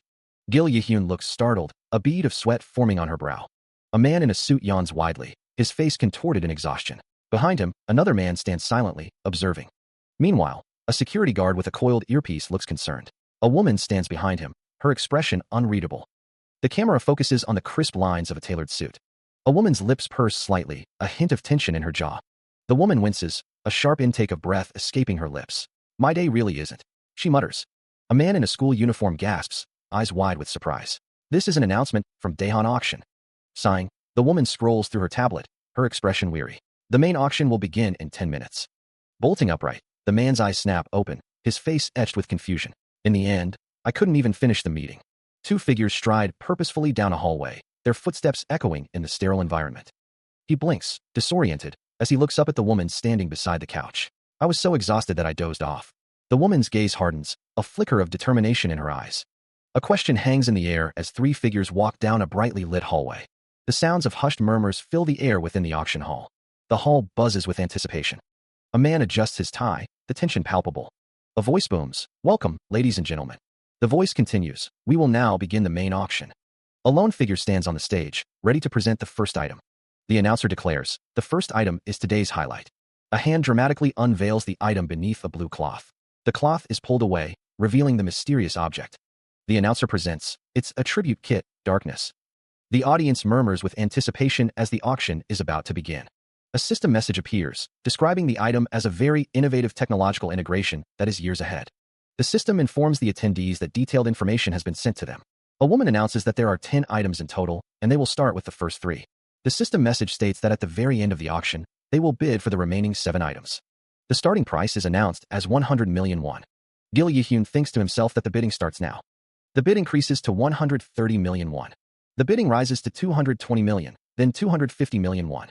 Executive Director Gil Yihyun of Jihyun Group is identified as one of the group's top influential figures after the eldest son, Gil Jangyeon. The bidding reaches 400 million won. It's revealed that the woman is Gil Sungyeon's big sister. He considers the intensity at the start of the auction. Gil Sungyeon's sister believes there are huge benefits if she approaches someone and has a cooperative relationship. She thinks they have 500 to 600 million. She thinks they have at least 700 million. Lee Han-seong wonders if the information is leaking, but he figures they're probably thinking he can't hear it. Lee Han-seong considers the intensity at the start, thinking that they might even see up to 1.8 billion. The screen shows a 2 billion limit. Unfortunately for them, all the information can be heard from the drone that was hidden in advance. Jin-hoon thinks his item will be sold at a high price and that he'll have some funds to use later. He feels a sense of relief. Lee Han-seong thinks he'll be able to enter the bidding competition no matter what item appears. They have 900 million. The item is sold. Gil Yihyun announces the next item. Lee Han-seong is surprised. He hums, considering the auction. Lee Han-seong reflects that nothing has stood out to him since his own item was presented. He thinks that it's not bad to just make money and leave. A total of 5.4 billion won, including the 500 million he had, has become available for spending. The next item is presented. This time, it's an item that even an A-rank appraiser could not evaluate. There's only one available to be auctioned off. It's an unknown hard egg. Lee Han-seong muses that it's an item that an A-rank appraiser couldn't evaluate. It costs tens of millions of won for an appraisal of an A grade alone, and the appraisal for an S grade can cost hundreds of millions. If it turns out to be a useless item upon re-evaluation, the damage is severe, so the unappraised items like these often come out. However, seeing as it was brought out in the main auction, the way to obtain it must have been dangerous, or was it because of its rare shape? Lee Han-seong wonders if he should take a look at it with Information View. He activates Information View. Lee Han-seong studies the screen, his expression thoughtful. His eyes widen in shock at what he sees. His hand clenches into a fist, gripping the fabric tightly. He thinks he must buy that. Lee Han-seong shouts, "Everyone get out of my way." Information on an unknown hard egg is displayed. A hand grips a cloth tightly. A voice declares a burning desire. He must buy that. Lee Han-seong, eyes wide with determination, shouts for everyone to get out of his way. A dragonian egg is revealed. Lee Han-seong considers the challenges of obtaining and taming dragon eggs, but notes that a dragonian is different. It's beneath a dragon, therefore it's possible to tame and raise. He must definitely buy it. That egg. The bidding starts now. Lee Han-seong wonders if he should start from 110 million. The bids continue to climb, reaching 200 million.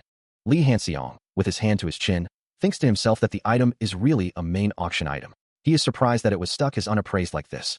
The bid reaches 210 million. The bid increases to 230 million. In that case, a notification sounds. Lee Han-seong, with a confident smirk, shouts, "How about this?" as he bids 500 million. He thinks to himself that he won an unappraised item for 500 million won. He wonders if he should double it. Lee Han-seong thinks to himself, all of a sudden, you guys will have to spend money on my kit that's coming out at the end. Just get away from this. The auctioneer asks if there will be any more bids. Someone in the audience pleads.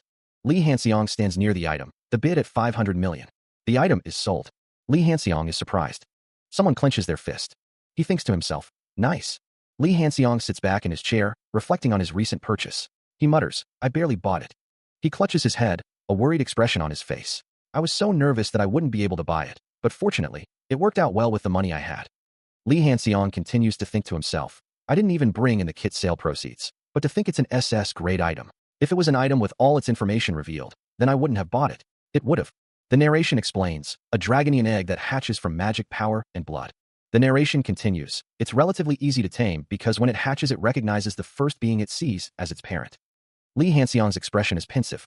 He thinks, I was going to approach Gil Yihyun after sitting through the auction until the end. But he changes his mind. But I changed my mind after winning the bid. I need to settle this quickly and head back to the dorm. Lee Han-seong walks past a woman. Someone clears their throat. Ahem. Lee Han-seong looks back, surprised. He raises a hand, signaling for someone to stop. A figure approaches. The woman states that she has something to say. Unless he has an appointment. Lee Han-seong says he needs a moment. He asks what business she has with him. The woman stands before him. Gil Yihyun is a rank hero, so if she doesn't care about reputation, she's not really a person who needs bodyguards, but her expression doesn't look so good. It's not because of business, but she looks like she's about to hit him if he says something weird. His charm level is low, which means the possibility that she fell in love with his face and is just acting chic is out of the question. Oh my, a person who does this to him, that's a first. Out of the question. A man in a suit stands with his feet planted firmly on the ground, his expression unreadable. The focus shifts to a desk, the details obscured. Gil Yihyun gestures, trying to make a point. Lee Hanseong looks back at her, listening. Lee Hanseong's expression hardens, a hint of displeasure flickering across his face. Gil Yihyun stands before Lee Hanseong, her posture suggesting a plea. A voice echoes, questioning the believability of something. A man, presumably Gil Yihyun, offers his contact information with a smile. The man's hand extends forward, as he says that Lee Hanseong is free to believe whatever he wants. Lee Hanseong considers the situation, thinking that it's easy to find out if it's a lie, but wonders what if it really is a lie. Lee Hanseong thinks that it is 100 times better to be deceived once than to lose an opportunity like this, and that this is not the time to think about his pride. Gil Yihyun and Lee Hanseong stand face to face, the tension palpable. A hand rests on a man's chest, a gesture of reassurance or perhaps something more. Gil Yihyun looks down, a slight frown creasing her brow. The sound of approaching footsteps echoes. Lee Hanseong smiles faintly. He offers her a business card. The deal will have to be done in person. Lee Hanseong leans in, his expression softening. Let's not be. He turns and walks away. Gil Yihyun watches him leave. The sound of a door closing echoes.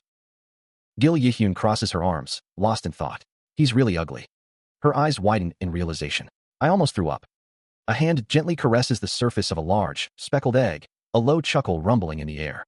Lee Hanseong cradles the egg, a sinister smile playing on his lips as he whispers endearments to it. A small drone hovers nearby, observing the scene with silent curiosity. He pierces his own skin, drawing blood with a syringe. Sitting cross-legged on his bed, Lee Hanseong prepares to feed the egg, surrounded by vials and alchemical equipment. Blood drips from the syringe, splattering against the egg's surface. The egg greedily absorbs the blood, a visible pulse of energy rippling through its shell. A warning flashes. If Lee Hanseong draws any more blood and magic power, it will exceed the recovery speed of the potions. It's dangerous, a voice warns, he should stop for today. Lee Hanseong simply hums in response. He thinks to himself that he will just do it one more time. The egg of a young dragonian has absorbed the magic power. Lee Hanseong smiles as he quickly feeds the egg. Lee Hanseong's face is shown. Lee Hanseong's face is shown again. Lee Hanseong says all right. Lee Hanseong sits cross-legged on the floor, holding the egg. He says oh well. The text says an SS Grey Dragonian. Lee Hanseong lies on his bed, looking at the egg. He thinks the problem is that he doesn't know how much blood and magic power it needs to absorb in order to hatch. Lee Hanseong is shown looking at a computer screen. Lee Hanseong's finger presses the play button on the computer screen. A sound effect is shown. A palpable energy crackles in the air, the very atmosphere charged with unseen power. Rumbling thunder heralds the arrival of a colossal shape, a dark silhouette cutting through the stormy sky. Crimson eyes gleam in the darkness, the malevolent gaze of a monstrous dragon piercing the gloom. A deafening roar tears through the air, a primal scream that echoes with ancient fury. The dragon descends, a terrifying spectacle of scales and shadow, its wings blotting out the light. The dragon who reached divinity by evil means, the evil dragon Hegemord. And a figure stands ready, prepared to meet the looming threat. His fist clenches, knuckles white with determination.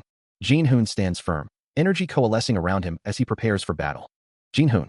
His gaze hardens, resolve etched upon his face as he steels himself for the coming conflict.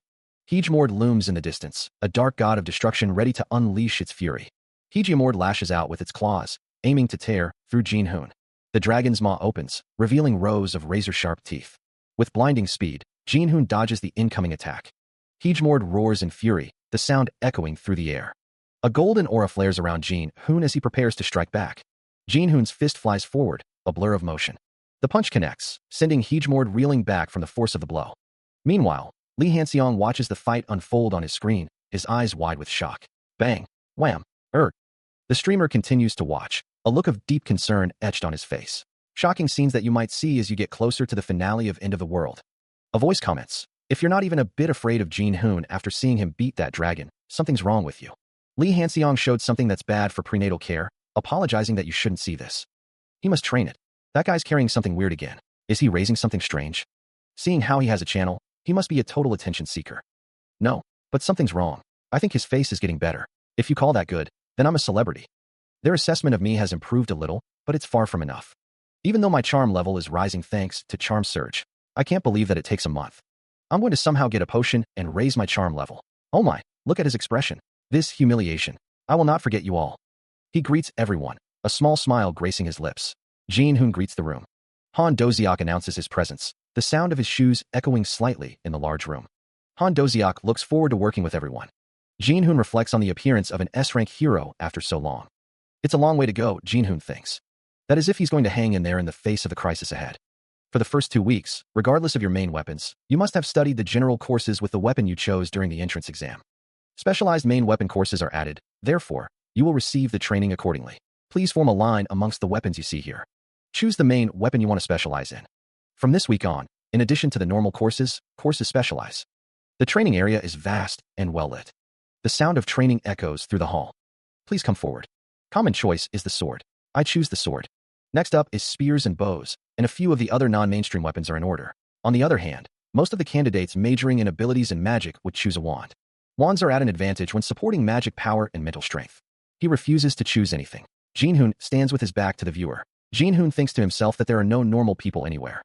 Since it's a world where evil and disasters are considered natural, most of the main characters have abilities to survive. Jin-hoon thinks to himself that he's stuck in a place like this. Jin-hoon stammers, unsure of what to do. Han Bayal chooses the bow, a glowing light emanating from it. The bow glows with a soft, blue light. Han Bayal looks on, her expression unreadable.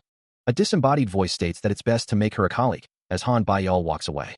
An information view has been activated, displaying a status window for On Hiram. The voice states that it's very good, and that thought concentration and storm have already awakened. The voice concludes that the unawakened On Hiram's characteristic is important. She holds her bow and arrows, a caption noting her multiple personalities. With that characteristic, when her personality changes, her stats change too. The current, introverted On Hiram is better optimized for bows, but the other personality might be better optimized for close-range attacks. In addition, it's not 2 but multiple personalities, so various personalities may develop as she grows. In fact, it's a characteristic with which the shortcoming of being in a long-range position disappears. It's one of the abilities that doesn't make sense. So I have to make On Hiram an ally too. Next please. A surge of power emanates from Jin-hoo.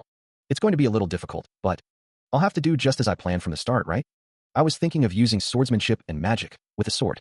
The system displays the choices, sword and wand. He considers his options, a sword and a wand. Jin-hoo affirms that he can't give up on either. Lee Han-seong is praised as a candidate who will make the country shine in the future. He responds with a simple okay. The mindset of creating his own style with a sword and magic is great, Jin-hoo thinks, but the atmosphere is kinda weird. That's only possible if you're talented. Now, just like candidate Lee Han-seong, Jin-hoo thinks. Not everyone can choose 2 main weapons, a voice says. Even if you are a genius who enrolled into this academy, there are possibilities and there are limitations. The pressure mounts, with thoughts of discrimination and impudence swirling around him. My low charm stat, Jin-hoo thinks, the few colleagues that I have will cut me off too. It's going to be even worse to live after antagonizing them like this. Let's increase my charm first. Alright, let's end this by today. Lee Han-seong Nim, you shouldn't overdo it, a voice warns. It's fine. I think I'm almost done. He sets the large egg on the table, surrounded by an array of colorful potions. Lee Jin-hoo states that he is thoroughly prepared. Even though he used up a lot of recognition points to buy these potions, it doesn't feel like a waste at all. He leans in close to the egg, wondering if he should get started. Lee Jin-hoo thinks the video this time should have a title that highlights the rarity of the item, like, How to Hatch an SS Grade Dragon. Lee Jin-hoo states that the thumbnail has been captured. He tells the camera operator that they can start filming and editing the video then. Lee Jin-hoo exclaims that the view count is going to explode. Lee Han-seong steels himself for the task ahead. He wonders if he should get started. The thumbnail has been captured. The editing drone confirms that it is ready to start filming and editing the video. Lee Han-seong cries out. The view count is going to explode. Later, Lee Han-seong cradles the egg, feeling dizzy as it glows with power. His back throbs, and his head spins, but compared to the reward of hatching, this pain is nothing. Lee Han-seong reflects that he used all his potions and IVs, but Lee Han-seong looks on with a surprised expression. The dragon egg cracks open, fissures spiderwebbing across its surface with explosive force. Lee Han-seong cradles the egg, a bead of sweat trickling down his brow. It may have looked easy to hatch, but tens of liters of blood were used just for this. It wasn't easy, since he had to pour in enough magic power to exhaust an A-rank hero. The cracks widen, revealing a glimpse of something within. Lee Han-seong's eyes widen with anticipation. Yeah, that's good, he exclaims. A system message appears. Great. Hatching is something you have to do on your own. Even though it hasn't completely hatched yet, faint magic power is starting to build up, as expected of a dragon's blood. Lee Han-seong gasps as the egg glows with increasing intensity. A clawed hand bursts through the remaining shell. Quong. The Dragonian hatches with a mighty roar. A system message appears. Egg of a young Dragonian SS has hatched. Lee Han-seong stares in awe at the newly hatched Dragonian. Lee Han-seong's expression softens. Even the yawn is cute, he thinks. The small Dragonian tilts its head, a soft quang, escaping its lips. Li Hanxiang beams, holding the Dragonian close. That's right. I'm the dad, he declares, as the Dragonian responds with a happy quang. The corners of Li Hanxiang's eyes crinkle as he thinks, so cute. Li Hanxiang cradles the small Dragonian in his hands, the creature making a soft quack sound. The Dragonian's paw is shown in detail. Any attacks, they're also soft and smooth, a thought bubble reads. Li Hanxiang, with a flourish, declares, right. Your name from now on is. The Dragonian is presented, its name emblazoned above it, Li Haiyan. A status window appears, displaying the Dragonian's name, Li Haiyan. Stats are listed, strength 30, magic power 72, and more. Text explains that its stats are this high even in its newly born state, and that a Dragonian can't even be considered human. The SSS grade characteristic, which is equivalent to infinite magic power, is highlighted. A glowing red heart is shown, labeled Dragon Heart. The exclusive skill and special skill are empty, but like a player, regardless of nature, it can learn any skills. Chuckling softly, Li Hanxiang cradles the small Dragonian in his arms. He thinks to himself that this is the biggest game changer in this playthrough. The small Dragonian, Li Haiyan, sleeps peacefully in his arms. He wakes with a start, clutching Li Haiyan close. He yawns widely, still holding the sleeping Dragonian. It was so warm that he fell asleep, he thinks to himself. He kneels, gently placing Li Haiyan down before checking the videos on Tube. He notes that there is already a Guild Scout offer coming, and the response is also good this time. He thinks to himself that he accumulated quite a bit of recognition points, so he'll buy 4 intermediate grade random boxes. The small creature stirs, its eyes blinking open. Quang, you're up? It asks. Li Hanxiang pets the creature gently. Haiyan, what should Dad choose? He asks, a soft smile gracing his lips. The creature responds with a questioning, Quang. Haiyan is being showered with affection. Oh, my God, so adorable. So this is what they mean by absolute cuteness. Li Hanxiang's expression shifts, a hint of worry clouding his features. Though, I'm a little worried, he thinks. He glances at his computer screen. I should buy those 4 random boxes of intermediate grade potions. A sleek, futuristic-looking box hovers into view. Li Hanxiang sits at his computer, contemplating his options. It does seem like a good choice, he muses. Whatever potion you will get will be worth using, but the best outcome would be to get a charm potion. Particularly, in the video-making market, appearance is considered to have great influence. The box rotates slowly, its design hinting at the treasures within, especially if they are an attention seeker on top of that. It's a blessed gene. Li Hanxiang's eyes widen slightly, a flicker of surprise crossing his face. Attention seeker? Look at that word choice. The box displays the word Altspiv, an abbreviation that seems to intrigue Li Hanxiang. Your vocabulary has improved. You're adapting very quickly. Li Hanxiang ponders the implications of Haiyan's rapid learning. To say, but I won't. Words. Haiyan looks up at Li Hanxiang, a hint of concern in its eyes. Why you shouldn't learn those kinds of things. A Dragonian absorbs knowledge quickly, so I have to be careful because it might learn the wrong language. Li Hanxiang decides to open all the boxes at once, finding it a pain to do otherwise. He declares that he will open the intermediate grade random potion boxes. The system activates ordinary luck. Li Hanxiang expresses surprise. Luck reacts to the user's wish. Li Hanxiang, sitting on his bed, seems confused. Li Hanxiang finds it nice. The system informs him that he has acquired a low-grade charm surge, a low-grade charm skin lotion set, a low-grade charm gypsum pack, and a low-grade charm Botox pack. Li Hanxiang thinks that the 4-piece set will finally increase his charm. Standing on a rooftop overlooking the city, a woman studies a tablet. Han Baiyal's clan, Zhang Yun, is moving behind the scenes little by little. In any case, even Zhang Yun won't be able to get involved directly within the academy this easily. Besides, Han Baiyal seems to be more focused on training with Jin Hoon. According to new information, what's bothering me more is Julia Martin. Though she's not more than Zhang Yun, she's still a quite tough nut to crack. Li Hanxiang in their group, and whatnot. It seems like she's already started scheming behind the scenes. It can already be clearly seen within the information network of Hyukyan. Julia Martin, that girl is also quite slow-witted. If she doesn't need her eyes to see, should I just get rid of them? She plummets through the air, the ground rushing up to meet her. Still, moving around recklessly might interfere with Li Hanxiang's enjoyment more, so she should be careful. For now, Li Hanxiang will have to wait and see. He needs to focus on today's mission. The more he sees of him, the more strange he thinks he is. Magic, swordsmanship, and even skills, he has unbelievable talents.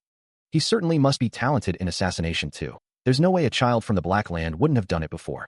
But then why did he refuse the offer to do it together? I'm also starting to get sick of it, so I understand. A foot lands softly on the ground. The wind whips past her as she continues to fall. The ground gets closer. She continues her descent. The city rushes up to meet her. Falling, a figure shrouded in dark purple energy descends upon their target. Landing silently, the dark-haired assailant crouches low. The air crackles with residual energy. A man in a suit walks down the hallway, unaware of the danger lurking nearby. Blurring into motion, the figure strikes again, leaving only a trail of violet energy in their wake. The man in the suit's eyes widen in shock. An attack from above catches another man in a suit completely off guard. Blood splatters against the wall. A man lies bleeding on the floor, defeated. The cold tile is stained crimson. The hallway is littered with bodies, a testament to the assassin's efficiency. The dark-haired figure's eyes gleam from behind a mask, their mission complete. The man in the office turns from the window, a puzzled expression on his face. Why did the electricity go out? He wonders aloud. A swift, unseen attack leaves streaks of dark energy or blood across the wall. The man from the office stands frozen, staring at someone just out of view. Who are you? How did you get in here? He demands, his voice laced with fear. A bloody blade gleams ominously, the crimson liquid dripping from its edge. The lifeless body of the guard lies sprawled on the floor, a testament to the assassin's efficiency. The guard of the active hero, the narration box reads. Another unseen attack leaves streaks of dark energy or blood across the wall. Another unseen attack leaves streaks of dark energy or blood across the wall. The dark-haired figure stands over another fallen body, their expression hidden behind a mask. The air crackles with an unseen energy. A close-up reveals the assassin's face, a hint of a smile playing on their lips. The assassin's dark purple hair flows around their face as they turn away. Moving on, the narration box declares. Meanwhile, a modern office building stands tall against a clear blue sky. Inside a room, a man stretches and yawns, seemingly oblivious to the events unfolding elsewhere. Lee Hanseong gazes down at the small dragonian sleeping soundly beside him. He reads a message on his screen. Haleen asks about the stock status, and the message indicates that Jihyun PMC has risen slightly, showing a return of 5%. He is also reminded about his upcoming classes. Lee Hanseong wonders if this is finally the beginning of the main story. He thinks to himself that he's done with the preparations, but he can't relax just yet. Lee Hanseong tells Hyun not to worry while he's not in the dorm. He reflects that she's an artificial intelligence, so it allows her to be in multiple places at the same time, but there are a number of restrictions by being a drone. Lee Hanseong acknowledges that it's difficult right now, but he'll get her a decent avatar soon. He thanks someone. He thinks it would be perfect if she had a body with the skill to control the huge energy that a dragonian exudes. Meanwhile, Lee Young-hyun thinks to himself that he'll have to look for it in the underworld. He eats a sandwich while looking at a screen. Lee Young-hyun continues eating his sandwich, his gaze fixed on the screen before him. His eyes widen as he reads a message. I want to meet you right away. A message appears on a screen, stating that Gil Yi-hyun has made a decision and would like to meet immediately if the condition from the other day is still valid. The time has finally come, he thinks as he walks away. He adjusts his tie, thinking that this completes half of his first plan. Looking up, Gil Yi-hyun thinks he'll be able to stop the first main story without any difficulties. The Jihyun group's lab and weapon testing ground stood tall. One of the figures gestured, indicating the direction to go. Another figure confirmed with an OK. Footsteps echoed on the floor. Gil Yi-hyun considered the price of the 2 attribute kits she acquired at the auction, which were higher than she thought. Hearing the lab's happy cheers once they received the items, she couldn't think of it as a waste. Although the Jihyun group could take pride in the fact that they had many outstanding researchers, the item was beyond what they imagined. One of the researchers exclaimed, "Whoa." To think that this was an item that left even those researchers astonished. This was years ahead of their technology, which they had been researching for a long time. Gil Yi-hyun's expression was thoughtful. The researchers expected it to be an item created by a magician worthy of an S rank or higher, and one who had made a mark in the field of magic. But Lee Hanseong isn't a veteran sage nor an S rank magician. But he is a hero candidate who entered the academy just recently. For a mere candidate to make this kind of item, he'll be an important figure who will shake the world in the future. I must hold on to him at all costs. Meanwhile, the weapons lab stands tall against the sky. This place is still the same. Have you ever been to this weapons lab? Ah yes, though it was after becoming an S rank in the previous playthrough. Then, could you please issue the warning for a first-grade experiment? 1 SD grade. There's a magic defense barrier spread all over this testing ground. The device is designed to evaporate hundreds of magic stones and manifest dozens of defensive barriers when upgraded to the first grade. Gil Yi-hyun explains that it's to prevent backlash blasts and subsequent damage during 1 kiloton nuclear bomb experiments. She assures that it's not a nuclear weapon, so there's no need to worry. Gil Yi-hyun warns that even if there's no fallout, there will be a similar shock, so they have to be ready. She notes that a first-grade warning has been issued.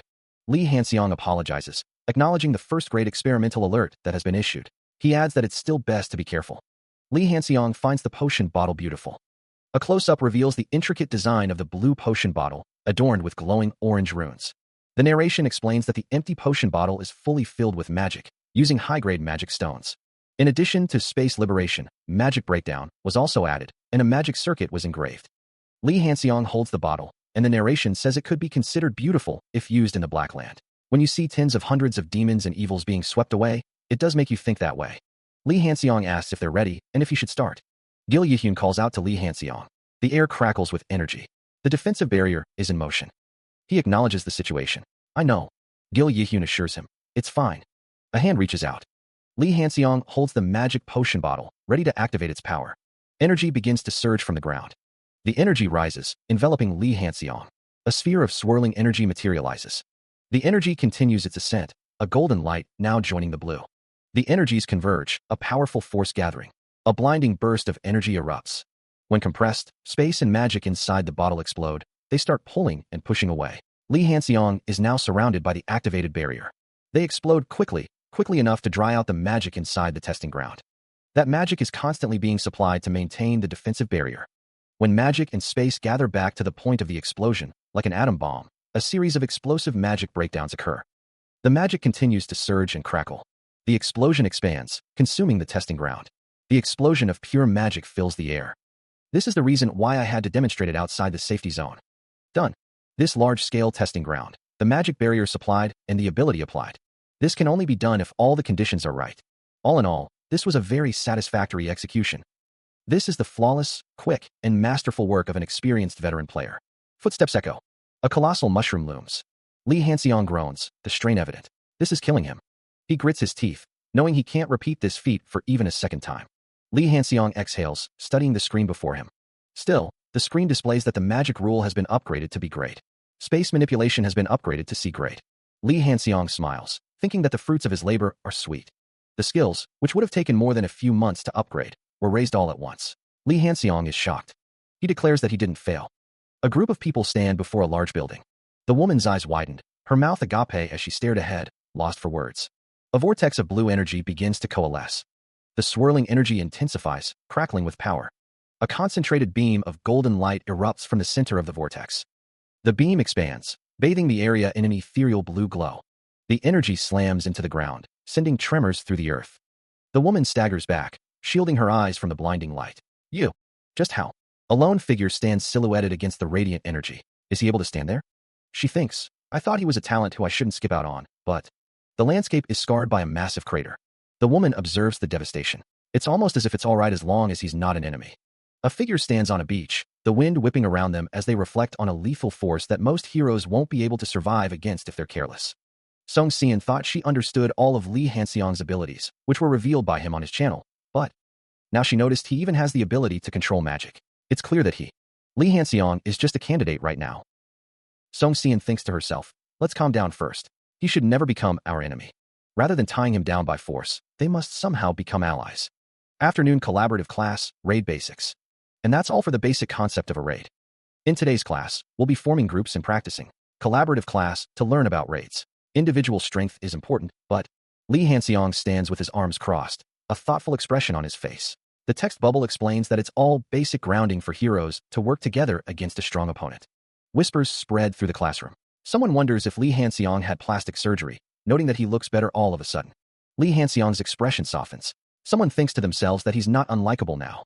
Li Hanxiang smiles slightly, sweat dripping down his face. He thinks his charm level is at 15, exactly the average number, so he shouldn't be unlikable now.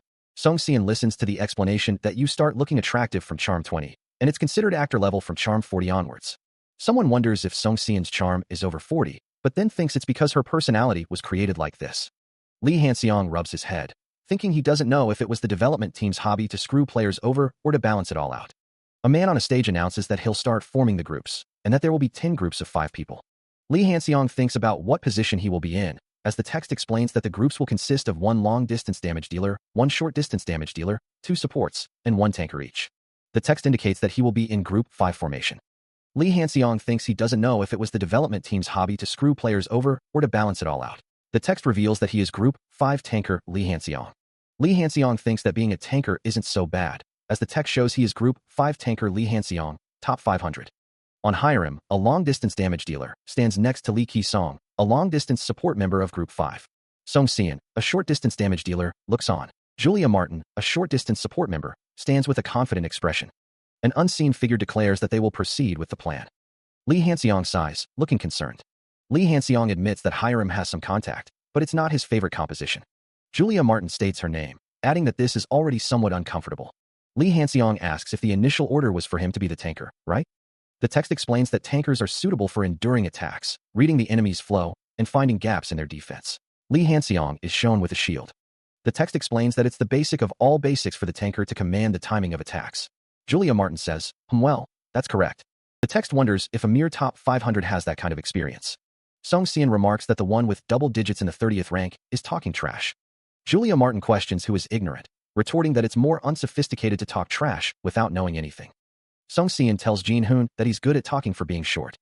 For people who become violent when using weapons, they're very childish at times like these. Jin Hoon thinks that it's normal considering they're 17 years old. Song Xian states that it's a completely different story if the leader is in the top 500. Song Xian guesses the 8th rank isn't even scary because the 3rd rank is backing him. Julia Martin agrees, saying that the 500th rank next to him isn't scary at all. She adds that if he's in the 500s without any background, he must have done his best. Song Xian pauses, considering something. Julia Martin scoffs. Song Xian asks Jin Hoon if he has nothing to say now. Song Xian states that no matter how great his clan is, she doesn't think he can handle both Martin Corporation and Jihyun Group. He wonders what's wrong with her. Song Xian demands to know why someone is being so quiet. The unseen person thinks about why they even drag Sung Hyun into this. Julia Martin's expression hardens, her eyes narrowed with displeasure. Jin Hoon is surprised by the turn of events, his eyes widening. A dark aura begins to emanate from Song Xian, a palpable shift in her presence. The dark energy intensifies around Song Xian, swirling ominously. The dark-haired figure faces Gil Sungyeon's sister, her expression unreadable. She asks why she is being so quiet. A hand clenches, knuckles white, as the tension rises. Gil Sungyeon's sister looks away, her expression troubled. The foot shifts, a silent signal of unease. A purple aura flares around the assassin, a visible manifestation of her power. The assassin raises a hand, her voice firm. All right, let's stop right here. Gil Sungyeon's sister turns to Jin Hoon, questioning, shouldn't we get ready for the practical first? The assassin's expression hardens, her eyes narrowed with displeasure. The assassin's voice is low, dangerous. I don't know why such a day has come, but I can't let you draw your weapon. Standing in the gymnasium, the assassin addresses Jin Hoon. For now, let's just start the class. The assassin's face softens slightly, but her eyes still hold a hint of warning. Okay. She adjusts her collar, a subtle gesture of resolve. Song Xian murmurs her agreement, a quiet affirmation of the task ahead. Gil Sungyeon's sister crosses her arms, a slight frown creasing her brow. For now, she concedes, the words hanging in the air with a hint of uncertainty. Jin Hoon's eyes widen in alarm, a gasp escaping his lips. Wah! He exclaims, his face a mask of shock. Jin Hoon stands with his hands on his hips, a troubled expression etched on his face. We almost got in trouble before the practical, he mutters, the words laced with frustration. A voice echoes, filled with a determined optimism. But it's going to work out somehow. Meanwhile, the camera pans up to reveal the vast interior of a gymnasium, its high ceiling crisscrossed with metal beams and bright lights. 3 figures stand on the polished floor, their forms dwarfed by the sheer scale of the training facility. The group is observed from above, the sounds of their preparations echoing in the cavernous space. Han Baiyal stands ready, identified as a Group 1 tanker, his expression focused and determined. Elsewhere, a monstrous figure looms, a C-rank ogre, its red eyes glowing menacingly in the darkness. Jin Hoon recalls a past encounter, his brow furrowed in concentration. It was hard to deal with a small number of 10 ogres during the last raid, but he states that fighting one ogre with 5 people is a good level to practice at. The ogre raises its fist, preparing to strike. The ogre's fist looms closer. The fist continues its descent. The ogre's fist crashes down. Jin Hoon braces himself. The ogre continues its relentless assault. He manages to dodge the ogre's attacks, narrowly avoiding its massive fists. Someone comments on how good he is at drawing aggro, stating that it's annoying. The ogre lies defeated on the ground. Jin Hoon stands victorious. A character observes that he used telekinesis with one hand and magic with the other, wondering how that is possible. A record of less than 10 minutes for rookie candidates is amazing, the text states as 2 figures stand in the background. Jin Hoon is identified as a tanker in Group 2, with a record of 10 minutes and 4 seconds. It took them quite a while because the group member's firepower is weak, the text says, referring to Gil Sungyeon. Jin Hoon looks surprised. Gil Sungyeon is identified as a long-distance damage dealer in Group 4. Jin Hoon shows a fighting spirit. He's a character which is very popular, but Jin Hoon walks away, thinking that people are screaming too much. The background shows a scene with debris and motion. A giant hand approaches Gil Sungyeon. Gil Sungyeon runs away from the giant hand.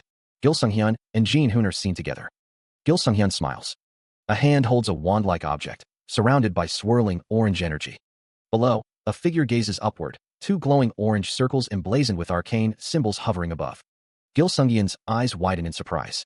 He realizes Lee Hanseong has acquired a magic-specialized skill, magic replication.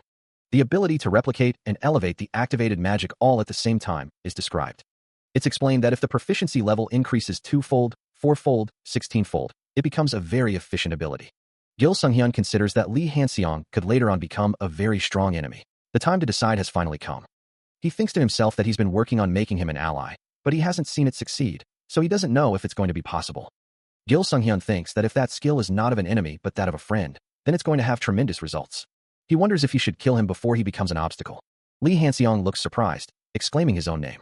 Another character responds with a casual agreement, wondering if it's their turn. A female student asks if they should begin. Gil Sunghyun stands beside her. Julia Martin crosses her arms, a dismissive thought bubble appearing above her head. She thinks that she doesn't seem to be willing to actively contribute anyway, so he should pretend she's not there. He thinks that it's not like he needs her right now. As a result of the training he underwent at the testing ground this time, Magic Rule became B grade and Space Manipulation became C grade. He thinks that ogres have become an opponent that he can defeat on his own. Gil Sunghyun thinks that since it's a collaborative class, he should at least have the minimum courtesy. He thinks how tedious this is.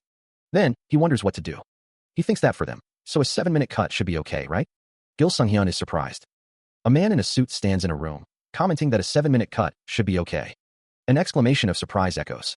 A woman with dark hair asks about 7 minutes, while another wonders what he is saying. Now that he has space manipulation, he can finish this even faster, the man thinks as he runs. A demon-like creature with glowing red eyes appears. A giant foot looms over a person, with a narration box explaining the ability to crush space and separate and defend it. The giant foot is shown again, with a narration box stating that he is not lacking in anything, even as a tanker. A person is on the ground, with an exclamation point above them.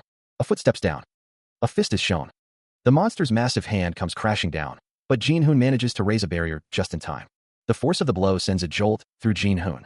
The monster roars in frustration, the sound echoing through the chamber. The monster fumes, realizing its attack was blocked, its rage beginning to boil over. The monster hates having its attacks blocked, and Jin-hoon has definitely managed to draw its aggro. The monster prepares another strike, its eyes burning with fury. The monster brings its foot down with earth-shattering force, attempting to crush Jin-hoon. As expected, the monster's strength is incredible. To think that Jin-hoon wrestled with a guy like this. He is trying to refrain from directly attacking it as much as he can, but Jin-hoon realizes he doesn't think he can hold out for long if he only defends, and he needs to attack with space manipulation when he gets the chance. The hulking monster thinks to himself that he must avoid fatal blows and aim for the shoulder. Jin-hoon, with a determined shout, prepares to strike. The monster's shoulder tenses, ready to receive the blow. A hand moves swiftly. The monster cries out, having dodged the attack. It dodged. Jin-hoon realizes that the monster instinctively sensed the attack and moved to avoid it. He missed by only a bit. Jin-hoon clenches his fist, determined. Enough. The monster is suddenly struck by multiple projectiles. The monster cries out in pain. A figure's legs are visible as they prepare to strike. A dark energy surges as the assassin attacks. The monster is surprised by the sudden attack. Song Seon observes the ongoing battle, noting that even though they have the upper hand, it seems difficult to pierce through the ogre's hard skin. She also notes that she has grown and become stronger and the rest of the team is adapting sufficiently. The ogre stands tall, seemingly unfazed by the attacks, as Song Seon observes that there will be no end at this rate. A voice calls out, suggesting they hit it once more. Jin-hoon prepares to strike the ogre. The ogre seems surprised by the sudden attack. The attack connects, and the ogre grunts in pain. The force of the blow impacts the ogre's neck. Jin-hoon is surprised, exclaiming that the attack avoided the tough skin and hit the neck instead. Julia Martin prepares her own attack, declaring that it's going to end up dead this way, and now is the time.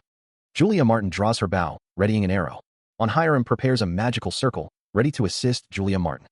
The magical circle glows with power, ready to unleash a devastating attack. The dark energy surrounding Hegemord intensifies as the creature begins to collapse. The energy explodes outward in a burst of raw power. The massive form of Hegemord pitches forward, defeated. A grimace of pain contorts the creature's face, its red eyes burning with fading rage. Arrows protrude from Hegemord's body, a testament to the team's relentless assault.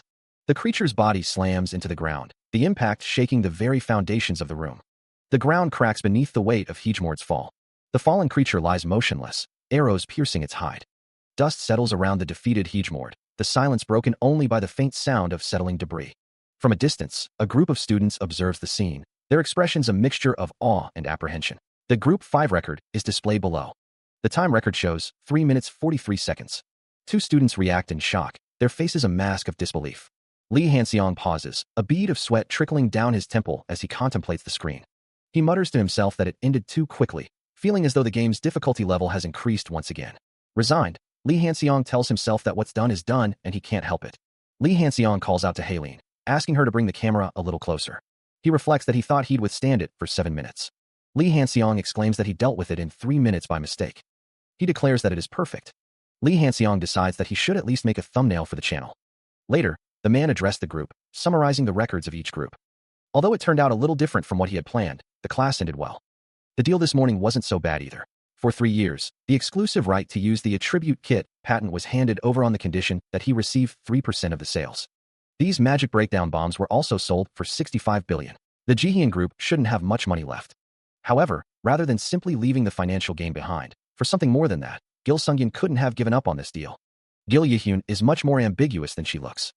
On the outside, she looks like she's satisfied with just one PMC, but ever since she was young, she planned on devouring the entire Jihyun group. In order to get ahead, she wants to maintain their relationship with this deal. The most important thing now is establishing a lasting relationship with Gil Yihyun. If that happens, there's not only money to be earned, but something else entirely, Gil Sunghyun thinks to himself. And that is Gil Sunghyun. There is no better way than this to deal with him, he muses. Since he is still listening to his older sister, Gil Yihyun, it's the only way to save him from the depths of evil before he completely strays off from the right path, someone thinks. On top of that, if he can coax Julia Martin as well, she has the tendency to be very devious, so the possibility is still unknown, someone thinks. Anyways, I acquired HM, the honorary chief researcher position from the Jihyun group. To think that she wants to make sure to put one foot on my side, even if it's in such a convoluted way. For me who's targeting Gil Sunghyun, this is a positive sign. It's complicated, but the preparations, A smug aura emanates from someone. Song Seon has her shoulders up ever since the practical ended. No matter how much arguing there was, why are you so proud? It's really weird that Song Seon is being like that. He appears troubled, but a thought bubble forms above Gil Sunghyun's head. It's time to start. The sound of something approaching fills the air as Gil Sunghyun walks with 2 other students. Gil Sunghyun's eyes widen in shock as the sounds grow louder. Students begin to run in panic. A deafening explosion rocks the academy, followed by a scream. Buildings erupt in flames as the chaos intensifies, and another scream echoes through the air. Gil Sunghyun stares at the destruction. There it is. The academy burns, the sound of explosions echoing through the air. He thinks to himself that the main quest is difficult, but it's going as planned. He states that because there are a few variables, experience is a big help here. Jin-hoon calls out to Han Bayal. Lee Hanseong runs towards the people inside. Jin-hoon and Han Bayal stand side by side, a sense of urgency in the air. Gil Sunghyun's expression is serious. Gil Sunghyun asks Sergei, Yin Charles, and Song Seon if they will help. Yin Charles responds, of course. Gil Sunghyun considers what comes after. Gil Sunghyun is with Julia Martin. Yin Charles says that they need their strength too.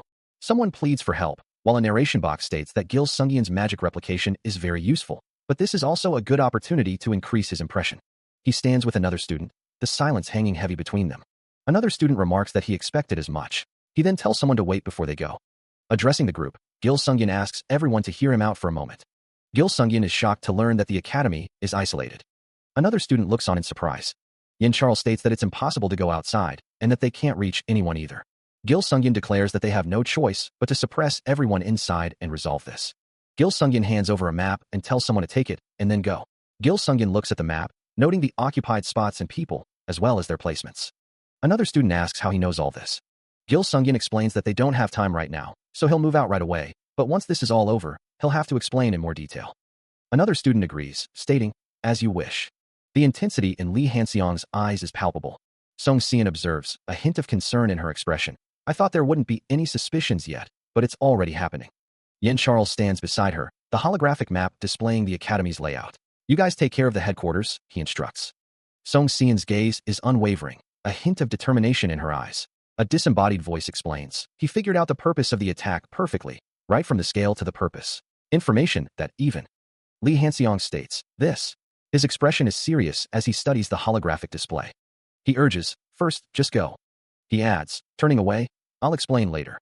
Song Seon looks on, a hint of worry etched on her face. Okay. A voice narrates, Sergei and Charles also have built up trust in me, so I'm glad they acted straight away. Gil Sunghyun says, in case you guys need it, the map. The light-haired man interjects, forget it. I've got a rough idea. He thought to himself that the other person was a rude jerk. Lee Hanseong exhales. Then, lastly, he continues walking. Someone calls out, asking for help. Lee Hanseong wonders if they are talking to him, and thinks that they really need his help. On Hiram calls out to Lee Hanseong. She asks if he is talking to her. Lee Hanseong walks down the street, a determined look on his face. He thinks to himself, help me. Lee Hanseong stops in his tracks, surprised. Oh, huh? Me? On Hiram says, yeah, I really need your help. On Hiram is surprised. And me? Lee Hanseong and On Hiram stand together. Lee Hanseong thinks, it's a spot which I can't handle alone, so I'd really like it if a marksman were to help me. On Hiram thinks, on Hiram, an ordinary candidate who has no experience in an actual fight. She also thinks, she has a timid personality, so she's probably not going to actively come forward. Lee Hanseong thinks, but this situation is a good opportunity to awaken her ability and improve her opinion of me. He says, I beg of you. He also thinks, it should be fine as long as I don't come across too strongly, but instead ask her like it's a favor. On Hiram is nervous. On Hiram thinks, I don't have much experience. Lee Hanseong says, provide cover. Please help me. On Hiram gulps, if it's only covering. She glances nervously over her shoulder, her ponytail swaying with emotion. On Hiram's eyes widen as a hand reaches out and grabs her wrist. Great, that's more than enough, she exclaims, a hint of panic in her voice. She is pulled back, stumbling slightly as the pursuer gains ground. The male student shouts, follow me, his expression urgent. Meanwhile, inside a classroom, students mill about. A student looks at a tablet with a concerned expression. A glowing blue barrier shimmers into existence. A man asks, Ms. Young-hyun, can you remove this barrier? Another student says, Mr. Doziak. The student touches the barrier. She explains that the barrier is impassable, preventing anyone from entering or exiting, and even blocking radio waves and sounds. The advanced barrier, activated during the academy instructors meeting, serves only one purpose. Han Doziak appears concerned. On Hiram mentions a candidate. Even if they start right away. On Hiram thinks it will take 12 hours under these circumstances. Han Doziak suggests they find another way, stating it would be for the best. On Hiram sighs, asking if he has any other way. She explains that tearing it down from the outside, with an S-rank circuit specializing magician constantly working on it, would take about 3 hours. Han Doziak clenches his fist, realizing that she's saying it's impossible. The air crackles with tension. Han Doziak looks grim, the weight of the situation settling upon him as On Hiram stands by. On Hiram suggests that it might be the fastest method. Han Doziak, gripping his sword, declares that if there's no other way, he has no choice but to break it down by force. Han Doziak states that it's already time for troubles to occur, and he can't delay it any longer. Han Doziak, his expression hardening, demands to know who the hell did this. From behind, Han Doziak observes that it must have cost a fortune to set up a barrier like this, but that's not the issue. Han Doziak explains that the issue is that it was prepared without anyone finding out. Han Doziak realizes that means there are enemies inside as well. Han Doziak instructs everyone to step aside. A blue sword crackles with energy. Han Doziak prepares his sky-breaking sword. The sword glows red as Han Doziak prepares to strike. The heavenly sky-splitting attack, consisting of only 3 forms, is unleashed. Splitting the mountain is the first form. Splitting the sky is the third form. The ability comes from a contract with a high-ranking deity, the sky-breaking mischievous child. This special ability was gained after climbing to S-rank and is the best sword technique of Han Doziak. He has become an S-rank hero, but the power still cannot be handled properly, even with absolute focus until the very end. Han Doziak thinks he might even lose his arm if he pushes himself too hard. Han Doziak grips the sword, a bead of sweat trickling down his temple. He steels his resolve. I should try my best. Han Doziak focuses, the red aura around the sword intensifying. The sword hums power. He prepares to unleash the attack, his grip tightening on the hilt. The first form, splitting the mountain, is ready to be unleashed. He unleashes a concentrated beam of red energy, slamming it against the unseen barrier with tremendous force. The strain of the attack takes its toll, as Han Doziak coughs up blood. The barrier glows with an intense blue light, cracks spiderwebbing across its surface, but it still holds. Han Doziak grits his teeth, his determination unwavering as he channels more power. Even if he loses much more, he thinks, focusing his energy into the blade. Behind the barrier, someone curses as the structure shakes violently. The sound of the barrier cracking catches someone's attention. Did the barrier's surface crack? Someone wonders. Han Doziak vows to swing the sword until the very end. Someone shouts about the sword. This son of a, someone exclaims. What? Son of a? Someone shouts in disbelief. The sword tears through the barrier, drawing a spray of blood as it finds its mark. He glances back, a pained expression washing over his face. Ugh, I got distracted. The blade continues its relentless advance, piercing deeper through the weakened barrier. Han Doziak collapses to the ground, defeated. The sky burns with an orange hue. A large building stands against the fiery sky. A monstrous creature screeches, its red eyes glowing menacingly. Panic erupts as people flee from the monstrous threat. Run away, they scream. The monster looms, its massive wings casting a shadow over the ground. 2 students run through the halls, their faces etched with determination. They arrive at the conference hall. One of them thinks, it's just as I thought. No one is able to come out. One of the students says, I'm going to start breaking the barrier now. Cover me for a bit. The other student nods in agreement, a determined glint in her eyes. The student prepares the magic stones, thinking, monsters are roaming everywhere. I've thoroughly prepared the magic stones, but it won't be easy to tear the barrier down. An arrow pierces the monster's hide, drawing a spray of blood. Gil Yihyun continues her fight, blood splattering as she strikes the monster. The winged beast reels, an arrow piercing its flesh. Gil Yihyun stands firm, her expression determined. She thinks to herself, I was worried, but she's fighting well. Lee Hanseong observes the battle, a calculating look in his eyes. He thinks, I can comfortably proceed with the dismantling and leave. Lee Hanseong is surrounded by a blue aura, his expression serious. He thinks, it's definitely possible to break it, but if I don't succeed fast enough. Han Doziok's face is etched with concern. A stark warning flashes. Han Doziok will lose his right arm. Lee Hanseong looks down, lost in thought. The narration states, on top of being in S rank, he's the only person who has signed a contract with Heavenly Demon. The narration continues. It's far too likely for him to fall into despair after losing his right arm. A hand hovers over a glowing magic circle. Lee Hanseong's expression is grim. The narration states, since he's talented, if he protects that arm of his, he can even rise up to SS rank. Lee Hanseong looks up, startled. He is shaking. The young man's expression is one of shock. Han Doziok is raising his sword. The blade glows with a menacing red light. The air crackles with energy. An archer takes aim. The archer releases the arrow. Lee Hanseong thinks, I have to finish this before he can swing his sword all the way. A magic circle appears. Okay, a part of it broke. Lee Hanseong shouts, first of all, I must stop Han Doziok. What? He continues to squeeze the door. It sounds like he heard his voice, Lee Hanseong thinks, wondering if he should try squeezing in a little more. Lee Hanseong shouts for the person to let go of the sword. The grip on the door tightens.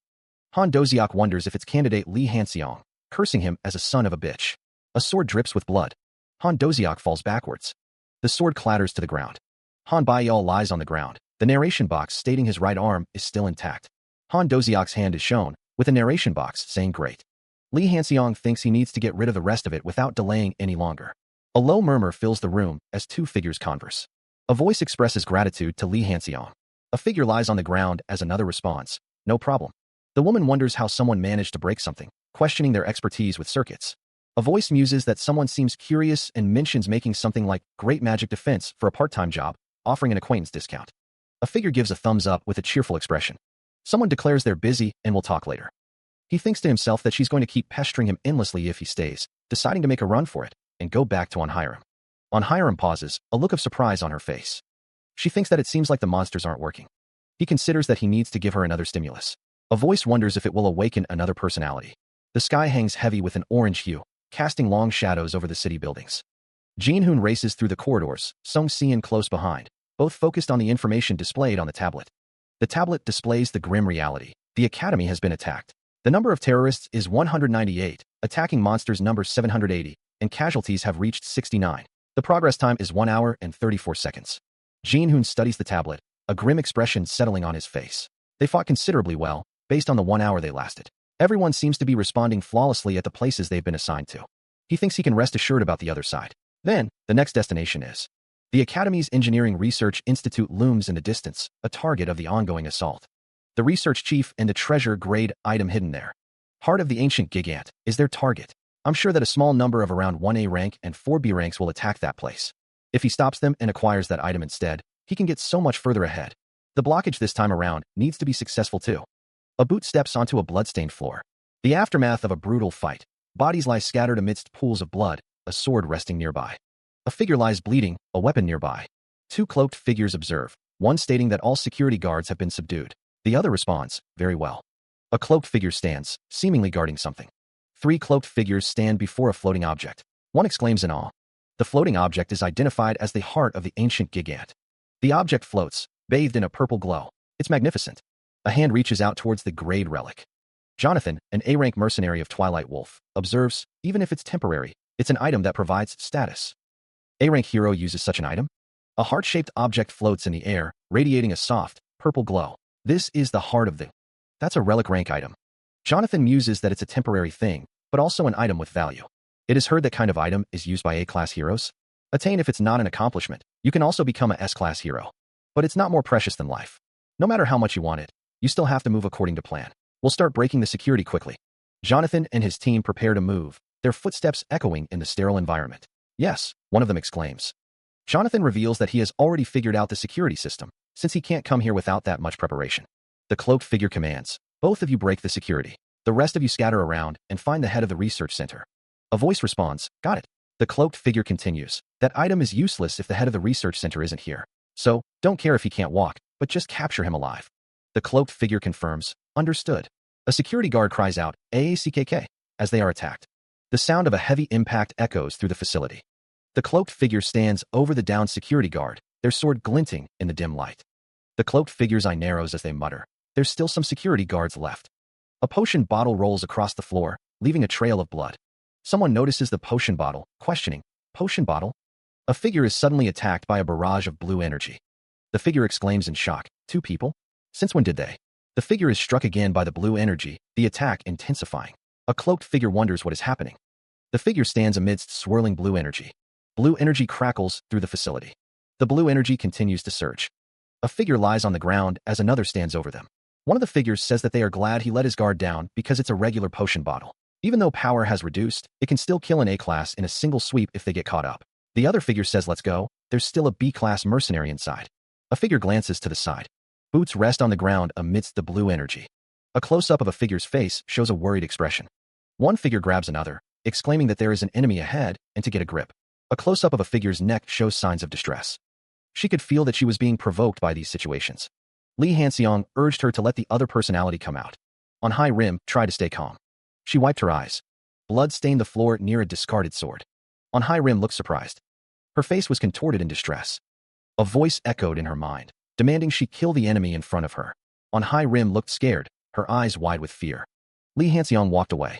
She trembled, realizing the great influence on High Rim's multiple personality had on people around her. She wondered if she was shaking.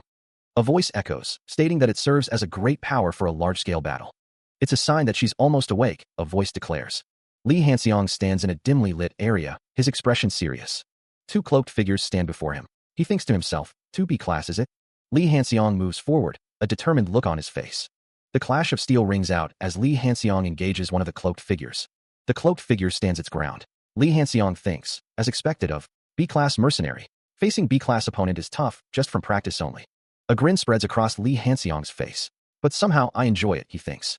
Lee Hanseong's expression shifts, a hint of confusion in his eyes. Did I get influenced by something? He wonders. Lee Hanseong looks to the side, a sense of unease washing over him. His eyes widen slightly, a flicker of surprise in his gaze. On Hiram descends with a sword, her expression intense.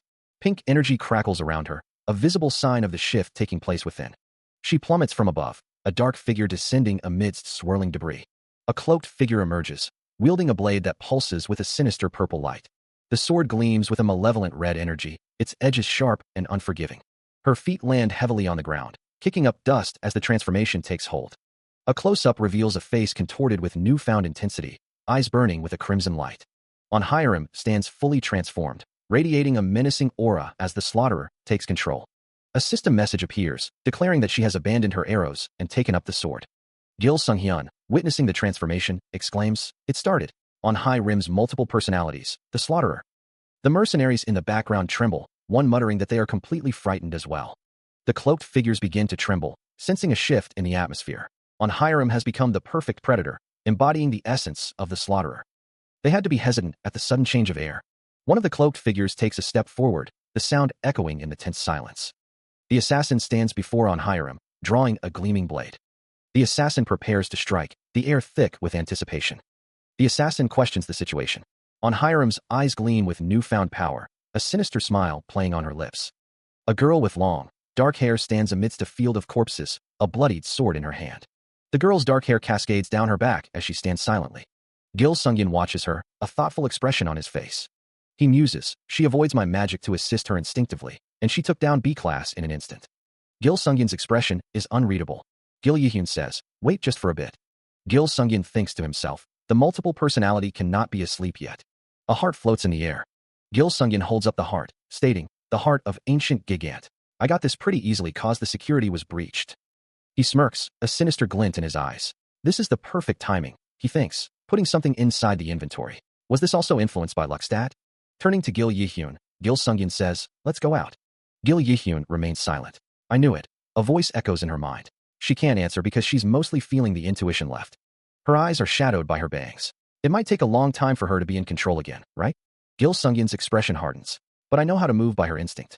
A dark aura seems to emanate from him as he declares, let's go kill some people. Gil Yi-hyun's eyes widen, a flicker of fear in their depths. Gil Sungyun's face is drawn with a mixture of determination and unease. He places a hand on Gil Yihyun's head, a sinister smile playing on his lips. That's right. If you listen to me well, I'll introduce you to a lot of people to kill. A disturbing smile spreads across Gil Yihyun's face, her eyes vacant. Gil Sungyun's expression is one of manic glee. Turning away, Gil Sungyun says, "So, follow after me." He looks up, a strange expression on his face. Gil Sungyun grabs Gil Yihyun's arm. Gil Yihyun stares ahead, her expression unreadable. Gil Sungyun's grip tightens on her arm. Gil Sungyun thinks to himself, I can become comrades with any of her personality if I increase her trust with me. As they walk, Gil Sungyun thinks, with this, there's almost no danger in the academy. He continues, thinking, Han Bayal is capable of dealing with them, and I think only Gil Sunghyun and Julia Matin are left.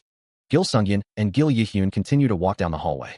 A group of cloaked figures stand in the distance, their intentions unknown. Gil Sungyun and Gil Yihyun pause, their expressions serious. Gil Sungyun says, "That's right, take down everyone." Gil Yihyun's eyes widen, a sinister smile spreading across her face. The two men stand in a room, a screen between them displaying a complex map of some kind. Gil Sungyun exclaims, "Amazing. That's right, it's precise. It's suspicious because it's too accurate." She replies, "It's hard to believe, but do you think he'll give this up if he's an enemy? I don't see any particular motive behind it. That's why it's more suspicious." Gil Yihyun continues, "I'm embarrassed by this much accurate information, but only when Young Yun goes all out."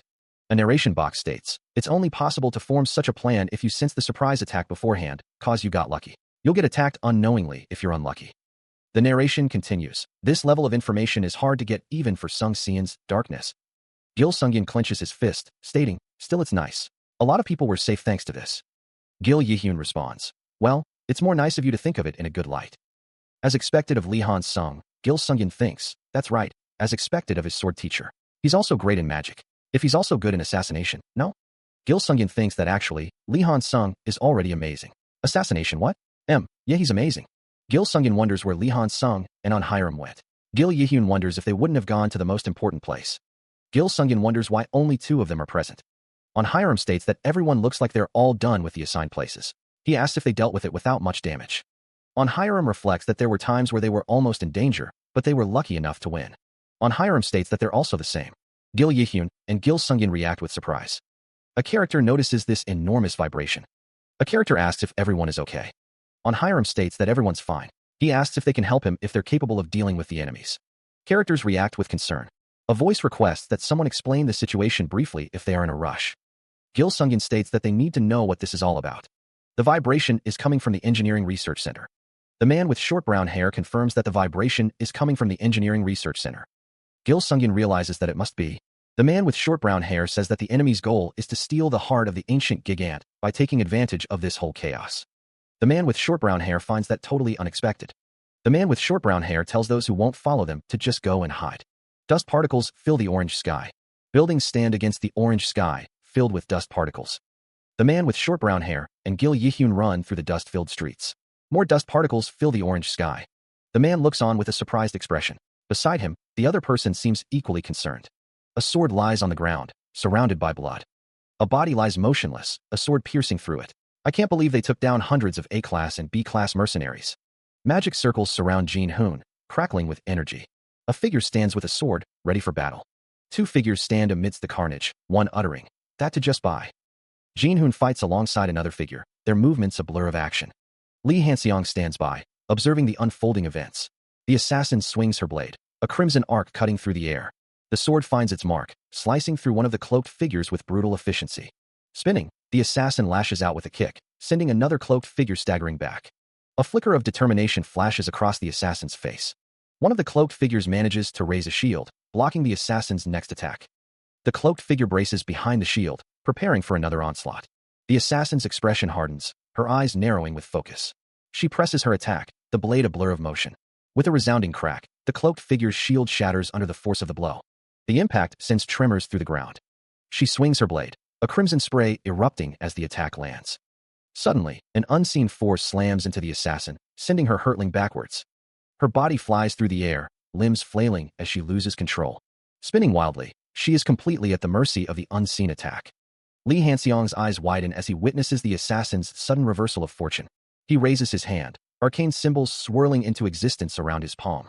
A complex magical circle flares to life, ready to unleash its power. The ground rushes up to meet her as she continues her uncontrolled descent.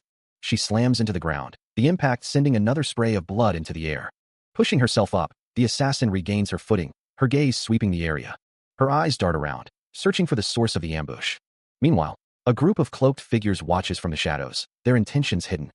Her boots clicked against the pavement, the rhythmic sound a constant companion on this mission. A lone schoolgirl stood nearby, seemingly oblivious to the danger that lurked in the air. From a distance, Gil Sunghyun raised his hand, a silent signal in the making.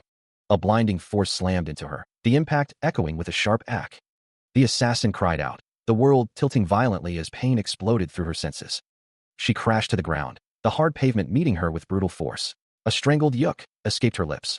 Gil Sunghyun's expression remained unreadable, his thoughts hidden behind a wall of silence. Blood stained the floor, a grim testament to the perfect combination of skill and strategy. The operation was strictly confidential, and all related information and people were taken care of to keep this secret. They were certain that the guardian family of Korea, Jung-yun, assassination, and the darkness who can access such information didn't notice it. As it was a top-secret operation, they prepared thoroughly while the instructors in the meeting room were successfully separated from the academy. But the operation was completely destroyed. The lower half of a cloaked figure comes into view. A voice wonders, what's this? The cloaked figure laments, they knew all our plan, and stopped the operation without. Paul Holland, executive for the Wolf of Twilight, mutters, there must be something. He's using the nickname, the person who obtained Dragon Scale, as he is the strongest hero that participated in this attack. It's nature that you'll never know when the original plan will fail, but this is beyond that extent. There was always an enemy attacking at every point. Even the Engineering Research Center was stopped by 2 candidates. Besides, he hadn't even noticed that such 2 candidates were making their move. According to the spy's report, neither Han Doziak nor Lee Young-hyun were aware of this. Did the candidates make their own judgment and move, or did someone from higher up order them secretly? That also doesn't make sense. The superficial goal was the death of the candidates and the chaos of the academy. But the actual goal was to steal the heart of the ancient. If that's the case, we're starting Plan B, change your locations. As we failed to get the heart, we must at least make sure we achieve the second goal. If we don't do that, then this operation is a total failure for real. Currently, most of the candidates are taking shelter in the dormitory. I have to blow up that place completely. Just in time, Han Doziak and Lee Young-hyun are at the Engineering Research Center, which is the complete opposite of the dormitory. Triumph is right here, except for those 2. The blocking barrier is set up at every corner for Plan B. The man vows not to get attacked this time, no matter what. The voice declares that they will move there. The figure on the rooftop states that Plan B cannot be stopped, adding that there are things in the world that you can't do even if you know about them. A hand reaches out, fingers splayed on the ground. A man stands with his back to the viewer, shoulders tense. Gil Sunghyun admits that someone knew about the plan and gave him a hard time, but he didn't mean to overwork himself here. He was too swept away by On Hiram's characteristics. He knew that she had a strong influence on the battlefield. For some reason, he's never experienced that level of effect. But seeing how she agrees with him completely, it'd be fine to say that On Hiram is almost his colleague. Gil Sunghyun sighs, saying that On Hiram is almost his colleague. He sighs, shaking his head. A hulking figure with glowing red eyes stands before a man, a bat-like creature hovering behind. A voice echoes, reporting a blockage barrier and swarming monsters. A hulking figure wonders if someone is trying to stop them. A new strategy is in play. The enemy has changed to Plan B. The dormitory looms in the distance. Lee Han-seong stares intently at a screen, his expression unreadable. The system announces the purchase and use of middle-grade random potion boxes. Luck reacts to the player's situation, granting a high-grade dragon sedative. Lee Han-seong looks up, a confused expression on his face. The system reiterates that luck is reacting to the player's situation, and another high-grade dragon sedative is obtained. He wonders why this is coming out. Lee Han-seong's name flashes as a drone appears beside him. The system announces that the dormitory has been attacked. An exclamation punctuates the sudden crisis. The large magic defense circle at the dormitory is mentioned as Shaolin Long, an S-class magic hunter from Twilight's Wolf, is introduced. James Lin, an S-class magician from Twilight's Wolf, is introduced. The man in the hood remarks on the large scale of something unseen. 2 figures discuss breaking something down. One of the hooded figures states that even with preparation, it would take a long time to break it down. One of the figures wonders who broke down the barrier at the meeting room. Another figure can't believe they broke it down in just an hour when it took a whole month to make it. He asks what the other means by an hour. It was almost less than 30 minutes, someone states. The man in the hood states that he also knows that. Shaolin Long remarks that it must have been leaked outside, adding that it's only normal if it takes at least 4 hours to do it. James Lin says that they'll find out soon. He adds that the report says it was a candidate, but that doesn't make sense. The narration states that the barrier at the meeting room was broken down too early, as were the security forces and the headquarters. The narration continues, stating that it all started from there. Shaolin Long wonders what they're thinking about now, suggesting they set it up quickly and get out, as it won't take long, right? James Lin replies that of course, he's prepared it beforehand. A barrier is being broken. James Lin says he's somewhat anxious, and Xiaolin Long asks what's wrong and what there is to be anxious about. The narration explains that the corridor is blocked with a barrier, and they've also relocated the monsters and S-class troops to match their level. It adds that Xiaolin Long has survived by detecting and avoiding numerous dangers due to his traits of sixth sense. Xiaolin Long thinks that he can't ignore those feelings, but it doesn't make sense to retreat after coming this far. A view of the sky. Xiaolin Long states that it's all done. A magical circle flares with an eerie, blue light, crackling with unseen energy. The circle erupts in a violent explosion, sending debris flying in all directions. The force of the blast slams into a nearby building, shattering windows and scarring the structure. A figure observes the destruction, a cold satisfaction in his voice. It's perfect. Another man, cloaked and grim, raises his arm, signaling the next phase. We'll start the operation now. A mass of figures, shrouded in identical brown cloaks, stand ready to carry out their orders. Take over the dormitory and explode it. Xiaolin Long smirks, his eyes glinting with malice. Ho, these novices. I'll kill you guys one by one. The dormitory looms in the distance, a silent target awaiting its fate. Xiaolin Long's expression shifts to surprise. What's that? Are they already bombing the dormitory? From above, the dormitory is engulfed in flames, the explosion ripping through its structure. A cacophony of screams echoes through the air. Arg. Xiaolin Long and another figure stare in disbelief. Is this perhaps? The dormitory building is in ruins as two figures gaze up at the destruction, dust, and debris raining down around them. Clutching at his chest, a man cries out in pain. He collapses, his body racked with agony. The man lies prone amidst the rubble, his face contorted in pain. A voice echoes, explaining that Paul extorted the dragon's scale, rose to S-class in a twisted way, and was cursed by the dragon. The voice continues, noting that Paul is usually powerful but becomes very weak in front of something with dragon blood. One of the hooded figures exclaims in disbelief, questioning why this is happening here.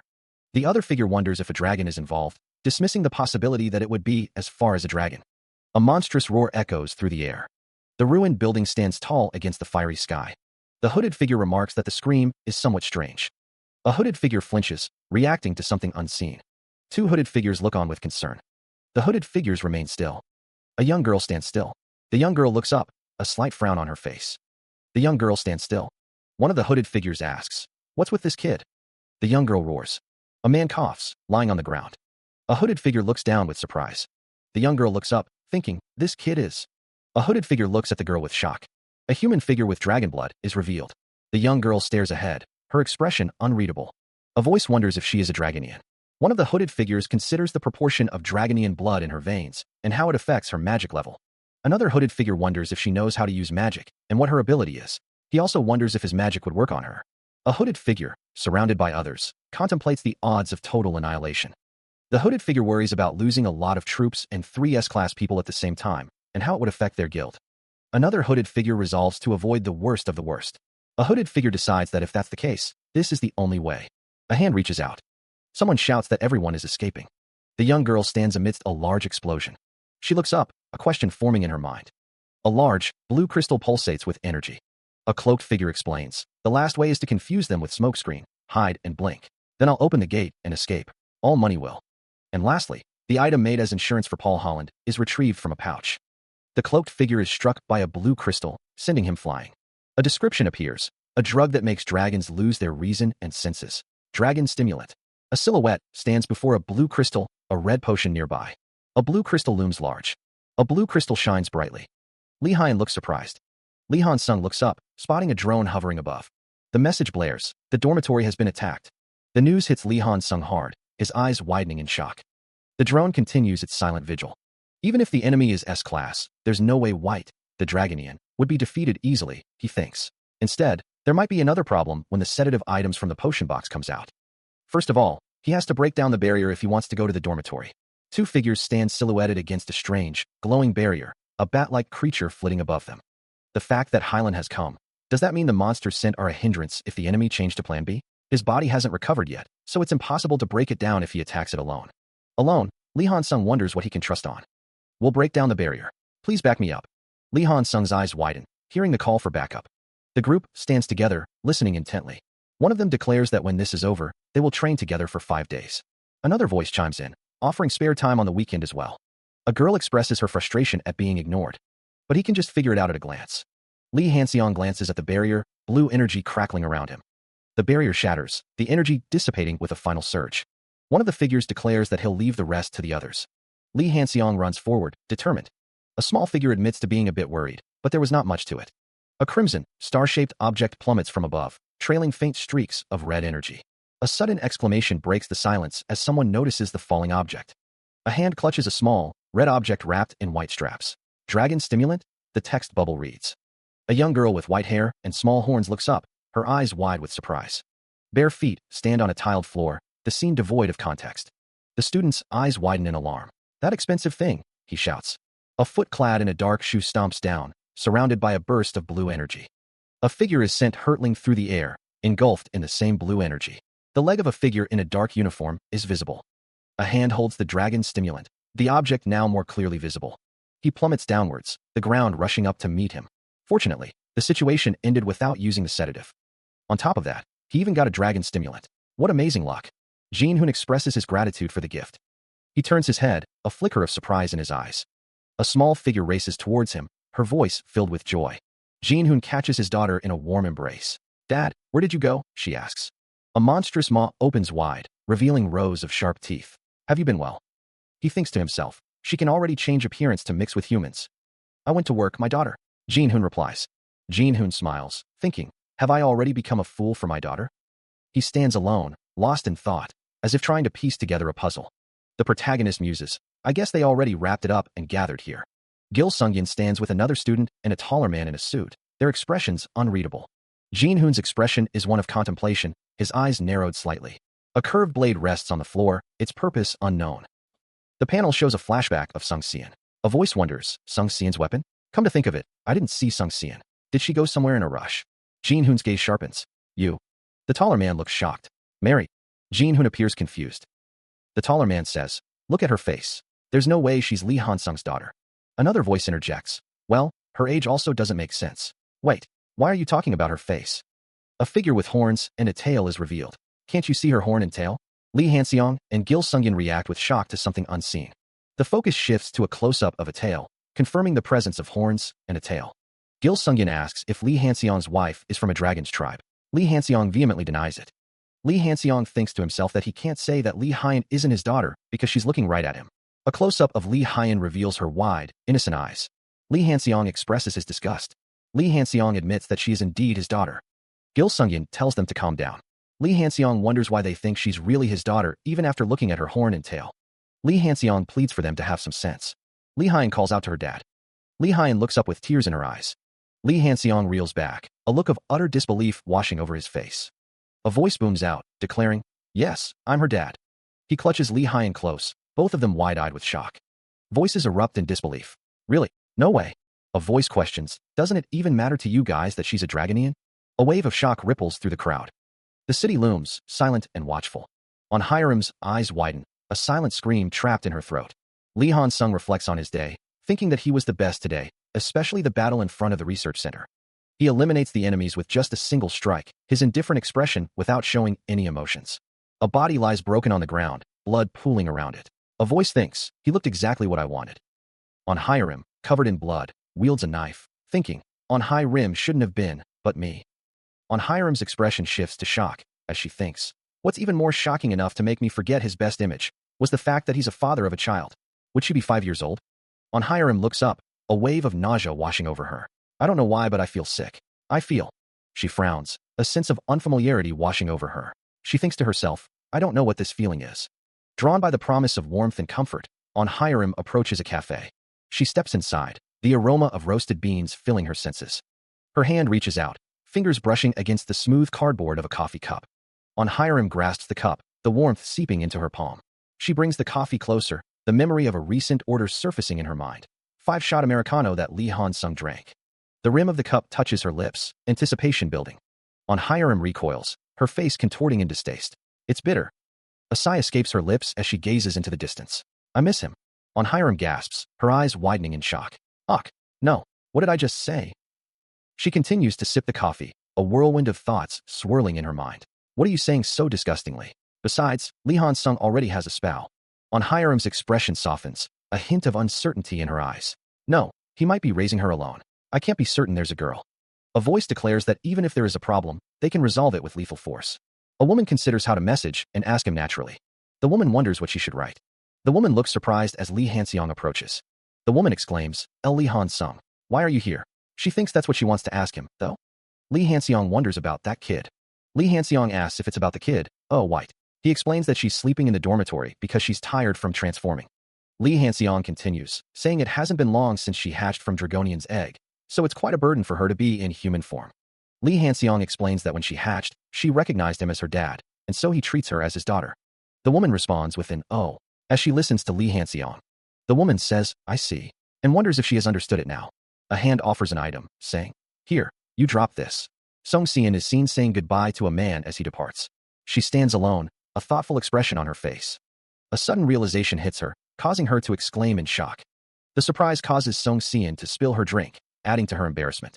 Lee Hanseong is seen holding a Dragonian child, a scene that seems to have caused a misunderstanding. A close-up of a cup reveals the phrase. The correct answer was Dragonian. Song Seon appears confused, processing the new information. She wonders internally if he's raising a Dragonian. An unknown woman questions who Lee Hanseong is. A building stands tall against the night sky. A hand holds a heart, its meaning unclear. The world is thrown into chaos and disarray following the sudden attack at the academy. The breaches of security, the damages, and the disappearance of the ancient heart of Gigant are all weighing on him. A news report declares that it's unavoidable for the Korean Academy heroes to be criticized by the public.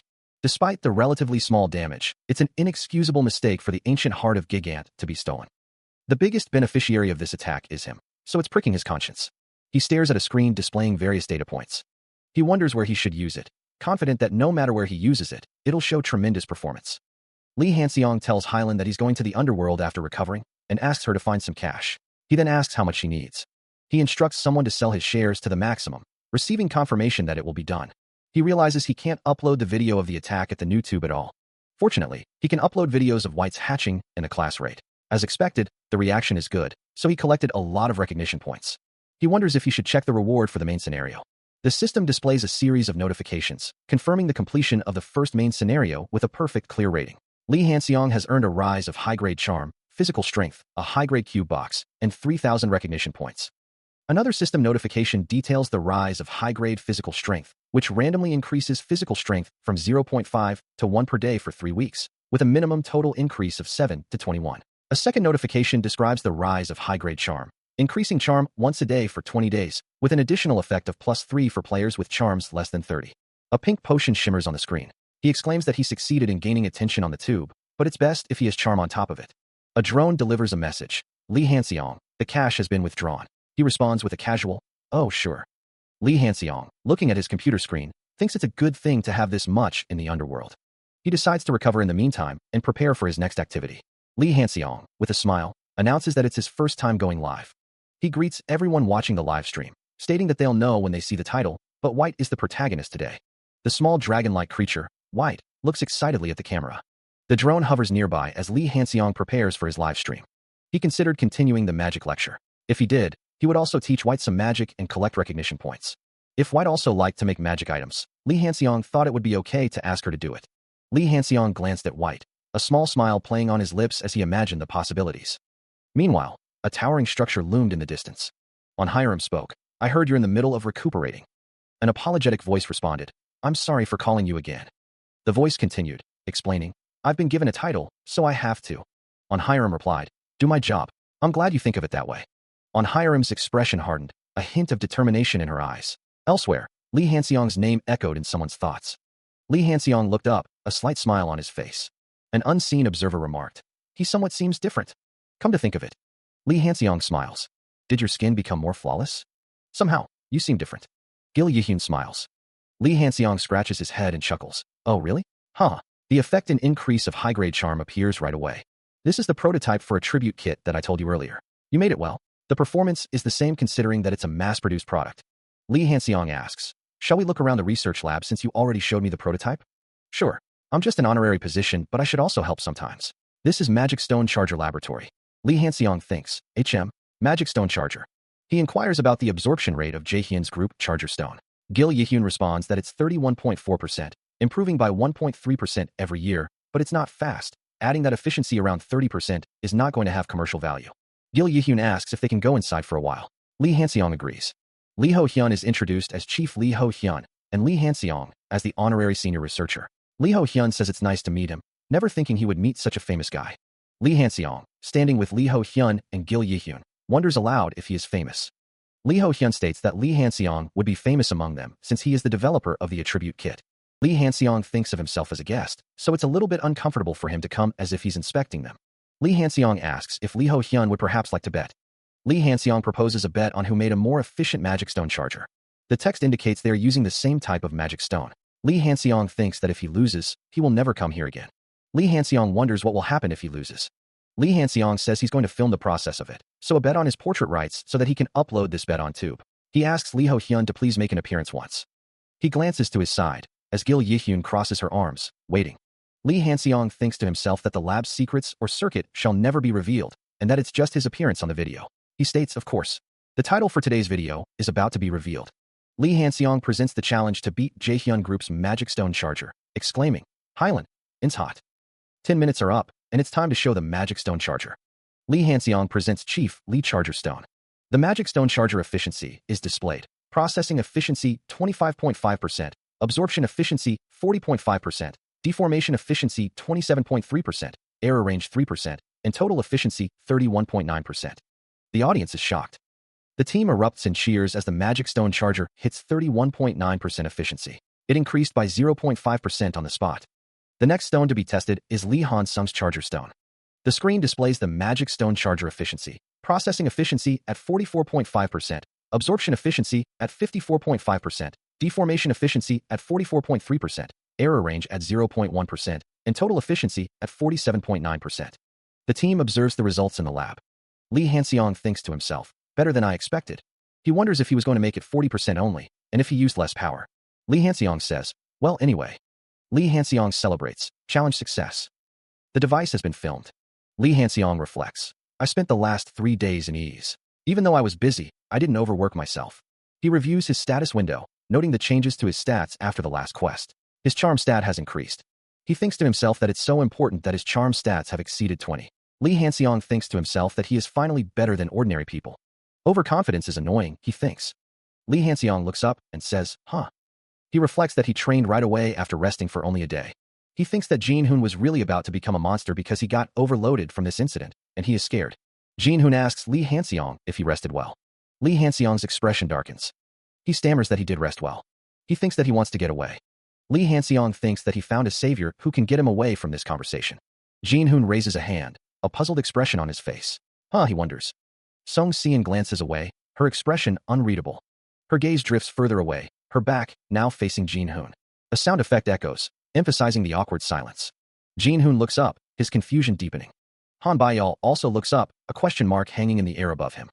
A voice scoffs, dismissing the situation with a PFT. Jin-hoon glances back at Sung Seon, his expression thoughtful. He thinks to himself, I can't believe Han Bayal will even sneer at me. Gil Sungyeon asks, something wrong to Sung Seon? Jin-hoon replies, right? There must be something upsetting when a girl sulks like that. Between friends? He wonders, friend? Oh. The unseen observer thinks, right. You guys are friends. You're frustrating.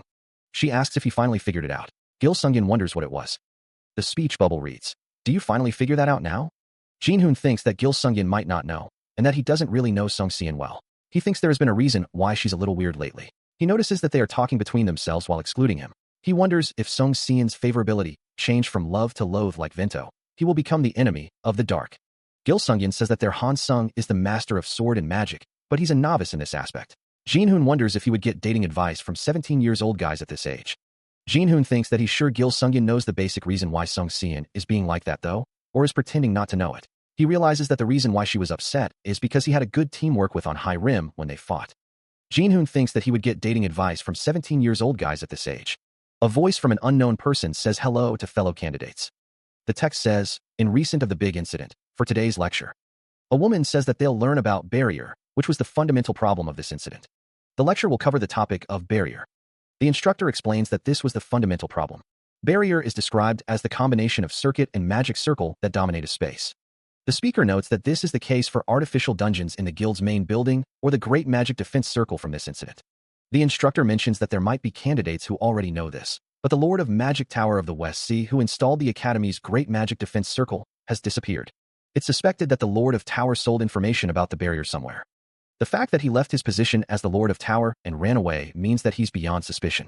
Thanks to this, each institute is trying to eliminate the spies. The academy feels very responsible for it. That's why they're going to have people in the academy to set up the... Of course, the instructors will be the leading people. But the candidates can also participate. A woman asks if the person in front of her is candidate Lee Han-sung. The person replies, confirming. A disembodied voice wonders if the person thought of taking part in it, noting their skill in breaking down the barrier and suggesting they have learned it for a long time. Lee Han-seong states that he is doing it as his hobby right now, adding that humility is not his thing and his mouth is itchy. Someone comments that it's like spilling all his ability. A voice replies, stating, sure, no problem. The voice explains that returning back to the class and building a huge system with circuit can also be called a barrier, adding that those who will be heroes need enough knowledge to analyze and destroy small-scale barriers. A student remarks that one needs to study for at least 10 years or the whole 20 years to be able to pierce through the great magic defense circle. Another student exclaims, what a pressure, while a third says, whoa.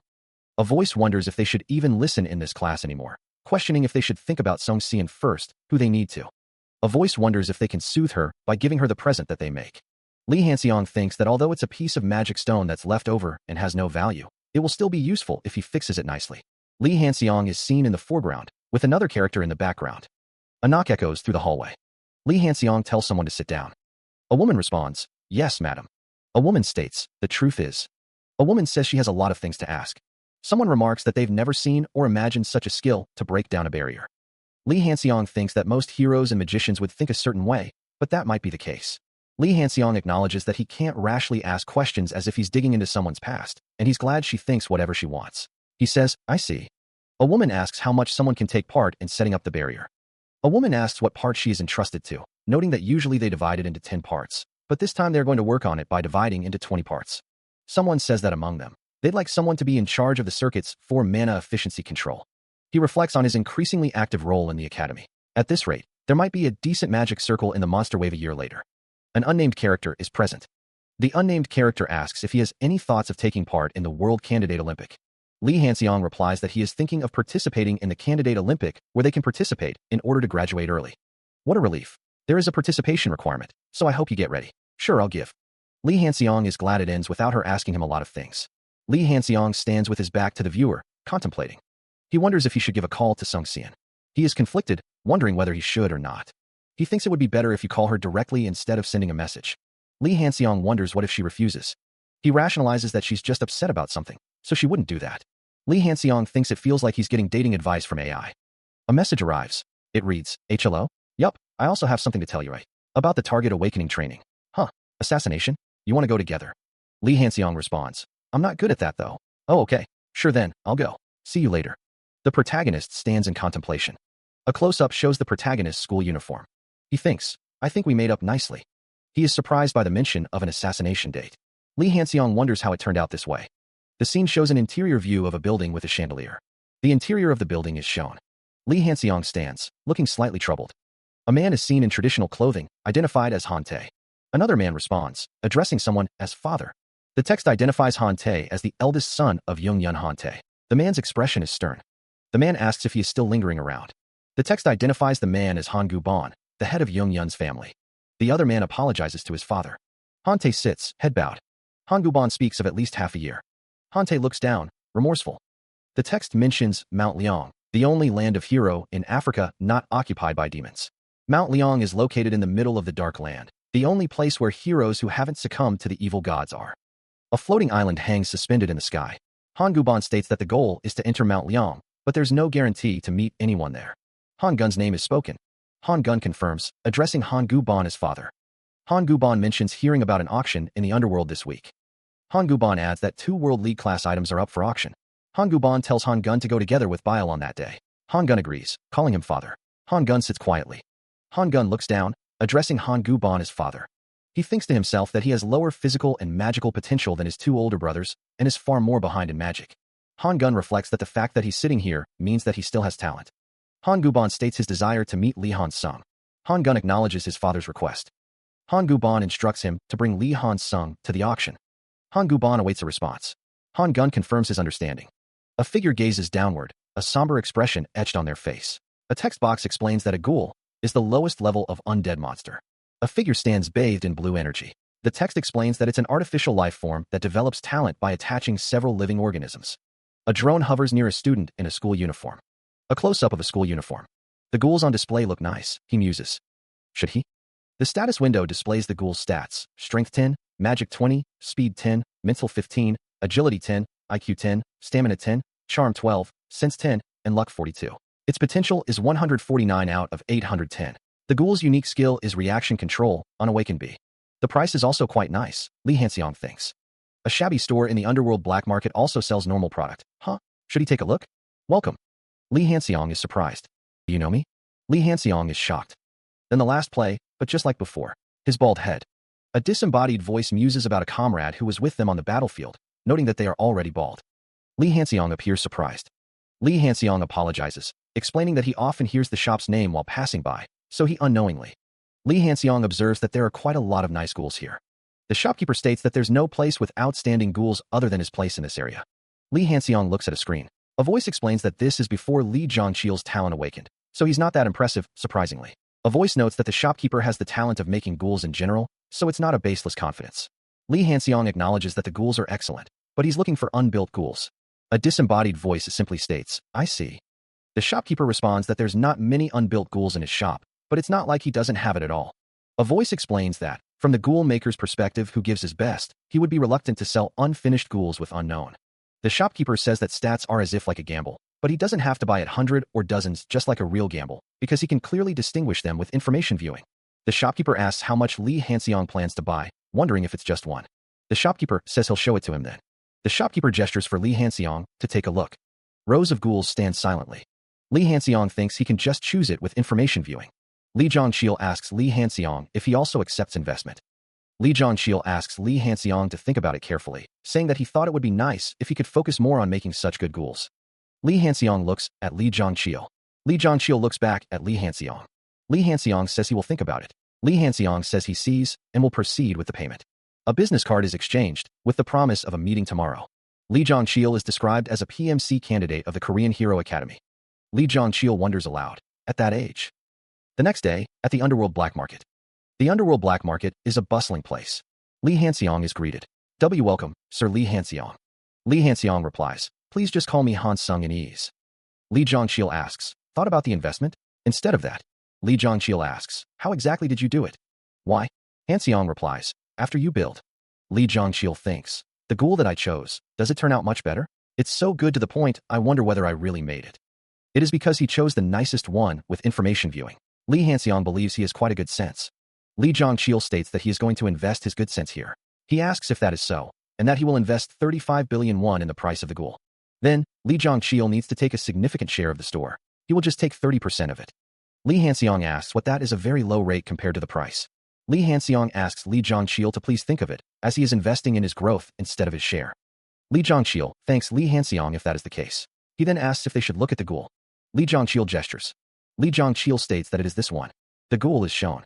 Lee Hanseong is glad that it is in female form that can match with Hyland's voice. The status window of the ghoul is shown.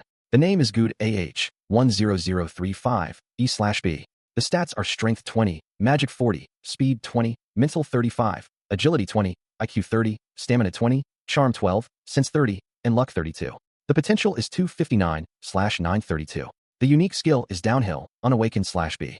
The special skill is mental barrier, unawakened/A. The specialty is childcare, unawakened/S. Lee Hanseong notes that childcare is the specialty and that it has the ability to boost the development of potential and talent. A plan takes shape, involving target awakening and a boost to white. A hand carefully holds a wrapped object, its contents still concealed. Lee Jongcheil asks, his voice measured, if he can work on the project in this location. A voice responds, agreeing to the synchronization with the ghoul. The synchronization process is about to begin. A woman stands before a grid-like structure, the purpose of which remains unclear. Someone declares, with a sense of urgency, that they will start with the body. The wrapping is peeled away, revealing something underneath. A hand cradles a red, organic-looking object, its texture unknown. A man's face registers surprise, his eyes widening in shock. The red object is revealed to be a precious ingredient, intended for use on the ghoul. Lee Hanseong holds the red object, his expression a mixture of determination and concern. He focuses his energy, his hands beginning to glow with a crimson light. The red energy intensifies, converging on the ghoul's chest. The ghoul recoils, a look of shock contorting his features as the energy surges through him. The crimson light flares, bathing the room in an ominous glow. The energy continues to flow, focused on the ghoul's core. Lee Hyun watches with a mixture of concern and apprehension. The ghoul's eyes widen in shock, a visible tremor running through him. A surge of power emanates from Gil Yihyun, a pink glow radiating from her chest. Her brow furrows, a hint of disbelief in her eyes. Her expression hardens, a sense of determination settling in. The ghoul thinks to himself, I knew that he was a great person, but what happens right now is beyond my imagination. Gil Yihyun thinks to herself, I can't believe he fused legendary grade material into the ghoul in an instant. A disembodied voice thinks, it's easy to say it, but it's not something anyone could do. I am really no one. The ghoul thinks to himself, I saw a new world. Getting an inventor is not important right now. Jin-hoon thinks to himself, I should stay beside him even just for a moment as long as I can learn from him. A close-up reveals the pristine fabric of a school uniform, the crisp white stripes sharply contrasting against the deep blue blazer. The title of the series flashes across the screen in vibrant, stylized lettering. A tranquil blue sky stretches above the rooftops of the city, the air crisp and clean. The imposing facade of a modern building rises into view, its many windows reflecting the sunlight. Two figures walk down a hallway, their footsteps echoing softly in the otherwise silent space. A woman with dark blue hair holds a knife, her expression unreadable. It's perfect, she muses. A disembodied voice echoes, promising physical training and a shared future. Now that you already have a living body, let's do physical training and play the role of parent to white together with me in the future. A voice declares, all right. A young man in a school uniform thinks to himself, I can get closer with Lee Jong-chil since he has accepted my investment. The two figures from before are seen again, one of them thinking, we can also work together in the underworld. Han Bayal's name is spoken. He stands, dressed in a school uniform, the jacket's white trim sharply contrasting against the dark fabric. The other person's face is cut off by the panel, but Han Bayal looks at them with a neutral expression. The terrorist incident. There's something he hasn't heard. He thinks to himself that the incident was swept under the rug. Han Bayal considers that the suspicion about him being the child of the Dark Land is an opportunity to clear up some of the misunderstanding. He also mentions that he just got the clue beforehand. Luckily, he thinks that if Jung Yun got the clue beforehand, he would also do this much right. The problem is how he got that clue. The other person asks if he doesn't have a connection in the underworld. Han Bayal smiles, thinking that the Darkness, Jaehyun Group, and even the Academy didn't get a clue. The other person says that he's saying that he got that clue where no one else knows. Han Bayal says that he told them already, it's from Underworld. He wonders why they are certain that the Darkness wouldn't. He looks down, a sense of unease washing over him. Han Bayal's eyes widen slightly, a single word escaping his lips. What? He appears confused, trying to process what he's just heard. What is he saying? Han Bayal's expression shifts to disbelief. Why on earth would they ask this of him? Han Guban, Jung Yun's head of family? The absurdity of the request dawns on him. You want me to stand in front of the man called the Devil King of the world with this level of stats? He takes a moment to compose himself, a bead of sweat trickling down his temple. Can I ask why? Han Bayal falls silent, lost in thought. His fist clenches, frustration evident. There's no answer. Damn it, even Han Bayal doesn't know. He sighs, a hint of resignation in his voice. All right, it's not that difficult. Han Bayal glances to the side, concern etched on his face. Will you be fine? He nods slightly, trying to reassure himself and others. It's okay, I would be fine. Han Bayal turns away, a sense of foreboding settling over him. Oh, besides. He states that he doesn't know if anyone will believe it, but he is not. The narration speaks of the child of the Dark Land. Han Bayal stands still, a sense of foreboding washing over him. Driven by a mounting anxiety, he begins to walk. His thoughts racing, Han Bayal stumbles, muttering that this is crazy. Sweat beads on his brow as he realizes he has to meet Han Guban this early. His hands clench into fists. It's not something he can avoid, even if he rejects it. He will die if things go wrong. He has to make a reason for Han Guban not to kill him straight away. It has to be done at all cost. The interior of a large building looms ahead. He exhales heavily, his hand clenching into a fist. The strain is visible in his posture. With a sigh, he turns and walks away, his cape billowing behind him as he departs. He grits his teeth, the question hanging in the air. Is it still far? A young girl exclaims, her voice filled with surprise. Dragon Ian. His face contorted in pain, he struggles against an unseen force. Slamming his fist into the ground, he curses his fate. Damn it. Sweat beads on his brow as he wonders why his weakness has to be a dragon. His feet are planted firmly on the ground as he struggles with his inner turmoil. Who the hell is he? A fist clenches in anger. Sweating, the man wonders who the other person is. Lee Hanseong thinks about filming and uploading about Dragon Ian on Tube. Someone thinks about the unbelievable guy who reveals everything. It was him who stopped the dragon stimulant, and there's a high probability that he stole the ancient gigant's heart. He is sure he's not just a candidate, and he possesses another identity. He has to bring him down by any means. A purple aura emanates. He stood in the center of the room, a faint grid pattern visible on the floor beneath his feet. Lee Hanseong thought to himself, I have a lot of things to prepare by this weekend. The ability cubes, earned with recognition points and money, glowed in his palm. These were the skills he had chosen for special combinations. By learning all 3 of these abilities, he would be ready. Golden energy radiated from Lee Hanseong as he activated the abilities. Lee Hanseong exclaimed, nice. Combination of hidden abilities successful. He thought, I'm still not strong enough to fight against Hongbon Han, but at least, I think I can run away without dying. Lee Hanseong resolved, this is the least preparation I can do. Besides Hylan and White, she says, yes. Hylan's status window appears, showing her name and stats. A small sound effect, Kiang, is heard. The narration explains that thanks to the heart of ancient Gigant, Hylan can resist to an extent, but she can't give her best at the moment. For White only, the dragon heart has been awakened, so she only has magic. Lee Hanseong holds a glowing orb, telling Hylan that if she can handle the magic bomb, her skill level will increase. The narration states, alright, magic training by using magic bomb that I made at Jaehyun Weapon Laboratory. A figure stands in the midst of a magic explosion. The narration explains that based on Hylan and White's characteristics, it's possible to work on their skill level even in the midst of the explosion. Lee Hanseong thinks to himself that it's a training that's killing 2 birds with 1 stone, where he can film a tube video and level them up fast. Nadia and another character walk down a hallway. Nadia asks, why do you keep following me? The other character responds, you have nothing. The narration states, to do a training arena for ability.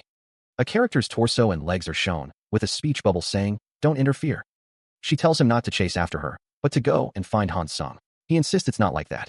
He thinks to himself that it's obvious to anyone. He wonders how Han Sung managed to seduce a girl like her so quickly. Nadia is told to calm down. It's said that Lee Han's son is in the middle of training, and she asks if it isn't dangerous. He doesn't know exactly, but he feels like he shouldn't interrupt. He thinks it stopped, and asks if they should go in. Nadia agrees. He looks surprised and asks a question. A shadowy figure appears. They walk towards the ominous scene. A dark, shadowy figure looms, its eyes glowing with an eerie light. The figure seems to be a dragon. Sung Sian looks surprised by the revelation. Lee Hanseong stands in his school uniform, seemingly unaware of the events unfolding elsewhere. Sung Sian questions what Lee Hanseong is doing and why she is like that. Gil Sungyeon wonders about the vibration. Lee Hanseong explains that he is just training on controlling his magic.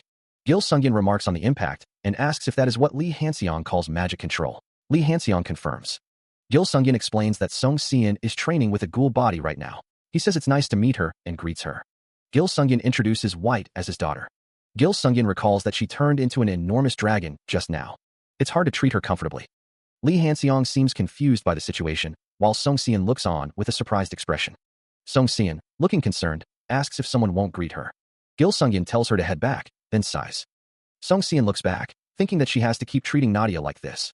He thinks that he's made the ability level at the minimum, so he'll have to prepare for the next one, so that he can maintain his relationship with Han Guban. Gil Sungyeon thinks that he has to prepare tirelessly. The weekend at the auction hall. Han Bile is greeted by someone. Gil Sungyeon asks if they can just go inside the auction hall. The back of someone's head is shown. Someone is walking. Someone is sitting. Someone says that they knew it. He's spoken of as a legendary hero, one who dedicated 20 years to Mount Liang. He's also called the person who returned from hell, in the underworld, the king of underworld. The man clasps his hands, his expression unreadable. This is Shim Woo-ju, the king of underworld. And the man sitting close by is. The room is dimly lit, the atmosphere heavy with unspoken tension. The head of Yongyan. Han Guban. Han Guban's traditional attire speaks of a different world, a different set of values. There's almost no connection between Shim Woo-ju and Han Guban, but they are hostile with each other. They want to fight once for all, but each of them has a lot of things to protect. An unseen speaker states that others settle on their sense of victory indirectly. A young man swallows hard, steeling himself. He mutters that he has to be on guard today. The camera focuses on 2 men in suits, their conversation unheard. Lee Han Sung bows his head in respect. Lee Han Sung introduces himself. Han Guban introduces himself as the head of Yongyan. Han Guban regards Lee Han Sung with a calculating gaze. The auction item is described as a ghoul, part of the World League Olympic team, and an athlete named Saren, loved by many fans for 20 years. Han Guban asks what Lee Han Sung thinks of the ghoul. Han Guban and Lee Han Sung stand facing each other, the tension palpable. Lee Han Sung comments that the item is nice, hinting at a deal. A hand reaches out, expressing a strong desire for the item. Han Guban leans forward, his expression intense. Why don't you make a deal with me? The camera focuses on Han Guban's face, highlighting the seriousness of his offer. Lee Hanseong's expression is one of disbelief.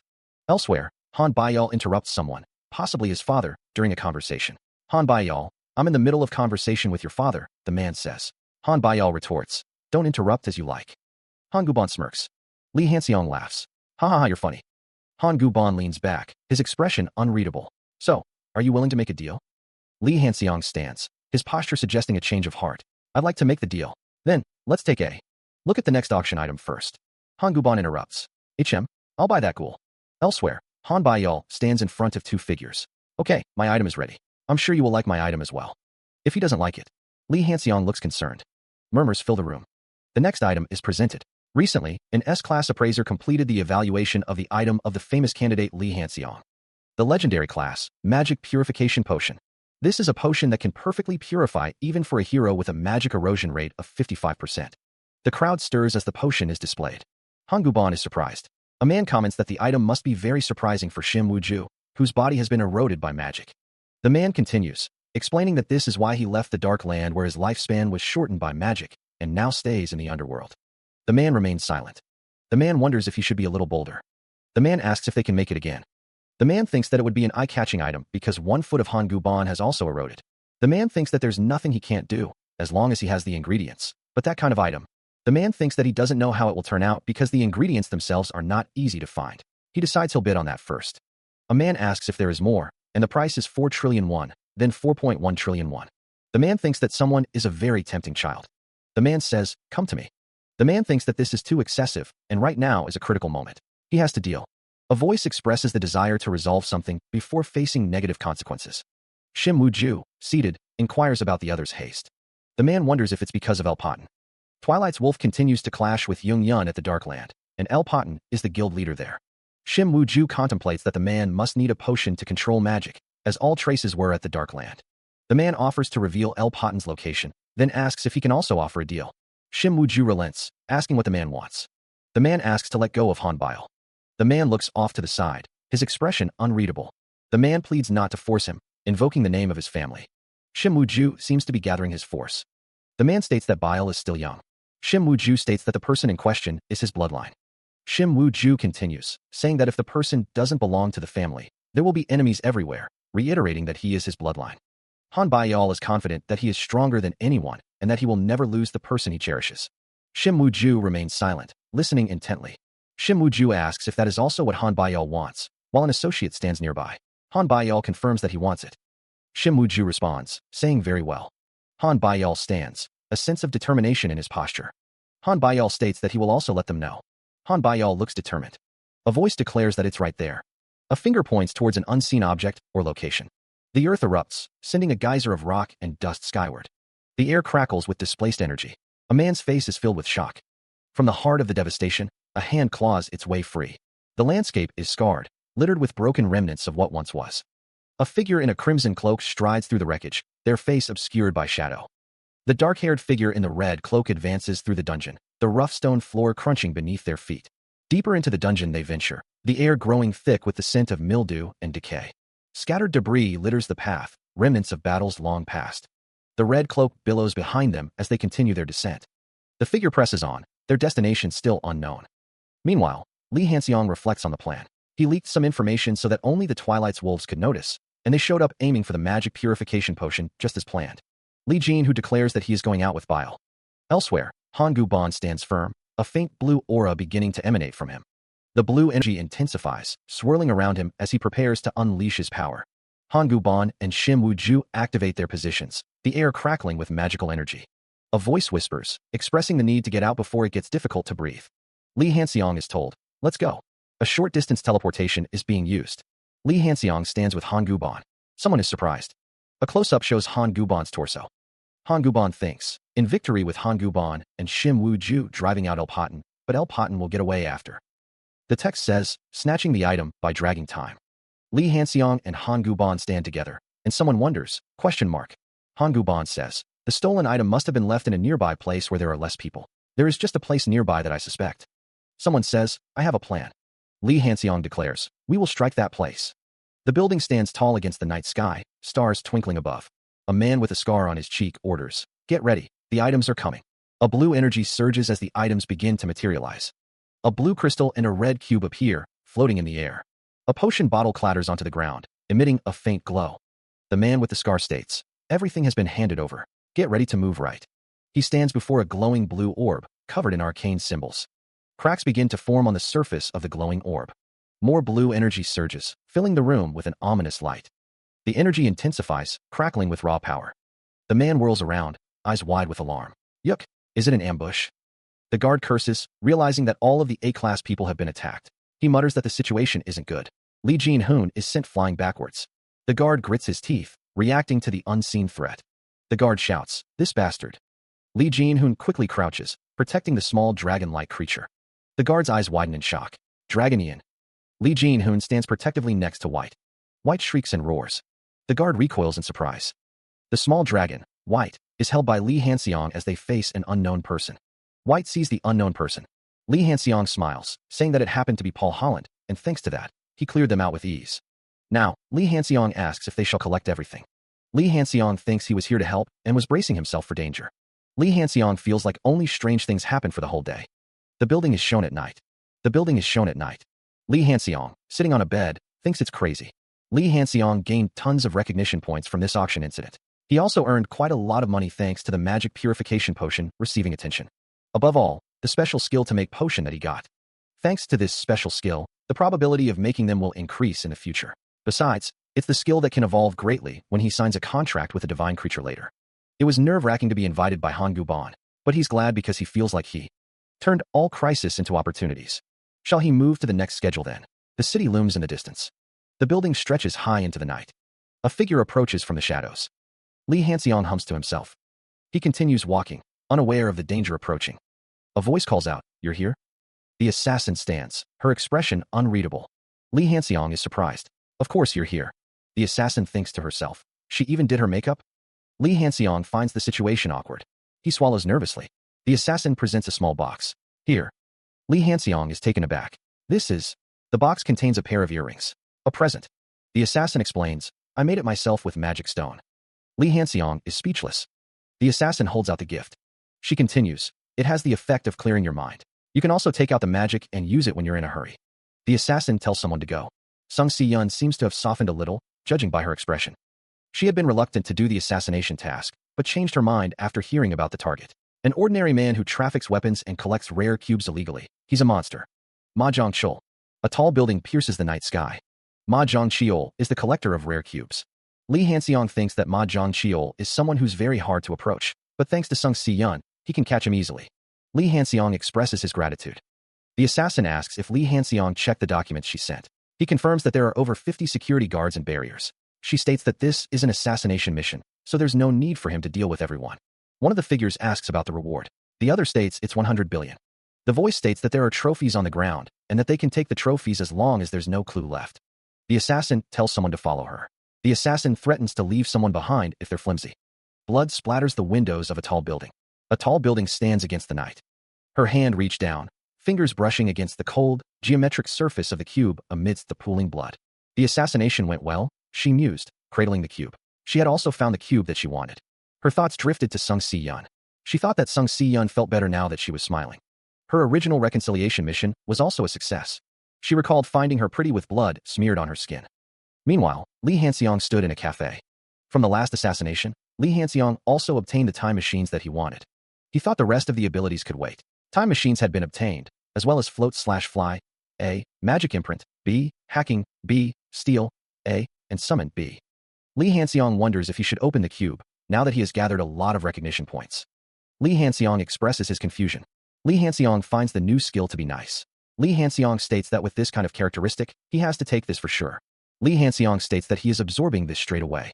Lee Han-seong states that his physical stats have increased a lot, and that he can now mostly win against the newbies purely based on his stats only.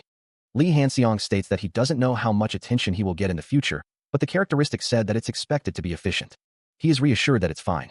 Jin-hoon apologizes for that time, acknowledging it must have been hard for On High Rim after her multiple personalities awakened to the extent where she's getting psychology counseling.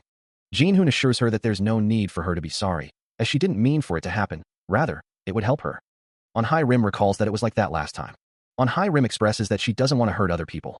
On High Rim declares that she will help him. Jin-hoon reminds her that her other personality listens to him, and he will help her so that she can add it into her strength and control it instead of hiding it. On High Rim wonders if that is possible, referring to her other personality. Jin-hoon states that it is her ability. Jin-hoon explains that the reason why she was able to act differently at that time is because her personality and stats have changed into ability. Jin-hoon says that it can completely become her skill if she trains persistently. On High Rim asks how he is so certain. He thought back to the past, recalling someone with a similar ability. Jin-hoon stood in front of a cafe. A woman with glasses looked on. He was reminded of the past, specifically on High Rim from a previous play. A building stood tall against the sunset. Talking with on High Rim reminded Jin-hoon of old memories. He thought that nothing good would come out of being sentimental. Jin-hoon decided to stop being sentimental. He reminded himself to be sentimental and do a live broadcast, as he had to work hard since he had over 400,000 subscribers. Jin-hoon greeted everyone, saying it had been a long time since he had done a live broadcast. It had been a long time since he had done a live. Suddenly, a magic vibration was felt. Jin-hoon felt a magic vibration from far away. If there's a vibration at this time, the first disaster is the opening of a gate, which is a sign of a monster wave. A gate in Gangwon-do that's connected to this world must have opened. Lee Han-sung. I'm sorry. He gasps, eyes wide with shock. I'm sorry. I had no choice. Where are you right now? Are you with the bodyguards? Yes, I called the bodyguards, but the sudden appearance of monsters at the airport. And the connection crackles. The call was disconnected. This is an emergency quest to save Gil Ehyun.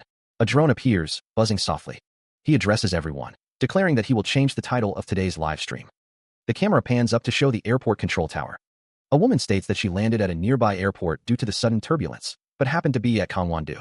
She recalls that Han-sung warned her about this, and besides, there was a sudden appearance in Gangwon-do. The woman stares at the gate. A narration box states that 100 years ago, gates connected to this world appeared all over the world. The narration box continues, stating that the gate, which had been removed except in the Dark Land, had reopened in Gangwon-do. The woman finds it hard to believe even after seeing it with her own eyes. A man tells her that they have to move right away. The woman wonders if Han-sung knew about this beforehand. The man asks if she has called for support. She confirms that she has called Jaehyun PMC and several guilds. The man wonders if the gate would be okay. He notes that Gangwon-do has a lot of strong monsters from the beginning, so the guild would handle it well. The assassin pauses, glancing at the man beside her. That is. The pair walks away from the airport. A barrier of lich. The woman's eyes widen, a flicker of disbelief crossing her face. The airport looms in the distance, a silent sentinel under the encroaching barrier of lich. Footsteps echo on the pavement, a steady rhythm in the growing tension. A legion of armored figures advances, their presence a silent promise of conflict.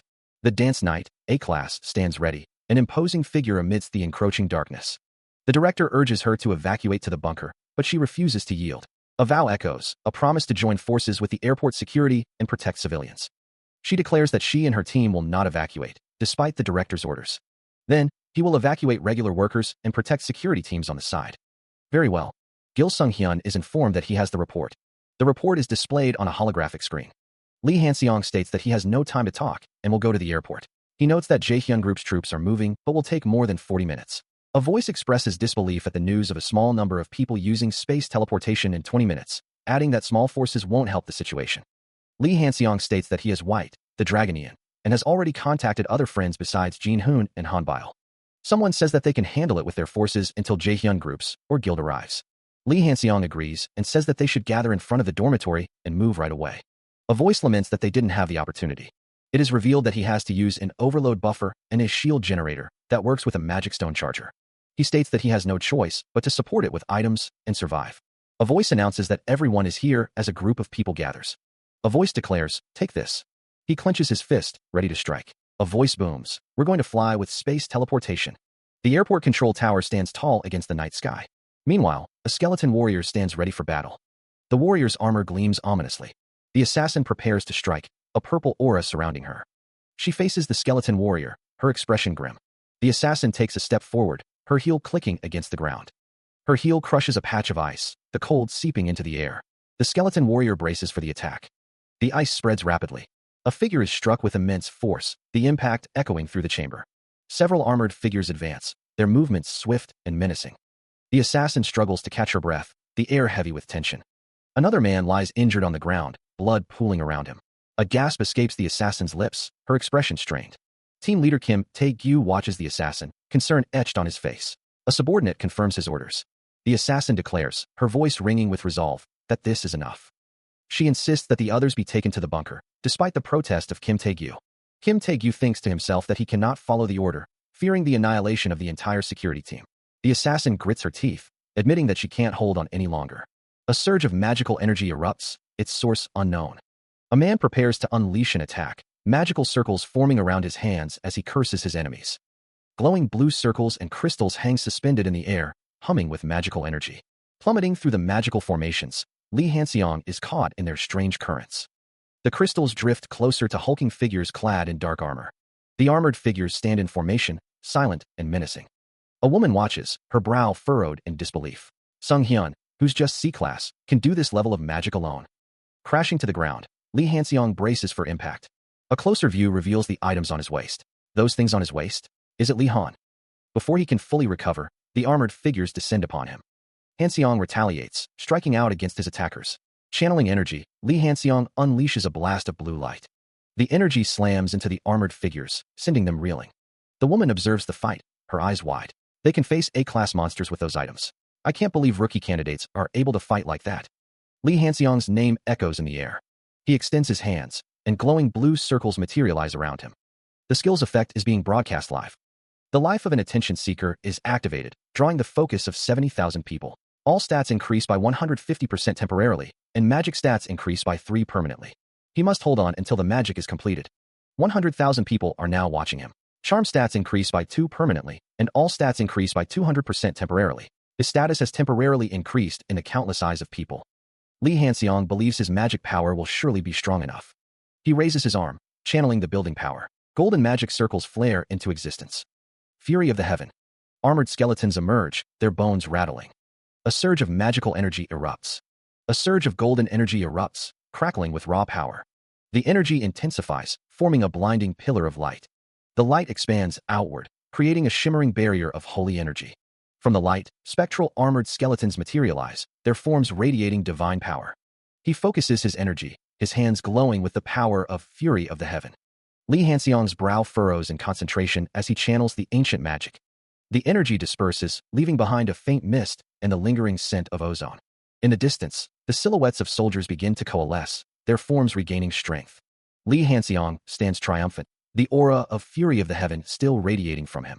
The power of fury of the heaven continues to surge, promising salvation and strength. He stands with his back to the viewer, as someone remarks on feeling a faint status on him. Burning embers danced in the air as Jin Hoon stood, a sense of anticipation prickling his skin. A surge of power emanated from him, a tangible force that crackled around his form. Status was classified into rare, historical, legendary, semi-mythical, and mythical rank. Jin Hoon realized it was still at low rank. He thought he was starting to get the status faintly, and he needed to handle the injured first. Those who were capable of magic were going to protect the airport and make a barrier. He speaks, suggesting that he'll consider the request if it's phrased politely. The man wonders if he should really kill Gil Sung-hyun. A magical barrier shimmers with protective energy. The barrier to protect civilians at the airport has been completed. Now he's going to remove the barrier of Lich. Jin Hoon, Han Baiyal, and Gil Sung-hyun will go together with him, and the rest will protect the airport. The man thinks to himself that the Arc Lich is a high-rank S-class monster. He thinks to himself to wait until Jaehyun PMC and guild support is here, as he has a perfect grasp on how to deal with an Arc Lich. He thinks to himself that he can't miss the chance to build an achievement of historical class status that's right in front of his eyes, and that he's not going there just to help the civilians. The magical barrier shimmers with protective energy. He declares that he's going to hunt the Arc Lich. The declaration draws a surprised reaction from the group. Li Hanxiang is asked if he won't go. An unnamed character offers to help if needed. A sword is drawn, ready for the hunt. From now on, the group prepares for the Arc Lich. Li Hanxiang and the others are going to hunt the S-class Arc Lich. A gate looms, a skeletal archway leading to the unknown. Ms. Young Hyun states that she can see the gate. A sudden impact startles the two near the gate. Energy surges, a sign of the gate's power. The cloaked figure stands amidst a swirl of dark energy, smaller figures surrounding him as he prepares his assault. The air crackles with unseen power. The light brown-haired woman asks, concern etched on her face, if they should back them up. The light brown-haired man replies, stating that he thinks that battle. The light brown-haired woman observes that he is already on a blast. Jin Hoon stands firm, his eyes narrowed as he prepares to meet the oncoming assault. The geometric patterns on the floor seem to pulse with a faint, ominous light. The cloaked figure's hood obscures his face, but two crimson eyes burn with malevolent intent. A skeletal hand reaches out, crackling with dark energy. A voice booms, declaring that an attack is coming. Jin Hoon braces himself, his senses heightened. Red points of light appear on the ground, marking the trajectory of the impending attack. Jin Hoon prepares to intercept. With a burst of speed, Jin Hoon narrowly avoids a series of dark spikes erupting from the ground. The air vibrates with displaced energy. The light brown-haired man observes that he figured out that sneak attack in advance. A disembodied voice narrates that he even spotted the attack point with magic precisely. The light brown-haired man states that it would be impossible for him to lose this battle if he had all the information beforehand. The light brown-haired woman says that it is unbelievable. From the ground, ominous spikes of dark energy erupt. Jin-hoon's expression hardens as he takes in the scene. Jin-hoon warns, Arc Lich that you'll often encounter at the Darkland. You're in the palm of my hands no matter how far you fly. A faint red appears on the ground, marked with a magical sigil. A voice echoes, I'm a bit busy marking the attack point with magic on my own, but I have no choice if I want everyone to fight safely. The cloaked figure stands amidst swirling red energy. More spikes erupt from the ground, closer now. The unknown girl looks up at Jin-hoon, saying, Dad. Yes, you can use it now. The spikes continue to rise, forming a dangerous barrier. The cloaked figure is surrounded by swirling red energy, intensifying the threat. The girl stands ready, her eyes glowing with power. The girl unleashes her magic, streams of blue energy flowing from her hands. The cloaked figure's red eyes narrow, a silent question hanging in the air. She commands someone to act, her voice echoing in the dimly lit space. Jin-hoon stands beside her, ready for battle. The assassin stands firm, her gaze unwavering as she faces her opponents. A complex magic circle materializes, glowing with an eerie blue light. Jin-hoon and the unknown girl stand side by side, prepared to face the assassin. A beam of blue energy strikes the assassin, piercing through the darkness. The assassin cries out in pain as the energy sears through her defenses. Skeletal figures emerge from the shadows, clawing at the assassin. The assassin, struggling against the onslaught, demands to know where her attackers are going. Han Guban rushes forward, his face contorted in a battle cry. He strikes with his staff, an orange circle of energy erupting around the assassin. Orange energy beams emanate from Han Guban's staff, further assaulting the assassin. Amidst the chaos of battle, Jin-hoon is growing again, his power surging. The Arc Lich unleashes a guttural scream, the air crackling with violet energy as he begins to cast his spell. Skeletal hands reach out, surrounded by a swirling vortex of purple magic, as a complex magical circle forms beneath them. From within the circle, a shadowy figure descends, the air thick with the stench of ozone and dark magic.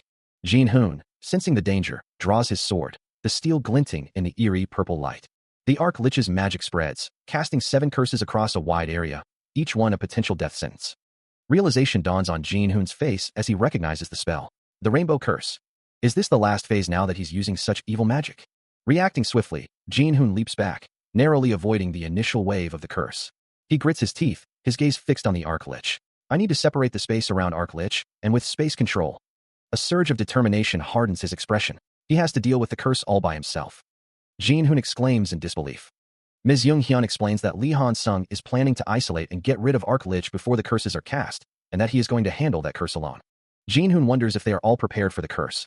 Someone thinks that Lee Han-sung was so confident saying that he's going to hunt, calling him a stupid guy. Ms. Young-hyun asks what they know about the probability of the curse, adding that they don't seem to worry about him at all.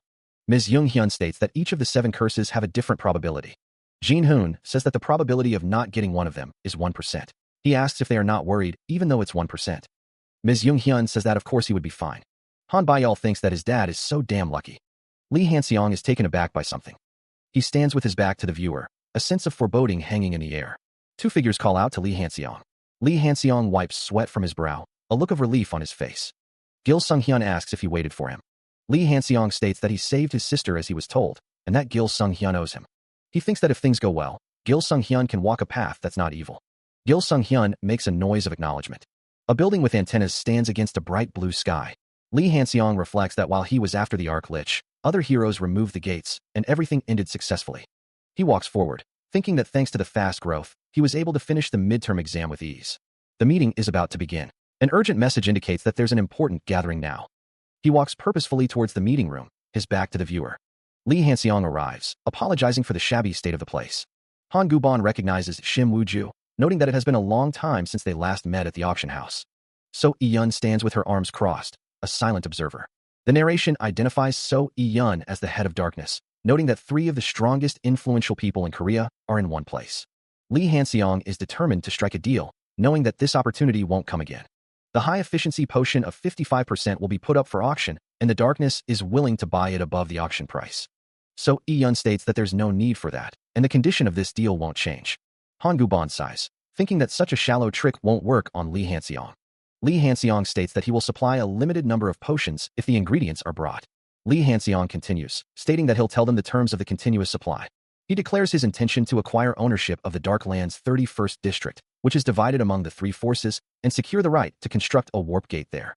Ms. Jung-hyun, Hong-gu-ban, and team leader Kim Tae-gyu react with surprise. Ms. Jung-hyun notes that even if he has the right to build the gate, it would be difficult to make one, and maintaining its stability in the Darkland's 31st district would be unusual. She wonders if Lee Han-seong is confident in his plan. She also notes that out of the three conditions, the ownership is more important than the rights to construct and request one-time support.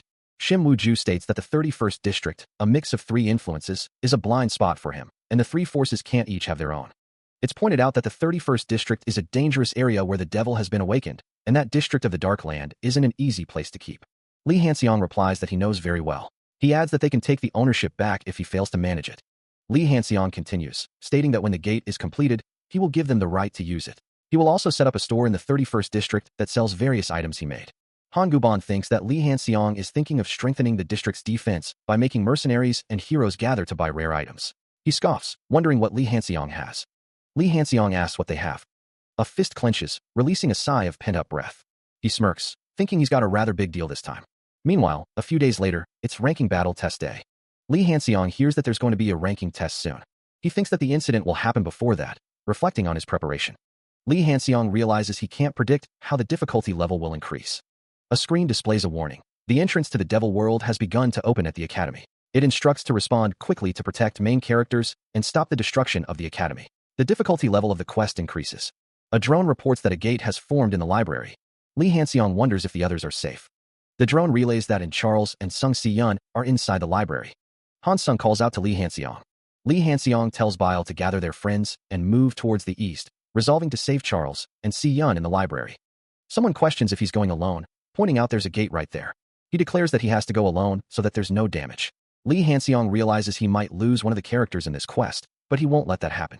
A menacing portal looms, framed by a skeletal archway and demonic visages. A cannon fires a blast of energy. The narration explains that the magic bomb was installed by the magician Lee Jung-hyun when he got hired to collaborate to install barriers within the academy. Lee Han-seong runs towards the gate. It's hidden and has a magic circle built so that it can defend automatically and react to a certain extent. Someone steps on something, buying some time with this. Lee Han-seong stands before the gate, his expression grim. Lee Han-seong thinks that candidates with no resistance wouldn't last long. Lee Han-seong reveals he has the black magic resistance potion, but he has to find them fast. An unknown girl lies prone on the ground. Charles is called out to, someone checking if he is okay. Someone stands over the fallen Charles. Si-yeon drinks a potion, hoping it will help her recover from exposure to black magic. She holds a small, rectangular object. Si-yeon's name is called out, a worried tone in the speaker's voice. The hands are at the. Si-yeon is overwhelmed by a great force. A voice urges someone to hurry up and save Si-yeon fast. Jin-hoon's eyes widen as he processes the information. But Sung Si-yeon is at the annex? He grits his teeth, a surge of frustration building within him. Erg. The sound of footsteps echoes as Jin-hoon stands before a newly formed gate. If that's the case, the owner of the gate has appeared. The owner of this gate is Lilith, the wife of the great devil and the very first existence of a myth who tempted Adam to take a bite of the apple. Lilith will incarnate using a corpse, and the worst part is, this story would fail just by her summoning part of the devastation. He is sent flying backwards. A hand clenches, the knuckles white with tension. Sung Si-yeon floats suspended, a swirling purple aura enveloping her. The devil's awakening is underway. Will Lilith incarnate while she is still alive? What if he were to use the potion to prevent it? What is the worst thing that could happen to Sung Si-yeon before the incarnation? Then he will have the possibility to stop this quest, but he doesn't have much time for that method. If he gives up Sung Si-yeon and gets rid of it like this, he can pass this in ease. He can't abandon her. He won't give up on Sung Si-yeon. Regression magic. The devil who's darker than pitch darkness and deeper than the abyss. I'm delivering an order of the rules of the world by words. Lilith is starting to react. A voice declares itself the master of magic, bound to the rule. Lee Han-seong, the controller of space and the master of time, extends his hand, conjuring a surge of blue energy. Si-yeon is violently thrown through the air, propelled by an unseen force. She hurtles through a swirling blue portal, the air crackling with displaced energy. Lilith's eyes glow with an ominous red light, a sign of the power stirring within. The crimson glow intensifies, bathing her face in an infernal light. Jin-hoon cries out, recoiling from the surge of power. The provision of nature follows the principle. Si-yeon continues to fall, her body a blur against the distorted background. Lying prone on the ground, Si-yeon hears a voice demanding to know who she is. Jin-hoon, his expression grim, declares, I am. An unseen force emanates, the air crackling with energy. Lee Han-seong is engulfed in a surge of power, his eyes burning with crimson light. The man's voice booms, declaring himself the pinnacle of the world that destroyed all evil. Right now, Lee Hanseong prepares to unleash his power. Si-yun cries out, begging him not to come closer. A hand reaches out, desperation etched in its outstretched fingers. Si-yun's voice trembles as she accuses him.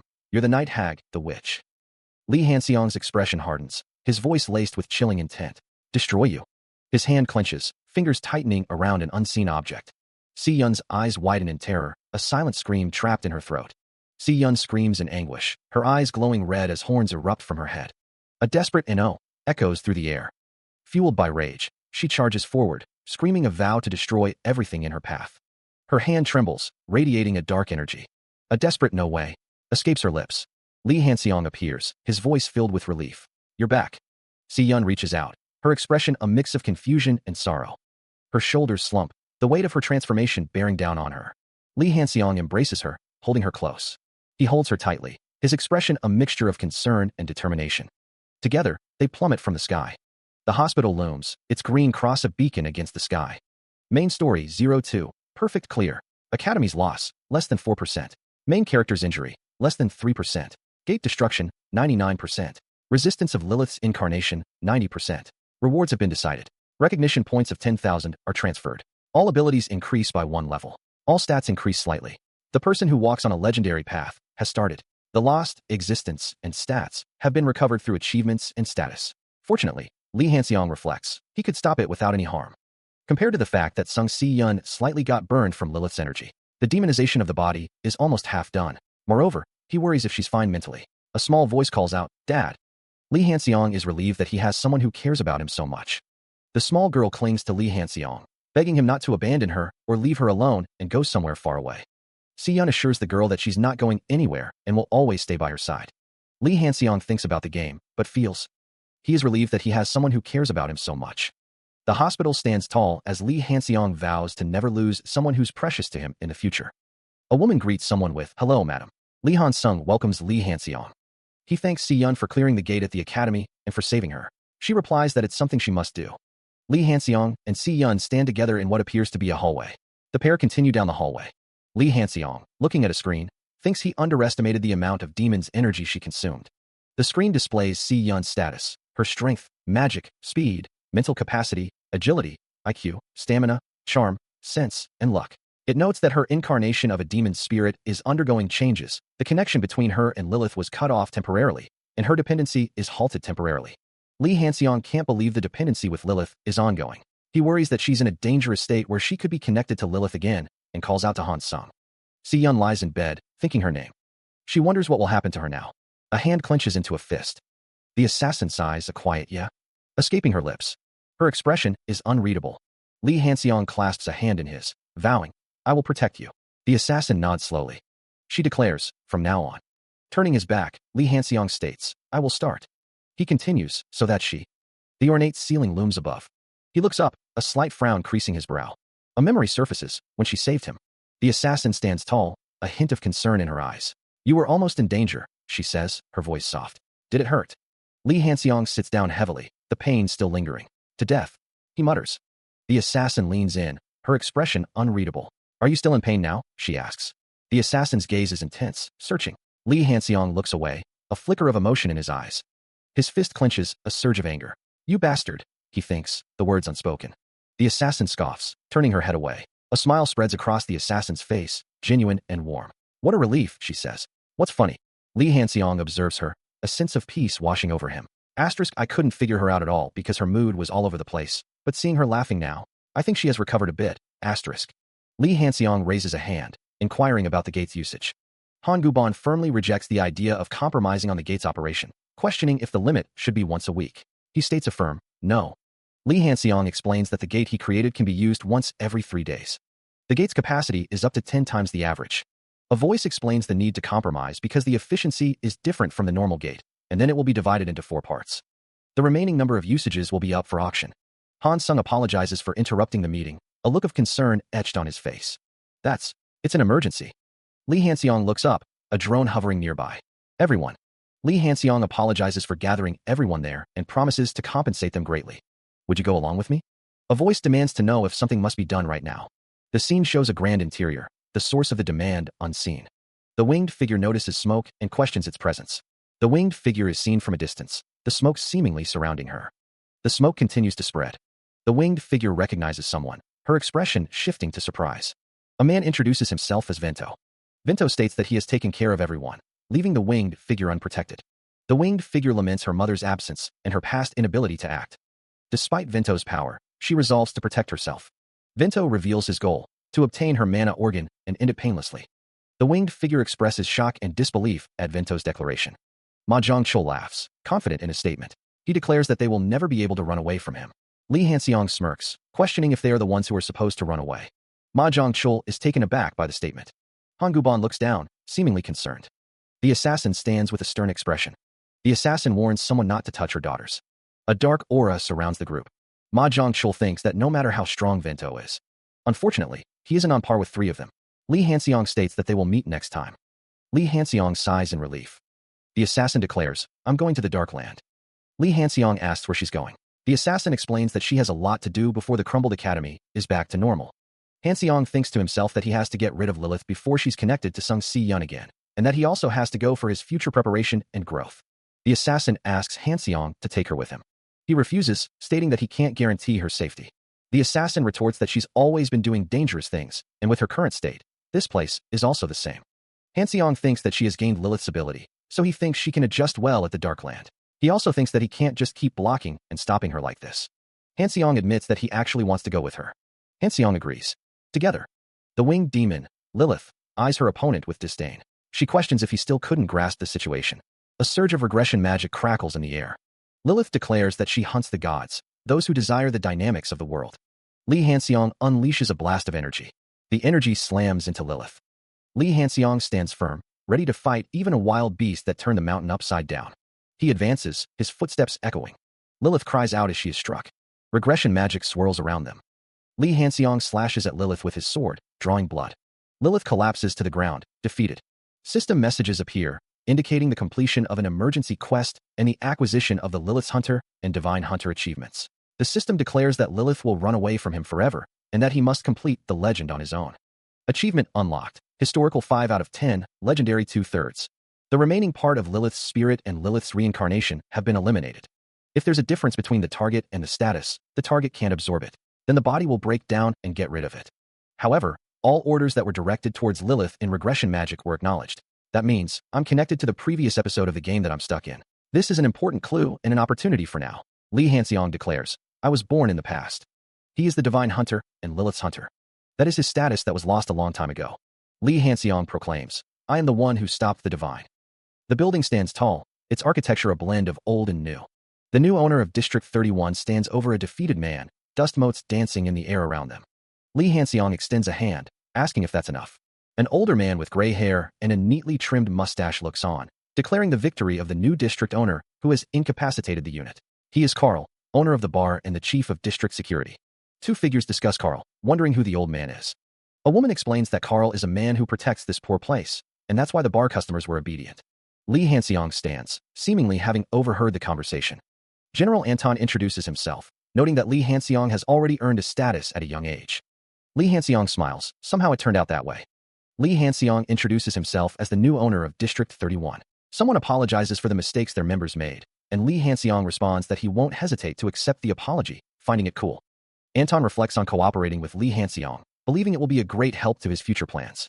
He declares his intention to eliminate the nearest nest. The older man questions Li Hanxiang's confidence, wondering if it's genuine or just vanity. He then asks if he's scared. The man reminds Li Hanxiang that 10 years ago, he survived through the intervention of Yangtzenbach after a failed attempt to capture the nest. The man asks if Li Hanxiang isn't afraid of encountering Yangtzenbach due to the overwhelming difference in power, demanding to know what he knows. The older man reminds Li Hanxiang that Yangtzenbach moved with the sole purpose of destroying the nest, not to rescue others, and asks if there wasn't anyone they couldn't save but they despised. The man whispers, Serbish. The man insists that she must be in the nest, yelling at Li Hanxiang, accusing him of insulting him by suggesting his daughter is already dead. Li Hanxiang states that she's not completely dead and can still be saved. The man asks what Li Hanxiang is talking about, exclaiming that it's already been 10 years. The man explains that it's trying to capture numerous humans and turn them into its incarnation, but even so, there's no way to save her. Li Hanxiang's expression hardens with determination. Li Hanxiang declares that he can save the incarnation. Lee Hanseong stares at a screen, a look of surprise on his face. An emergency quest appears. Stop the madness of corruption. A voice declares that there aren't many beings who can move the madness of corruption. Lee Hanseong wonders if Yongsan Park is already keeping an eye on it. He thinks that if so, then he has to prevent this situation. He shouts, telling someone to come at him. For some reason, she wondered if something was following her, questioning if she was mistaken. She steeled herself, resolving to hold out until Lee Hanseong returned. A surge of purple energy emanated from her arm as a skill activated.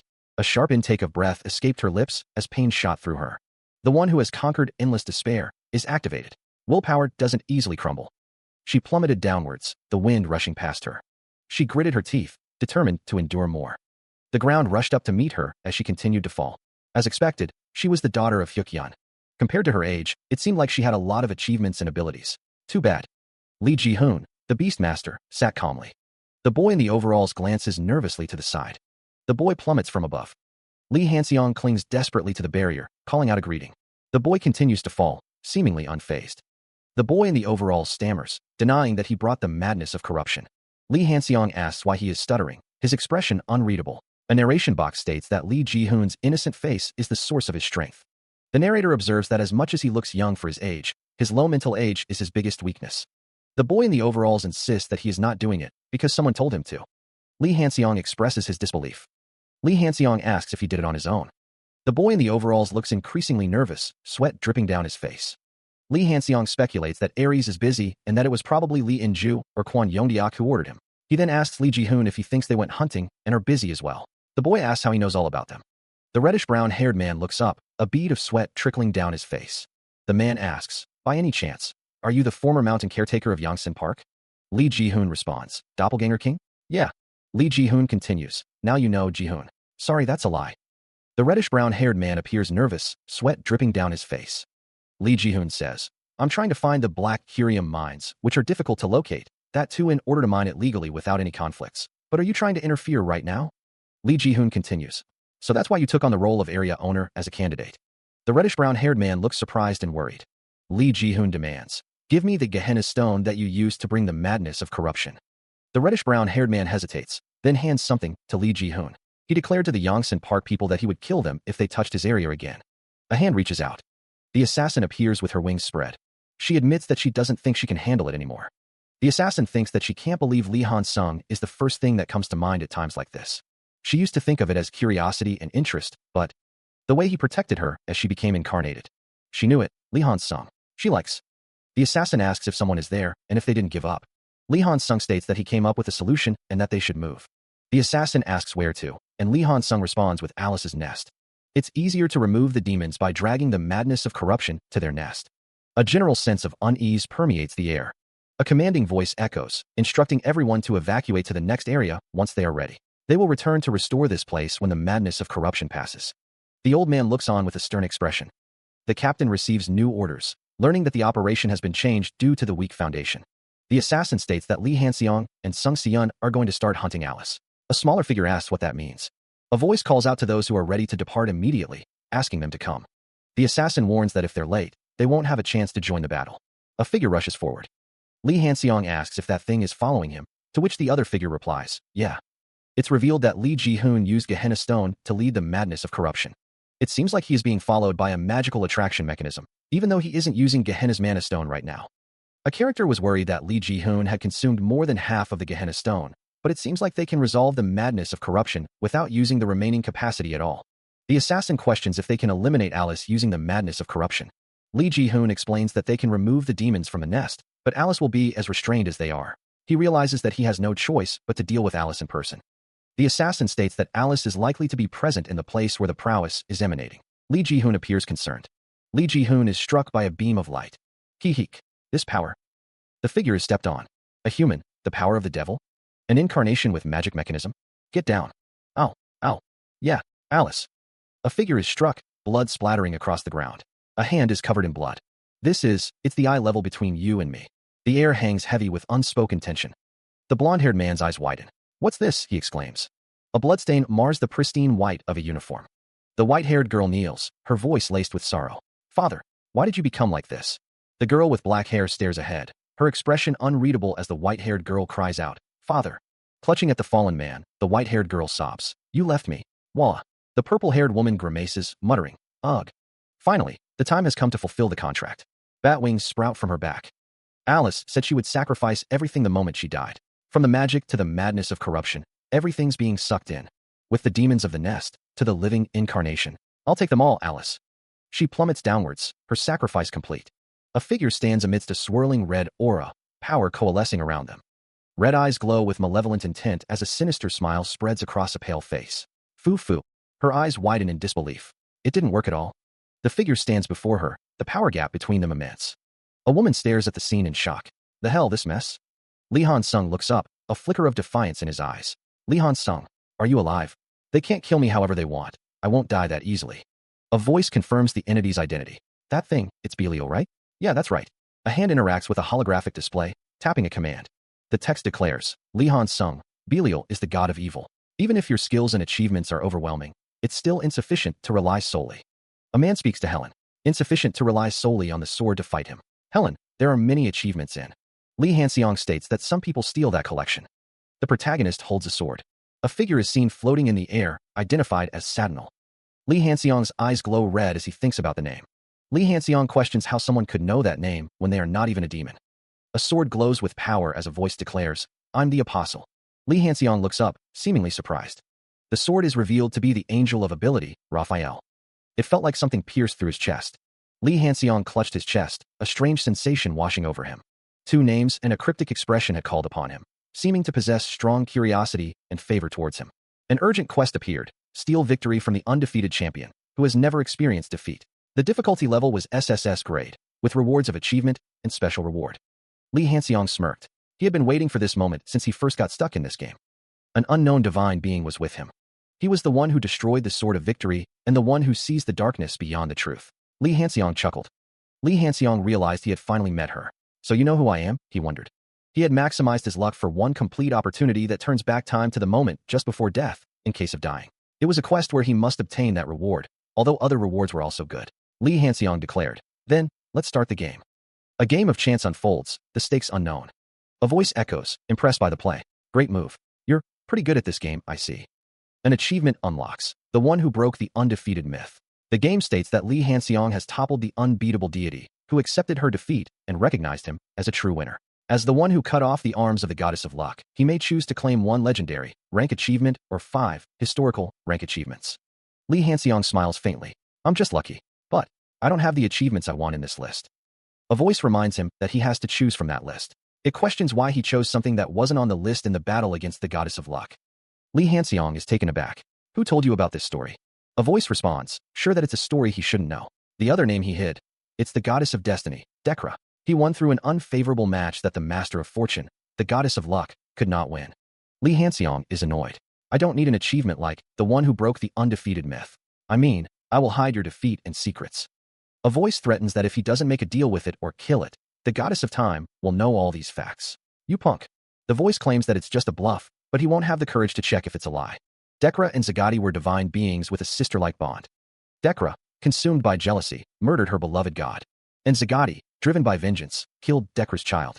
They became a fateful entanglement that could not be reconciled. The man in the suit states that Zagati doesn't know anything yet. The voice on the other end of the line asks what Lee Han-seong wants, instead of other achievements. The man in the suit demands Raphael's achievements. The man in the suit asks how far Lee Han-seong really knows. The man in the suit says that he knows that Lee Han-seong will grant him 1 complete opportunity, along with him returning. Sadinal appears. A voice declares, I'm the apostle. The text reads, of the angel of ability, Raphael. Lee Han-seong is shown. An army of angels chases evil. The figure with glowing red eyes sneers, don't make me laugh. That story was. The figure stands with their back turned, holding a staff. A disembodied voice echoes, I'm here. A new message appears. Who became a sword that cuts evil? A figure raises a sword, ready to strike to kill a traitor. The system displays, Raphael's evil slashing sword has become your achievement entirely. From now on, this achievement will be part of your story. Achievement unlocked. The one who vanquished the demon of lust and wealth. Achievement rank, mythical. A figure kneels on the ground. The system displays, you have severed the manifestation of the divine being, Belial's divine incarnation. From now on, the demons beneath Belial, the 72 demons, will feel fear. The 72 demons will harbor hostility towards you from now on. You will have a relative advantage over malevolence. A mythical rank achievement has been manifested. Your power has reached a new level. Lee Hanseong stares intently at the screen. He is startled by a presence behind him. Anton pleads. Anton, you can save it. Put that knife down. The man in traditional Korean robes speaks, his voice heavy with concern. Serbish has suffered for 10 years, he laments, fearing he'll cause her more pain in an uncertain way. Hongubon wonders if letting things be would be less painful for her. Lee Ji-hoon understands that he is feeling sorry and anxious. Lee Ji-hoon suggests that they restore her consciousness at least, so they can hear her opinion directly. Lee Han-seong says he's got it, then asks them to please proceed. The scene shifts to a desolate landscape, where strange, purple energy swirls around. Lee Han-seong stands in the middle of the barren land, surrounded by ominous shapes. A voice declares that they must dismantle Alice's nest. The voice continues, explaining that they are gathering the magic power within the nest at the same time. It is revealed that a condensed legendary rank gemstone, similar to the Gehenna's stone, will be created. Lee Han-seong urges them to save Serbish. A voice declares that they have driven out the nest and the demons, and now they can start mining the black curium. A woman with long brown hair responds, affirming that they can do that. Lee Han-seong states that in the future, Area 31 will continue to expand and prosper. A voice questions if she is really curable. Someone states that she will undoubtedly regain consciousness, and that Serbish was being created as the incarnation of Alice for the past 10 years. It is stated that as a result, Serbish has gained a power as formidable as Sung Si-yeon. A voice says that if they were to be resurrected, they would be a great aid in saving this world. Someone mentions that significant costs will be incurred and asks how they would like to proceed. A voice responds affirmatively. A voice pleads, calling her my daughter, and begging to save her. Someone declares that they will save her at all costs. A voice states that they will prepare to go there. The souls are reincarnated, and using the remaining obsidian, known as indigo, we can save Serbichul. Then, I'll open it. Lee Han-seong channels purple energy. The purple energy intensifies. The purple energy continues to flow. Kikikikik. Ihihi. Lee Han-seong exclaims, this is. Lee Han-seong looks surprised. A boundary manifestation occurs, accompanied by eerie laughter and the appearance of dark energy tendrils. The souls descend to the earthly realm, seeking physical form.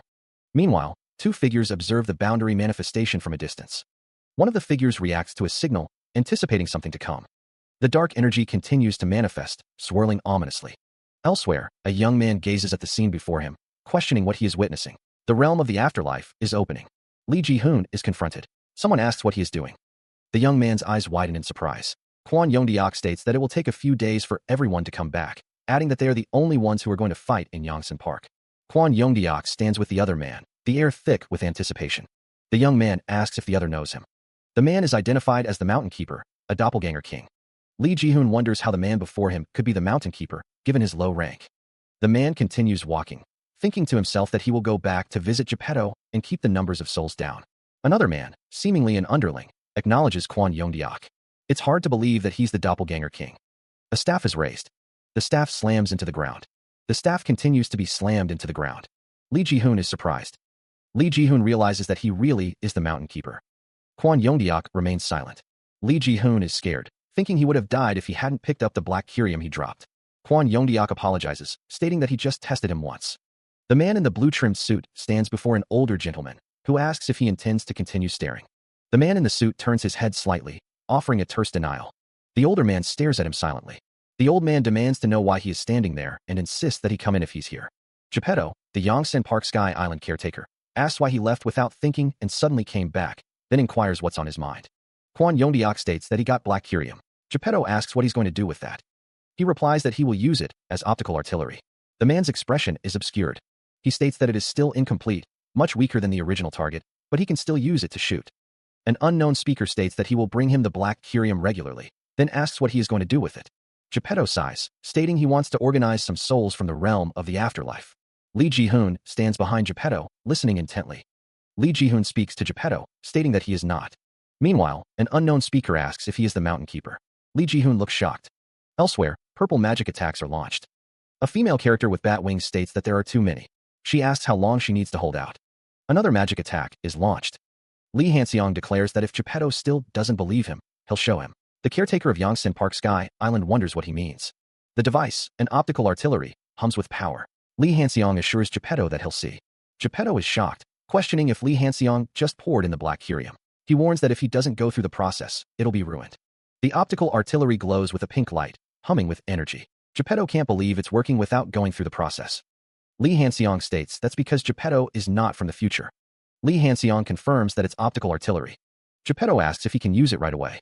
Meanwhile, a group descends into the realm of the afterlife, a place of shadows and whispers. A boot crunches on the desolate ground, each step echoing in the silence. Li Hanseong, looking concerned, asks, "What's wrong with you two?" The assassin states that something feels strange, and Helen agrees, sensing a change. Li Hanseong studies a screen, his expression unreadable. The assassin looks down, a sense of foreboding in her eyes. The system announces that not only Sung Si-yun, but also Helen, is awakened. Li Hanseong's eyes widen as he reads the screen. "Change of plans," he exclaims. The air crackles with unseen energy. Li Hanseong coughs, staggering slightly. The scene shows a character lying on the ground, defeated. Li Hanseong's eyes widen in disbelief. A voice echoes, "I didn't expect an incarnation to appear." The assassin stands tall, a figure of dark power. A voice, laced with malice, speaks, "You've grown, strong. I see." Li Hanseong looks on, his expression a mix of shock and concern. Li Hanseong exclaims, "It can't be. That incarnation." Jinhoon's name is called out in alarm. A dark figure appears, radiating an ominous presence. He stares, a silent question etched on his face. A sudden, violent cough forces blood from Jinhoon's lips. Li Hanseong's eyes widen in disbelief and horror. How dare, Hanbile? His feet are rooted to the spot. Why can't he move his body? A chilling laugh echoes through the air. A voice booms, filled with murderous intent. "Die." Li Hanseong recognizes the voice, but something is different. Her voice is different from before. But to encounter old memories face to face like this, I never expected that demon would come looking for him. The sound of rain echoes. A voice declares that the trail of the escaped demon ended here. The figures in blue cloaks are ordered to search thoroughly. A decade ago, during Jungyeon's tracking mission, one of the figures is warned not to delve too deep into the investigation. One of the figures in blue responds, "Yes." A voice narrates that this is when they first met. One of the figures in blue makes a sound. The figure in blue is shown. Meanwhile, Jinhoon seems terrified. He is asked if he is all right, and he shushes the speaker. Jinhoon tells someone to be quiet. He reflects that he was terrified a moment ago, but suddenly he is calm. He senses a demon nearby. Jinhoon sees a demon reflected in his eyes and wonders if it is near. He could hear someone speaking, but their words were muffled. "Can you be quiet? It will be a problem if it hears you." Jinhoon's eyes widened. The demon hasn't left. The demon will be watching us. Rain falls on the city streets. A voice confirms that Hanbile has been found. It seems he lost some of his memories, probably due to the shock. The boy in the blue jacket stands in the rain. He looks down, his expression unreadable. Someone tells him to stop. Someone shouts, "Die you." A hand reaches down towards the boy. A voice declares, "I'm the apostle of the angel of ability, Raphael." Raphael stands with a glowing sword. He is the demon of wrath and lust, Asmodeus. A surge of power emanates from the figure as he grips the glowing blade. The celestial being with 3 pairs of wings turned into a fallen angel who betrayed God and became a demon. Achievements unlock: Raphael's sword of evil slaying, divine hunter, and human challenging the myth. Asmodeus declares, "I am the god of sword, who punishes evil and betrayers." A close-up shows Asmodeus's feet planted firmly on the ground.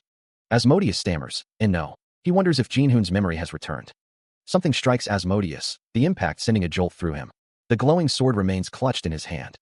Asmodeus reels back, his expression one of shock. Surprise flickers across his face. He insists, "I'm all right." However, the figure with horns and glowing red eyes reveals a surprising truth. She is also a mother. A hand grips a sword that radiates a brilliant, ethereal light. It is the sword that slays evil, as well as the one who brings healing. Tears stream down Jinhoon's face as he hiccups, overcome with emotion. He plummets downwards, a beam of light shining above him. The one who heals the souls of humans. A guttural scream tears from Jinhoon's throat as he continues to fall. From a gaping maw, the evil which contaminated the body escaped. Jinhoon stands over a prone figure, the glowing sword casting an eerie light. A system message appears. The demon of wrath and lust has been expelled. You have once again hunted down a divine being. Achievement unlocked. The one who purifies evil tainted by evil. Rank, legendary. You have carved a part of the fate of the fallen angel who turned into a demon. It may be just a small scar for now, but that small ripple will become a mighty storm. Another system message appears. Achievement unlocked. The one who defied the foretold fate. You have surpassed the normal scope of an urgent quest clearance. The story of a human who defies the destinies of gods and initiates the birth of a myth begins. Rank, semi-mythical. 2 semi-mythical ranks combine to form 1 mythical. The actual commencement of the birth of myth begins in earnest. A deafening explosion rocks the area. A burst of fiery energy erupts. Li Hanseong clutches the black and blue potions. He thinks that he managed to obtain them. The demonic figure looms, thinking that these Yongsan Park people are really tough. A figure stands with a hammer, thinking that it is to be able to withstand and oppose Balrog's power. The demonic figure descends, going outside the realm of the afterlife. Lee Hanseong is told that he is thinking about what they are doing and that they must stick to the plan. Helen is running away, and someone asks why she is running away too. The demonic figure continues its descent. Someone yells for Zepeto to act now. A close-up of the demonic figure's face reveals its menacing expression. The demonic figure emits a powerful red beam. Debris scatters as something is destroyed. A hand reaches out, seemingly in distress. Helen lies on the ground, surrounded by debris. A figure with bat-like wings grabs Helen. The winged figure warns, "You'll die if you jump out like that." Helen thinks to herself, "Still, I managed to obtain a part of Balrog safely. I have completed the acquisition of all the ingredients."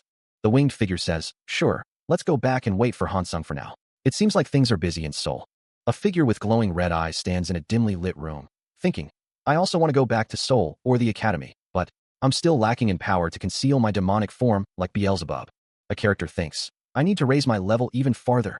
A view of a town from above. Two figures stand talking, their faces obscured. One of the figures says, "All right, I leave it to you. Let me ask you one more thing. What would happen if Serbik also became subservient to a malevolent deity like Abais?" Another character responds, "I won't let that happen, even if I have to risk my life to stop it." It seems like he's sincere. The thought crosses Lee Hanseong's mind, a sense of urgency accompanying it. He knows they must definitely prevent whatever that is. A status window appears, displaying information about Serbik. If Serbik were to resurrect and become tainted by a malevolent deity, becoming an enemy of humanity, it would indeed become dangerous. If she becomes an enemy with these abilities, it will be burdensome to handle. A young girl is surrounded by a glowing blue magic circle. Meanwhile, a few days later, near Seoul, a dark, ominous portal looms over the city. Nearly all of the monsters have been defeated, Lee Hanseong thinks. Is the academy already open? Lee Hanseong asks. The answer comes back, yes. Although I can sense that you have become more powerful, Helen says, I still recommend you to return to the academy, as it will undergo various changes. Due to the damage incurred, the restrictions will be lifted to admit a diverse range of transfer students. There are various plans to nurture talents to address the increased frequency of crises. For example, what about someone from the Darkland? Lee Hanseong states that he cannot disclose that. If things unfold like this, there's a possibility that occasionally, will the early graduation restrictions be lifted too? A student looks forward to seeing Jin-hoon again at the academy. Jin-hoon reflects on his recent ordeal, being attacked by his mother, who had turned into a demon. He was grateful that he had removed the evil of Asmodeus and helped him regain his memories. Jin-hoon nods, saying, all right. Someone tells him that he is overcoming it very well. Another student expresses excitement about the incoming freshmen and transfer students. A girl with white hair looks surprised. Someone notices her school uniform. A student mentions that there were no restrictions on admissions, wondering if that includes not only age but also race. He then says, that's right. Someone says that Hanayan is also one of the freshmen this time. The two figures observe the scene, noting the serious competition. The character is praised for achieving first place in the admission this time. The man asks what's the matter. The woman states she contacted Sir Hansung to inform him about something, specifically the Black Kyrium mining site, which is currently a massive tower. The tower has risen in the center. It is known that many parties will attempt to approach it under the pretext of joint excavation. The woman requests that anyone be prevented from accessing the tower. The woman confirms that this includes the Jihyun group. Understood. The night sky hangs heavy with clouds. A rooftop scene unfolds. Leader Lee stands on a rooftop, the city lights twinkling below. Even after obtaining Wang Myong through the previous battle, he clenches his fist, feeling weaker than Jin-hoon and Lee Hanseong. He wonders if it's right for him to be complacent at the academy like this. The wind howls through the city. Shadows. Is something lurking in the academy? A chill runs down his spine. He stops, sensing something amiss. His eyes narrow, a sense of unease washing over him. Wang Myong. Within the range of Wang Myong, he can feel it's affected by his control. If someone is within this range, they won't be able to move. Leader Lee extends his hand, activating his power. He wonders aloud if there was ever anyone within range to begin with. The leader realizes that someone might fully grasp his abilities. If that's the case, he might have been the target from the very beginning. Leader Lee is shown from behind, a flurry of motion surrounding him. He overlays rays containing meticulously stacked layers of magic and circuits. The magic continues to flow from Leader Lee. A surge of energy pulses through the air. Leader Lee is surprised by the result of his experiment. He overlaid rays containing meticulously stacked layers of magic and circuits onto the sword, and it turned out he could cut through the floating magic circle. Leader Lee realizes that if he can cut through mana and space, it means he can also cut through spells and barriers. He states that he's only been experimenting as usual. Leader Lee remarks that it seems like he discovered some useful techniques. A barrier shatters, the magic within dissipating. He glances upward, sensing an anomaly in the air. A voice echoes in his mind. Something is moving in the middle of the night. He muses that it shouldn't be easy for anyone to infiltrate the academy from the outside. Just in case, Leader Lee decides to explore the surroundings with mana domination, a blue aura flaring around him. He discovers it, a place where mana is blocked. The air crackles with unseen energy. He gasps, clutching at his side, blood seeping through his fingers. His face contorts in pain and shock. He realizes they seem to have analyzed his abilities beforehand, and he never thought he'd feel so powerless. His hand is covered in blood. This is dangerous. He is stunned, realizing the gravity of the situation. He lies on the ground, unable to even twitch. I don't even have the strength to move. A blue energy crackles in the air. The air vibrates with unseen power. The assassin stands over a fallen figure, a blue blade radiating power. Leader Lee struggles to comprehend the situation, blood staining his uniform. The assassin, masked and silent, wonders, Kook, how can you break through the barrier? A body lies in a pool of blood, the blue sword nearby. The ray sword that cuts through mana and even pierces barriers. Leader Lee thinks, I never thought it would be so useful right after I obtained it. Leader Lee sees a system message. Emergency quest, assault of the new student. Due to the excessive growth of the main character, the disguised enemy successfully eased the suspicion among the academy's new students. From now until the end of the ranking change exam, the assaults by the enemies will continue. Leader Lee is shocked by the message. Blood pools on the floor. Lying prone, Hanbile is unresponsive. A voice booms out, calling his name. Jin-hoon thinks to himself, realizing the potions he has won't be enough for Hanbile's condition. Jin-hoon desperately calls out to Hanbile, urging him to wake up. An emergency quest has been issued, assault of the new student. Due to the excessive growth of the main character, the disguised enemy successfully eased the suspicion among the academy's new students. From now until the end of the ranking change exam, the assaults by the enemies will continue. Hanbile curses under her breath as she walks down the hallway. Past the crisis, but it will take time to recover. Since an emergency quest has occurred, Lee Hanseong stares intently at a screen. He thinks to himself that he should be careful until the test is over, and that he should leave a message to the main characters that they might be ambushed at the academy. Lee Hanseong continues to look at the screen, thinking that there is one more thing, and that they should be prepared to solve the quest. A voice calls out to Mr. Anton, telling him it's time to go. It's a task given by Han Sung, so they should handle it carefully. They're busy, so they need to do it quickly. Someone calls out, excusing themselves. They ask about Il Hyun Yuni. Serbik responds. The woman explains that Gil Il Hyun is busy dealing with Eugen Group and Martin Company. A voice notes that thanks to the prearranged contract before coming to the Black Land, she can manipulate them as she pleases. It is also mentioned that Sir Han Sung anticipated the creation. The first speaker asks about arranging the contract for the tower. It's probably a dangerous tower imbued with the spirit of sacrifice, given what? Martin Company and Eugen Group must have suffered considerable losses due to their involvement with that tower. The woman chuckles, finding something scary. The scene shifts to a view of a city at night. A figure falls from a height. The one who ambushed Hanbile is the S-class mercenary with clone abilities, Jillian. A figure stands in the night. Lee Hanseong looks up, thinking to himself, what an idiot. He continues to muse, wondering how someone could be beaten by a mere candidate. Lee Hanseong's expression is one of disbelief. A woman with red hair stands confidently, identified as the mercenary who works alongside Jillian. The name Celine Lee is revealed. Lee Hanseong thinks about her, realizing she's a talented S-class mercenary in Korea and overseas. Her real, Celine Lee's name is revealed to be Lee Sunja. A pink effect surrounds Celine Lee. Celine Lee stands with a serious expression. Celine Lee and Lee Hanseong are in the same room.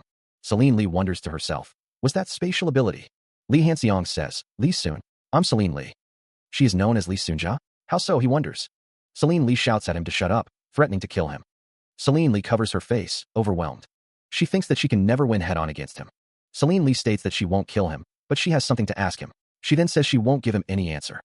Lee Hanseong tells her to just listen, thinking that she'll probably get killed if she confessed.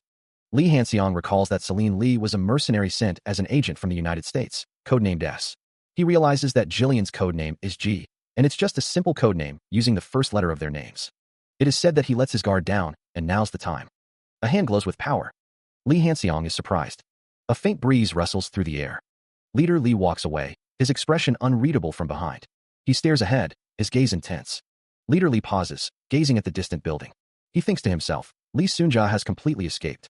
A hand interacts with a holographic screen. A voice confirms, I intentionally showed an opening and let her go. She shouldn't get caught, right? Then, since she escaped, please proceed with the tracking as planned. The response is a simple, yes. The entrance to the virtual space shimmers. A voice notes, seems like Han Sung is late. The shimmering entrance looms large. Someone asks, should we go in now? Two figures stand before the virtual space entrance. One of them questions, test takes place in this virtual space, right? Another voice responds, yeah, it's a test where candidates compete against each other to determine their rankings. The virtual space entrance pulses with energy. A voice declares, then, let's go in. The view through the entrance reveals a grand, ornate building. A surge of energy crackles through the air. It seems many people have already started the test. Some candidates might already have their results. A palpable tension fills the air as the candidates prepare. That's one of the new students that Han Sung mentioned before. As expected, Lee Chong-suk looks strong. There's another one over there. That new student seems formidable too. James Dean, an A-class mage from the North Pole. I won't be left behind like this forever. I'm going to participate now, she exclaims. Wait, I'll go with you. The Colosseum looms, ready to test the candidate's mettle. A student wipes the sweat from her brow, panting. She notes her score, 807 points, 97 out of 6,000. She thinks to herself that this battle has been the toughest so far. It's difficult to face the butcher, even in their multiple personality state. She wonders if the new student, Han Sung, had his eye on him, too. Even though he's physically drained. He didn't even look tired. Choi Lee-myung from the Blackland.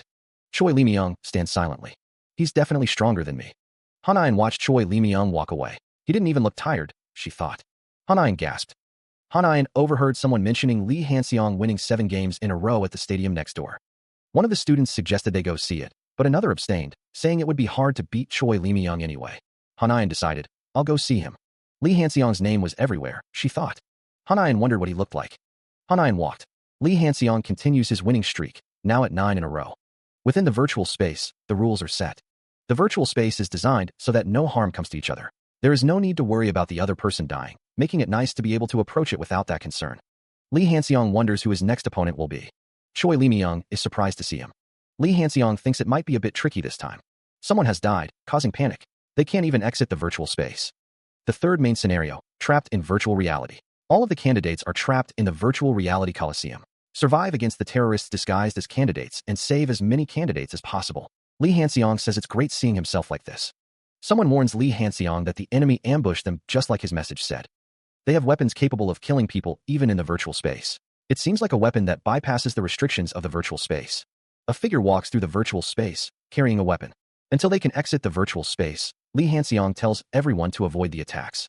As expected from an S-class Lee Han-seong, just as investigated, he is the most dangerous person. He's not even surprised. A figure walks away. The figure wearing a lion mask says that Lee Han-seong remains composed even knowing that the weapon could kill him. Moreover, he seems confident despite being unable to exit the virtual space. Lee Han-seong asks what changes with that lion mask and if he thinks he can win. The figure with the lion mask says that if Lee Han-seong is still composed in a situation like this. Someone asks how about they go one-on-one.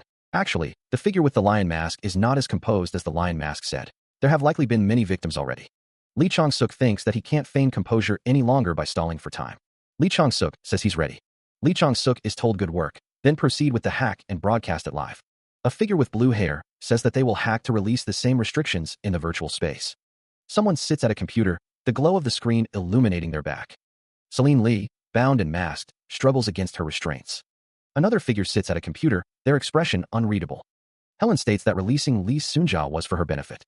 The text explains that they need to track and find the hideout where the virtual space is being manipulated for this attack. The masked figures discuss suffering damage from the candidate's attacks. One asks if the restriction has been lifted. One of the masked figures exclaims that they can't even contact the hideout. A voice informs Helen that the enemies have noticed and asks if the virtual reality exit is ready, reporting it's 90% complete. Lee Han-seong states that since all operations have been blocked, he'll use his final move, but they need to be able to leave from here first. Lee Han-seong's expression is one of intense focus. A hand grips something tightly.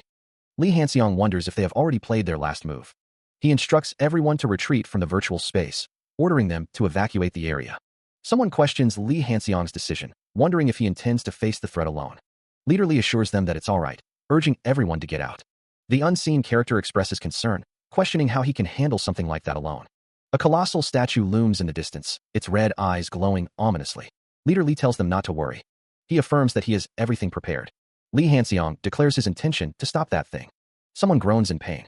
Leader Lee shouts, urging everyone to evacuate. A voice narrates the creation of a weapon capable of causing harm even in the virtual space.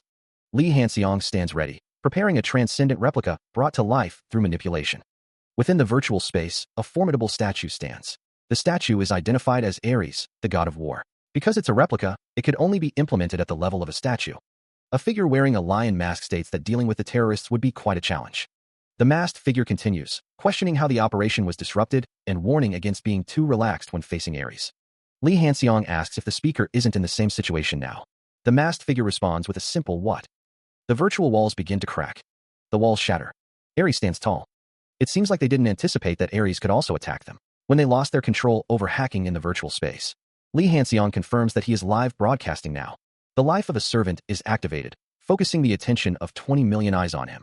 All stats increase by 1,000%, existence and prowess increase by 1,000%, and proficiency of the life of a servant has been raised to SS level. It's upgraded to I am a servant, F/SSSS. An unprecedented level of buff he's never felt before. I'm the apostle of the angel of ability, Raphael. I deem false deities masquerading as divine beings as evil. Raphael's evil slashing sword is activated. A massive sword materializes. Jin-hoon looks down at the sword. The sword hums with power. The sword is massive. He falls backwards. The winged figure, perched precariously, shouts, I said stop splashing water. You stupid octopus. Her anger flares as she exclaims, you ruined my makeup. She vows, her voice dripping with menace, I'll turn all of your body. A surge of dark energy erupts around her, the air crackling with power. Lee Hanseong, watching the display, thinks to himself, I forgot for a while because I only say her calm appearance, but he wonders if she is being a bit overzealous. The pair stand on a rocky outcrop, the wind whipping around them. Lee Hanseong says, thanks to you, we came to the island easily. Looking at her, Lee Hanseong observes, looks like she's still mad. Leader Lee states, we've arrived. The air shimmers with an unseen energy. The two stand before a strange, glowing portal. Lee Hanseong wonders, this is? He listens intently as the story unfolds. Luciel, a high-ranking archangel, fell from grace and became the demon now known as Lucifer. The panel juxtaposes the holy sword once wielded by the angel Luciel with the demonic sword now used by Lucifer. A figure with massive wings stands silhouetted amidst the remnants of a forgotten time, a voice echoing that it has been a while since a human came here. Lee Hanseong declares his intent to accept the challenge, remarking that the entity seems to know everything. The winged figure looms, its presence dominating the space. A disembodied voice commands him to draw his sword and strike. Lee Hanseong is told that he will be tested through his achievements and rank to see if he meets the qualifications to draw the sword. A horned figure nods in agreement, its expression unreadable. A hand reaches out, seemingly towards an unseen force. A burst of energy explodes outwards, filling the space with an intense light. Red lightning crackles across a stormy sky, hinting at the power at play. The winged figure observes, commenting on the impressive nature of the human. Now, he could reach the myth completely on his own, without any contracts or subservience to divine authority. If things continued like this, he could accomplish growth according to the plan. Lee Hanseong is told that he is not healed yet. He knows. Lee Hanseong looks concerned. Nadia remarks that it has been a long time since she last saw the other person. Nadia expresses frustration, lamenting how difficult it still is to get close to him. Nadia states that she has something to tell him today. Nadia explains that she needs to talk to her father in person about that matter. The man asks if she is talking about that matter. He adds that Chang-sin wants to compete against Yongsin Park, so he'll meet with her first. The man states that in that case, he needs to respond right away. He asks if Chang-sin is coming to Korea instead of the Dark Land. Nadia asks when he is departing, and the man responds that he has already arrived at the airport. The man thinks that if he already arrived in Korea with bamboo, then a stream of blue energy pulses intensely. Three figures gaze up at the blue energy. One wonders what it is. Another exclaims that it scared them. The last one says that they knew it responded too. A hidden quest appears. Conquer the sea dragon of the East Sea, who seeks bamboo. The message warns that the bamboo that was supposed to become the man Pazikjiak has returned as bamboo. The sea dragon will watch over Seoul until bamboo is found. The quest requires finding bamboo and quelling the sea dragon's anger. Success grants one-time assistance from the sea dragon, while failure results in continued deaths, weakening of Korea's national power, and reduction in the time for the sea dragon's assistance. One of the figures wonders what the sound is, as something whispers. The text says that as the sea dragon awakens, everyone begins to recognize the divinity. A hand grabs Nadia's arm, telling her to follow. Nadia asks where they are going. A visual effect is shown. The text says that as the sea dragon awakens, everyone begins to recognize the divinity. A tornado looms over a city. Nadia and another figure run. The figure asks if Nadia knows where her father is. Nadia asks why they are looking for her father, stating that he's right there. Nadia calls out. Changsin Vladimir Anton is shown. By chance, Nadia wonders if this person is someone who makes Lee Hanseong's heart flutter every time he sees them. Changsin Vladimir Anton states that he has an urgent request. Lee Hanseong asks what the request is. As can be seen outside, Korea's guardian deity, Sea Dragon, has awakened. It's because of the influence of bamboo. This weapon has been in his possession for over a decade, but why now? Changsin Vladimir Anton explains that it's because it has entered Sea Dragon's domain, the Korean peninsula. Alongside Sea Dragon's awakening, other divine authorities have also awakened. Before interference from other divine authorities occurs, he wants to address the issue with the Sea Dragon first. Lee Hanseong looks concerned. Changsin Vladimir Anton apologizes, but he'll take Lee Hanseong's bamboo. Changsin Vladimir Anton holds bamboo and wonders if everyone will be safe. Yes, there won't be any harm caused by the Sea Dragon. He says he can't contend with divine authorities with his own power, so please, he'll leave it to Li Hanxiang. Divine authorities around the globe rapidly increase. The clash between good and evil accelerates, giving rise to the prelude of a global war. The presence of divine authorities begins to disrupt the balance of the world. To restore equilibrium, the world strengthens its connection with the linked other worlds. Precursors to the formation of monster gates are discovered in various places. Divine authorities are appearing due to Sea Dragon, and the fourth scenario has begun. He holds the bamboo, a thoughtful expression on his face. There's a lot to handle at once, but for now, Li Hanxiang needs to focus on the Sea Dragon. A powerful force emanates, shaking the very ground. Meanwhile, the Darkland Area 31 looms, a fortress against the encroaching darkness. A figure with horns states that she could hear various voices, and now there's something enormous in sight. The ground trembles once more.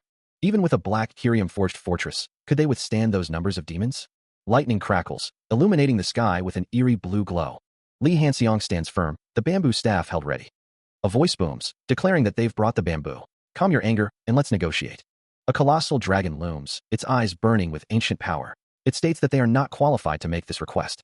Li Hanxiang grits his teeth, feeling suppressed just through conversation.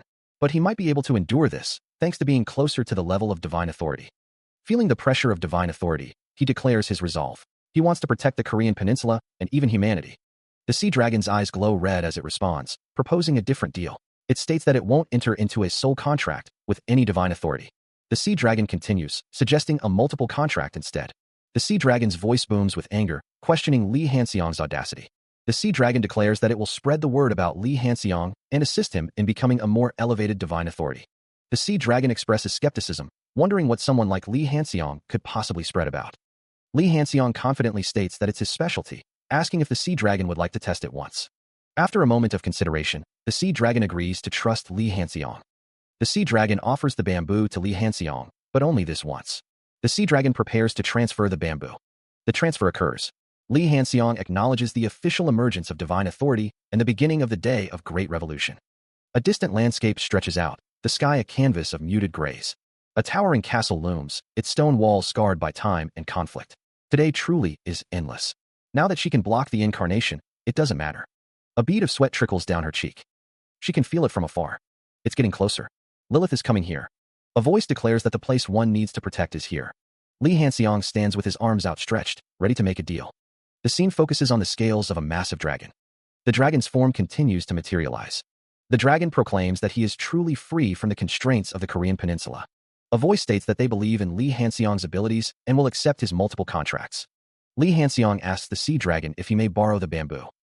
The dragon reminds Li Hanxiang that he hasn't forgotten the most crucial part of the contract, has he? He adds that if he could lend him the bamboo, in the form of a sword, he'd be grateful.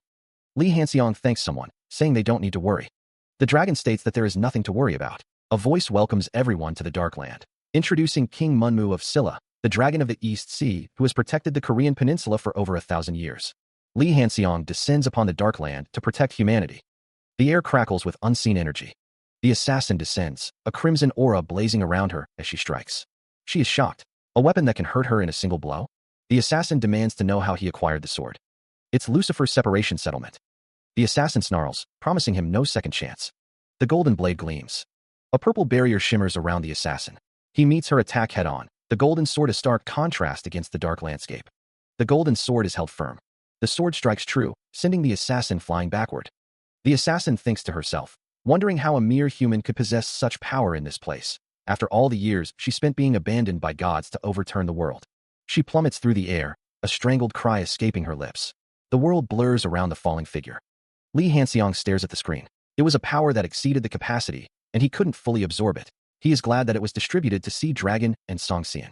Capturing this level of divine authority would have taken quite some time, even in the previous episodes. He stands on a stone platform, a question mark hanging in the air. Li Hanxiang reads the screen. They're raising the difficulty without giving us a chance to catch our breath, calling it an opportunity for growth when it could lead to death. Is it luck or misfortune? The assassin falls, thinking, Kai die, you killed me, you. For whatever reason, she hears the voices of those who died in her hands. The trial of feeling the pressure along with the pain. She plummets through the air, the question echoing in her mind. Why did you come to me? The words Yokai King, Iaduxini, appear below her. A disembodied voice answers, because you are like me. The assassin recalls a time when the magic she learned from her family specialized in killing someone. She wasn't trained to protect people like Jinhoon. The voice asks if she wants to protect. Now, she wants to protect people. Very well, the voice says, I will grant you my power. There are a few more people to protect. Just until then, please. A cityscape stretches out below. Lee Hanseong appears surprised. Every collision drains my magic. He may have not become a divine authority yet, but he's strong. The assassin is now face to face with Yokai Iaduxini. Lee Hanseong thinks to himself that he's also grown to the next level, but this is quite dangerous. Yokai Iaduxini stands firm, his red eyes burning with an eerie light. He prepares to strike, a sword held ready in his hands. Here it comes. The monster's red eyes glow with malevolent intent. The monster's chest heaves as it prepares to attack. Lee Chong-suk steels himself, ready to face the monstrous foe. Here it comes. The monster closes in, its massive form looming over Lee Chong-suk. Lee Chong-suk grits his teeth, his resolve hardening. Endured it long enough. Lee Chong-suk says, you can leave it to me now. Lee Chong-suk declares, I've created a distortion with space manipulation and time manipulation. The movements of the monster will appear slower for. He decides, let's escape for now. The monster roars, its massive form radiating power. The Yokai King states that he would like to take Lee Hanseong on himself, but unfortunately, Lee Hanseong's opponent is not him. The Yokai King stands tall. Lee Hanseong stands before the Yokai King. It is declared that Lee Jungyeon's opponent is Hanbile. Lee Junghyun is surrounded by a purple aura. The Yokai King is being compared to the Yokai King, and they can't fight back. There's no way it can fight back with Yokai King's divinity. Getting rid of them will benefit Hanbile's growth in the short term, but in the long term. Lee Junghyun is told that his opponent is Hanbile. Lee Junghyun wonders why not. Lee Junghyun is told that they're the one who attacked Sergei and the city. Wouldn't it be better for him to take them around, like a... Lee Junghyun listens intently. Lee Junghyun says, well, a voice declares that something is a good idea. A figure surrounded by purple energy states that he won't kill it. The purple energy swirls. A view of the World Tree of Amazon is shown through a window. The elves are in charge of the center, while the surrounding areas are dominated by the fire dragon and the ice birds. The World Tree is located in the center where the elves are. A woman states that the top 100 candidates will go for a field trip there. Even though you won't participate in battles, just going to Amazon can expose you to danger. Please consider the risks carefully before participating. Amazon. The third disaster is about to begin. A full view of the World Tree of Amazon is shown. A tower is shown in the distance. Hansung went to the academy as soon as the cleanup of the Darklands was done. Leader Lee gazes into the distance, thinking, I know he's always a busy person, but... Leader Lee glances back, a slight frown on his face. Hanayan says, just, anyway, didn't we agree to drop the formality? She continues, still, you're the wife of the district owner. Leader Lee blushes, exclaiming internally, wife. Leader Lee says, not yet dating. I mean, we're just friends. Hanayan asks, Amazon this time, right? Wouldn't it be helpful if we went too? Leader Lee replies, stabilized, and my father and Mr. Carl are here, so we can leave for a while, can't we? He thinks, that's true. We'll get stronger and surely be able to help in Amazon. Hanayan clenches her fist, declaring, let's go see. Leader Lee says, way. Hanayan smiles, and Leader Lee looks down, flustered. This area in the Amazon is the only one secured by humans, the farthest from other dominant races. Leader Lee crosses his arms, explaining that it's relatively safe here since SSS-class heroes are also active. He adds that they will now proceed with the field trip in the Amazon. Leader Lee continues, stating that they might be able to see SSS-class heroes, depending on whether the dominant races are well-behaved or attacking. Hanayan asks Leader Lee if he has been here too, wondering what there is to do after going to the Darkland that he hasn't tried. Jin-hoon raises a finger, suggesting the possibility of romance. Jin-hoon quickly clarifies that he was just kidding. Leader Lee waves his hand, saying that he was joking and that it's okay if not everyone is able to do it, encouraging Hanayan not to be shy. Leader Lee's face contorts in a defensive expression, exclaiming that it's not like that. Leader Lee clenches his fist, commanding someone to listen to him. Meanwhile, a landscape stretches out, birds flying overhead. A building stands amidst the greenery. About 10 fire dragons hatched at the fire dragon's base, and about 3 ice birds hatched at the ice bird tower. Shadowy figures sat around a table, discussing the recent influx of humans. A voice mused that 100 humans had arrived in the City of Iron. The numbers had been increasing rapidly, a disembodied voice observed. Galewin, the elf chief, sat in contemplation. It wouldn't be surprising if something was amiss, he thought. A figure burst into the room, calling out, Chief. Galewin apologized for the interruption. I apologize, this is urgent. The messenger exclaimed that a human had arrived. The messenger's words hung in the air. Here, he questioned. Murmurs rippled through the room. They had come through a secret passage without a barrier. Galewin's expression deepened with concern. A voice echoed, hello. A figure stood with arms outstretched, announcing, Elf Chief, and all the elders. I'm Lee Hanseong. Galewin's eyes narrowed, a hint of suspicion in his gaze. The elf's gaze is intense. The elves sit with their hands clasped, a silent power emanating from them. Lee Hanseong grits his teeth, feeling the pressure. Ugh. The elves remain still, their power palpable in the air. Li Hanxiang admits to himself, they're undoubtedly superior to me. He continues, it's electrifying, huh? I'm here for a good deal. Let's gather our strength. Li Hanxiang faces the elves, determined. He thinks, in the next 3 days, there's going to be a major war that has never happened before in Amazon. Purple spikes erupt from the ground in the distance, tearing through the forest canopy. The assassin observes the scene. Amazon's monsters are stronger than I thought. It's as dangerous as the Darklands. Celine Li looks on, concern etched on her face. What was that? The assassin stands ready, her expression grim. A massive snake dragon rises from the depths. Underworld, 4th floor dominant race. Snake dragon. Why is something like that on the surface? Celine Li's eyes widen in alarm. Is something happening? What on earth is happening in Amazon? The snake dragon lunges forward, its jaws agape. Ian, SSS class hero and Lancelot contract holder, shouts a warning. Snake dragon attack. Everyone fall back. The snake dragon unleashes a devastating energy beam. Dumont expresses his surprise, not expecting the underworld creatures to attack. A snake creature hisses, lamenting that the candidates don't have the skills to fight. Li Hanxiang looks at a screen. The screen displays information about the myth of Lancelot and Gawain being recreated on this battlefield, and the undefeated myth of the Knight of the Round Table begins. They fought for their king, King Arthur, and sacrificed his life to protect his people. Ian, who signed a contract with the Knights of the Round Table, is here, but he wonders why the myth has been recreated. Someone notices that Li Hanxiang has triggered the myth using reverse magic. A bright light shines. Li Hanxiang is surrounded by light. A screen displays that he is assigned the 80th seat of the Round Table, gaining the power of Digor, with all stats increased by 300% and all vital power increased by 200%. Li Hanxiang realizes that if that's the case, he can definitely fight the underworld creatures with this. Li Hanxiang falls. Li Chong-suk is surprised, asking if this is what Ian was talking about. Galewin falls, and Li Chong-suk realizes that Galewin is here. By recreating the myth and activating I Am the Jester through a live broadcast, Li Hanxiang can maximize the effect. This way, he can prevent the invasion of the underworld creatures and gain achievement. If the myth goes any further than this war will become uncontrollable, Galewin thinks. Even without the myth, the underworld invasion will continue. This is the fastest way. Galewin wonders what he is talking about, so affectionately like that. Abnel states that is sad. Ian doesn't know how long it has been since they gathered like this. Li Hanxiang thinks that all 3 chiefs, whom he can't even handle even one of, have gathered. It went according to the plan, but it's a bit scary. Li Hanxiang wonders if they are coming here too, especially Abnel, who's different from the cool-headed Ian or the calm Galewin.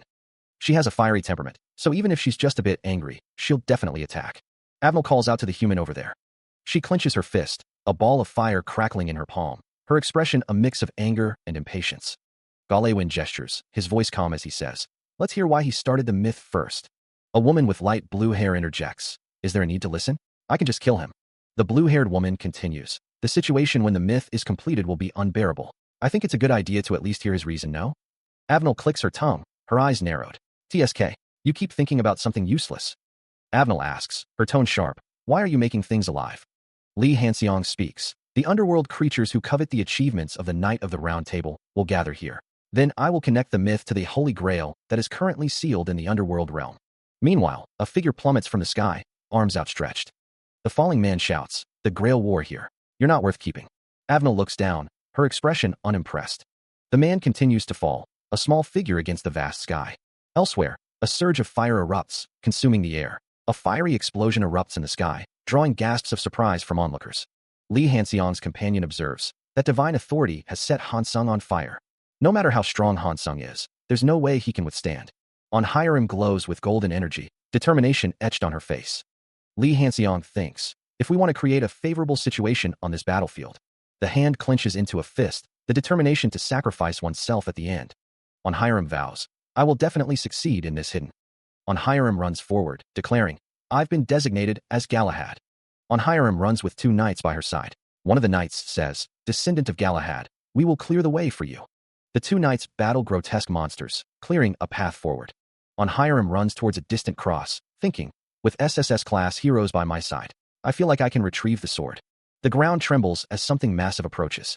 Flying high above, the leaders of the interdimensional races are trying to stop the humans. A figure surrounded by flames rushes forward. Flames erupt. The figure is engulfed in fire. The war has already begun. She urges others to help each other to end it. A woman with light blue hair says to take things up as quickly as possible. An older man remarks that Galahad has been bestowed upon such a young human, wondering if it is that. Hanayan observes that it looks like the dominant races have sided with the humans. The ground continues to shake. Hanayan is shocked. More underworld creatures are coming to the surface. Hanayan gazes up at the sky, where dark shapes flit between the clouds. Now that Li Hanxiang is gone, what should she do to help? A dense forest stretches as far as the eye can see. Lying on the forest floor, Li Hanxiang groans in pain. If he hadn't been on guard, he would have died. Avenel had been about to attack, but he successfully deceived her by avoiding the attack with space teleportation. If he had taken that hit, he would have been dead and turned into ashes and blown away. Now, Li Hanxiang just needs to complete the story of the Knight of the Round Table. How should he unfold the story? Among the four major forces that make up the universe, strong force, weak force, gravity force, and electromagnetic force, he possesses weak force. Gravity can be imitated using space and time abilities, but he can't obtain strong force and electromagnetic force with his current cognitive points. Should he give up on completely recreating the story of the Knight of the Round Table? In the legend of the Knight of the Round Table, the wounded King Arthur is resurrected and portrayed as a hero who will save the kingdom in crisis. In other words, the remaining key points are resurrection and salvation. If he can't fully implement it, he should try to create a similar feeling. Li Hanxiang needs to write this. He spent 100,000 points on the purchase. Remaining cognitive points, 10,202. A guttural scream echoes through the air. She looks up, her expression unreadable. More underworld creatures are coming. They're targeting the Galahad sword. The situation is already dire, and we can't proceed like this. A blinding light pierces the sky. Snakes hiss, their tongues flicking nervously. I'm dead. But my will is here. My sword, Excalibur, the one who wields this sword. The sword stands tall, radiating power. The snakes watch, their expressions unreadable. Two serpentine figures guard a glowing sword. Everyone on the battlefield has shifted their direction towards that sword of light. A voice echoes, speaking of wielding the sword. It's Li Hanxiang. On Hiram wonders if someone was pretending to be dead to create this situation. A figure exclaims that everyone is heading towards Galahad's sword, believing Excalibur is elsewhere, and that King Arthur is involved. The voice declares that it's their last chance, now that they're deceived. On Hiram runs towards the fake Excalibur. Thanks to purchasing light and continuing the story, the effect of I am the Jester has become stronger since it attracts attention, as Li Hanxiang glows with power. A voice urges others to hurry and get Galahad's sword first, stating that this is only an extension of the trick. Another voice tells the others that the sword is right in front of them, instructing them to leave it to them and go ahead. A figure responds with all right. Thank you. Li Hanxiang's eyes widen, a bead of sweat trickling down his temple. If that's the case, he thinks, they have to act fast. On Hiram sprints forward, her ponytail bouncing behind her. There's no one to stop her, she thinks, her determination etched on her face. A monstrous creature looms, its massive form casting a shadow over the landscape. The creature's maw opens wide, revealing rows of razor-sharp teeth. A guttural growl rumbles from its throat. The monster's eyes glow with an eerie light, its presence radiating an oppressive aura. Li Hanxiang and On Hiram plummet through the air, the ground rushing up to meet them. The scene is much earlier than the desired moment of resurrection and salvation, but he has to complete it without losing On Hiram, Li Hanxiang thinks, his expression grim. They tumble through the air, the wind whipping around them as they struggle to regain their balance. On Hiram continues to run, her determination unwavering as she closes in on her goal. Li Hanxiang and On Hiram gaze upon Galahad's sword, its blade gleaming in the ethereal light. That's Galahad's sword, she exclaims. A hand reaches out, grasping the hilt of the legendary blade. Hold on tight, they're heading straight for it. The sword is drawn, its power resonating through the air as it's pulled free from the earth. She raises a sword, a surge of purple energy crackling around the blade. A system message appears, declaring that Galahad's sword has found its owner and the descendant of Galahad has been determined. The system message continues, describing the Holy Grail as a myth sleeping in the deepest part of the underworld, promising transcendent achievements and the fulfillment of one wish to its owner. Li Hanxiang declares, let's keep this momentum and finish the Holy Grail war. Li Hanxiang watches the system messages. Li Hanxiang orders the start of the operation and preparation for the blockade, signaling to begin sealing off the underworld entrance. The words, Heaven-Breaking Sword, appear in a stylized burst. Li Changsuk prepares the heaven-breaking sword, red energy radiating from his hands. Red energy surges upward. The ground trembles as the energy intensifies. Li Hanxiang notes that the majority has ascended to the surface, urging caution as there are still a few powerful enemies remaining. The assassin is caught off guard, crying out as she is suddenly attacked. Having followed her, the purple-haired demon states that it couldn't be helped. Hanbile apologizes. Li Hanxiang acknowledges the unexpected reinforcement, but believes they can break through faster. The group flies towards a light, determined to find the Holy Grail. The group continues their ascent. They continue to fly upwards. Avnel exclaims that the human is alive. Galewin realizes he was completely taken advantage of. A woman with blue hair states that to end the war with the least damage, they need that. Someone observes that despite the alliance with the surface-dwelling creatures, the power gap is too significant. Someone reflects on blocking the entrance to the underworld, and that the one-time emergency support request in exchange for the elixir would be used in a place like this. It's said that Lee Han-sung is truly unpredictable. A target is confirmed. The Darkland and the Underworld are joining forces. Celine Lee expresses her gratitude for the reinforcements. An unseen figure declares that they will begin the operation according to Lee Han-seong's strategy. A man in a suit states that he will return in 30 minutes, as Celine Lee and another girl with white hair and horns listen. Celine Lee urges everyone to hold on for 30 minutes for victory. A figure stands amidst a landscape, explosions erupting around them. A man holds a red sword, its energy crackling around him. He thinks to himself that 30 minutes have almost passed as planned, and that he just needs to endure a little more. The man with the red sword knows that the ruling clans and the three major forces of Korea are barely holding on together. The woman with blue hair says that if they go beyond 30 minutes, she can't guarantee they'll hold on any longer. The lives of other students depend on them. The woman with blue hair exclaims that there are only 3 seconds left. 2 women stand together, one with red hair and the other with white hair. 3 men stand together, looking concerned. The text indicates a powerful impact. A structure is destroyed, debris flying through the air. Bathed in golden light, a figure raises a chalice high. The system displays information about the Holy Grail, a mythical goblet said to contain the blood of Jesus. It grants overwhelming divine power, is unbreakable, contains infinite magical power, and disappears after one wish. The system declares, the war is over. The figure stands silhouetted against a bright sky, still holding the grail aloft. The system announces that achievements have been unlocked, declaring the figure the owner of the Holy Grail War. He will be respected by all ruling clans in the underworld, and his fame will be known everywhere. The system confirms that the Knights of the Round Table's mission is complete. 2 figures stand below, one with bat-like wings. The system states that the Knight of the Round Table completes the myth and finalizes the ongoing birth of myth. A close-up shows a character's uniform. Lee Han-seong, bathed in light, holds the Holy Grail aloft, now known as the Jester. The system informs that he seeks people's attention more than anyone else in the world. There is no jester superior to him, and he can even spread the jester power to others. He has obtained the new title, and his new myth will continue in the future. His inclination is neutral good, and neutrality can shift towards good or evil at any time. The building stood tall against the fading light of day. Having completed the birth of myth in Amazon, Lee Han-seong finally ascended to godhood. He knew the next quest was to complete the past that can enhance his divinity. It was a crucial point where the inclination and performance of the divinity are determined, so he needed to be careful. Before becoming a candidate, he could freely set it to be a child of the Dark Land or lived in. Begin trace of the past. A forgotten past exists. Would you like to examine your past? Lee Han-seong wondered what this was, and if such a process even existed. With a surge of energy, he entered into his past. A grand church stood before him. Lee Han-seong exclaimed, "This is..." He finds himself in the first virtual reality game he ever played. It's a game completely unrelated to the end of the world. The game is called Monarch. So why does it appear in the trace of the past? He grunts. He wonders what's going on. This time, it's the second virtual reality game, the martial arts genre Heavenly Demon Battle. Are the games he's played included in the past in order? Although his personality has changed through games and tubes, it's still a positive memory. But this past is outside of the end-of-the-world reality, right? He seems confused. The scene fades. He crouches low, a look of utter disbelief etched across his face. What on earth was that? Physical attacks and magical attacks don't work. It disappears the moment it touches the enemy. A grotesque entity descends from above, its form a swirling mass of dark energy and writhing tentacles. A voice cries out, "I've never seen anything like this." A tendril of darkness hurtles towards Lee Han-seong, the air crackling with unseen energy. The dark energy slams into the ground, leaving a trail of destruction in its wake. Bile clutches at Lee Han-seong's arm, her voice laced with urgency. If it's a deity, it doesn't disappear even with direct contact. A booming voice echoes through the area. Those who can't handle divinity, step back. Instructor Han Du-suk stands ready, his expression grim. I can only block attacks. Instructor Han Du-suk, please aim for the main body. A voice responds, understood.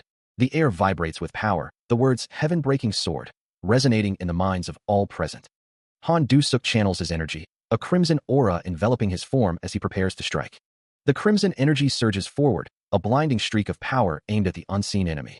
The attack connects, a violent explosion of energy erupting in the darkness. A single, malevolent eye opens in the darkness, its gaze piercing and filled with ancient power. A figure is struck by a blast of red energy, the force of the impact sending them reeling. A man looks on, muttering that the attack touched the main body but caused no damage at all. The man states that at least there's only one person in the academy who can handle this situation. A white-haired figure exclaims that someone hasn't come out yet and must still be asleep. The buildings are collapsing, the winged figure thinks, resolving to find him. The winged figure takes flight. A voice calls out, relieved that Han-sung is safe. Han-sung wonders if this constraint monster attack caused the interruption of the trace of the past. Because you obtained divinity too early, a monster appeared to restore balance. The winged figure observes that everyone is gathering to defend over there. Someone shouts Han Sung's name, warning him to look behind him. Han Sung thinks that if it touches you, everything except divinity. Something begins to disappear. Leader Li raises his hand, preparing to unleash a devastating technique. Chunks of rock fall to the ground. The assassin gasps, recognizing the technique. That's Instructor Han Dusuk's. Leader Li prepares the divine art of shattering the heavens. A beam of red energy erupts from Leader Li's hand. Heaven-breaking sword. Instructor Han Dusuk's eyes widened. That's Li Hanseong activated the divine art of shattering the heavens. Li Hanseong mused, I can now use the skill divine art of shattering the heavens, which resembles the martial arts game I played in reality. He considered such a feature wasn't present in the trace of the past. Could it be related to being trapped in the end of the world? Although it's the only clue connecting reality, he thought.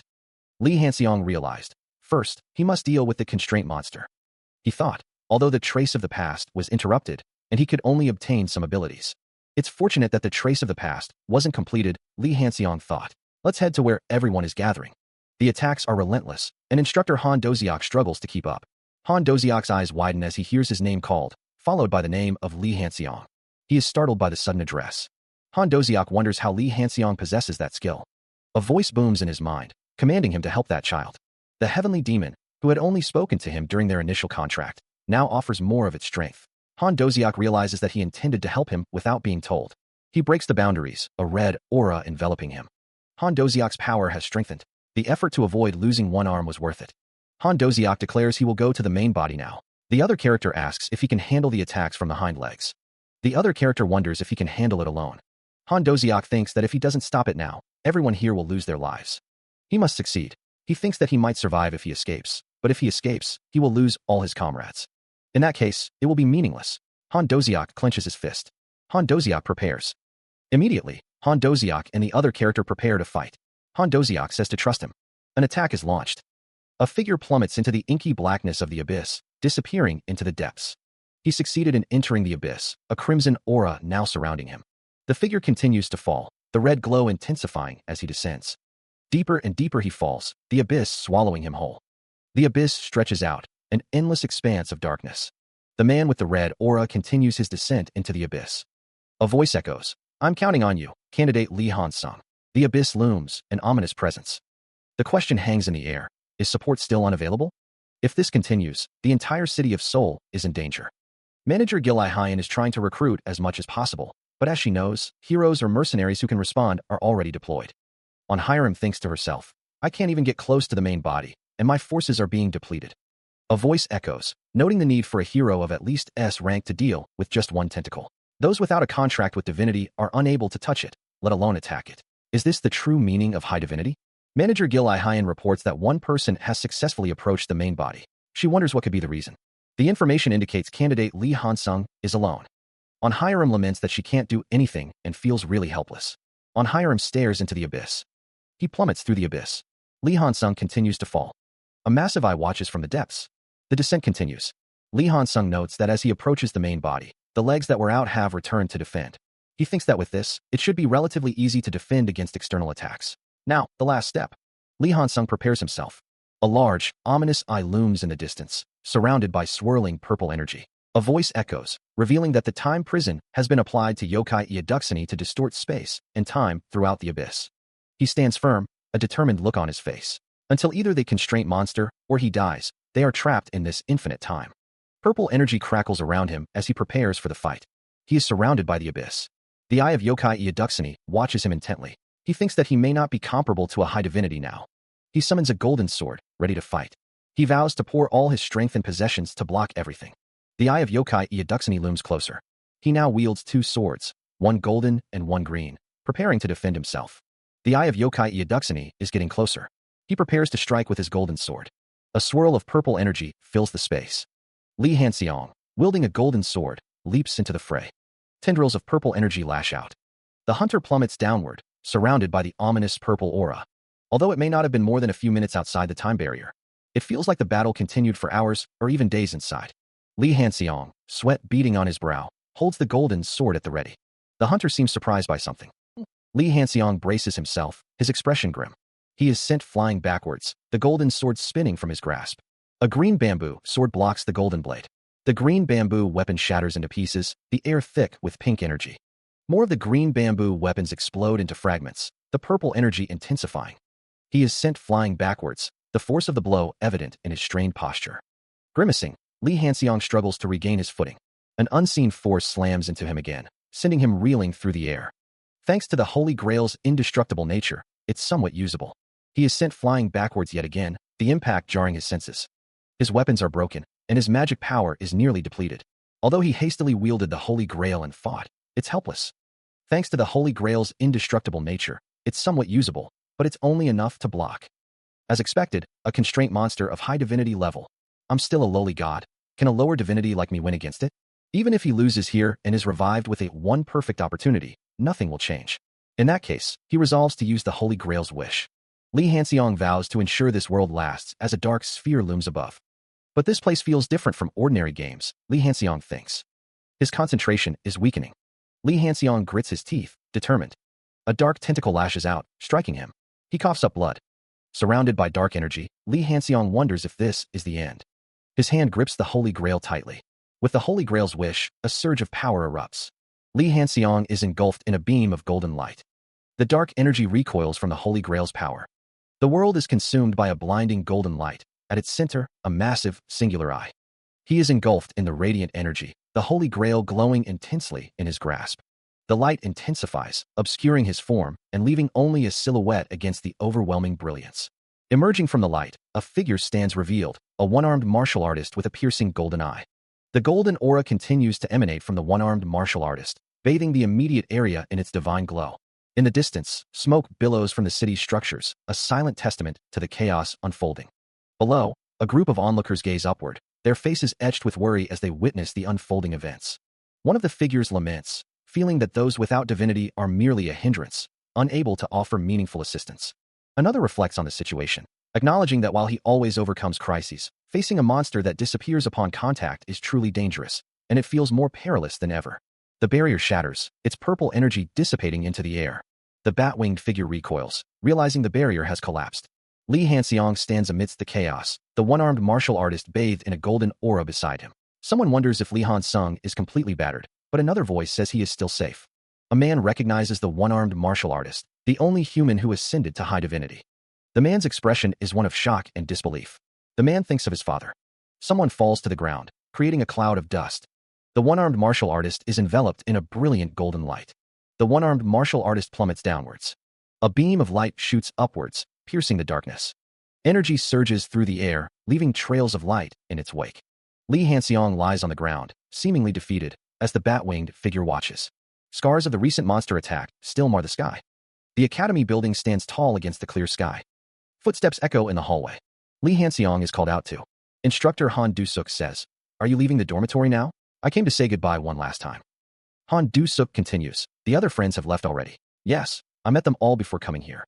A handshake seals their farewell. Han Du-suk says, "Congratulations again on your graduation. 3 years went by quickly. There were so many incidents that it felt even faster."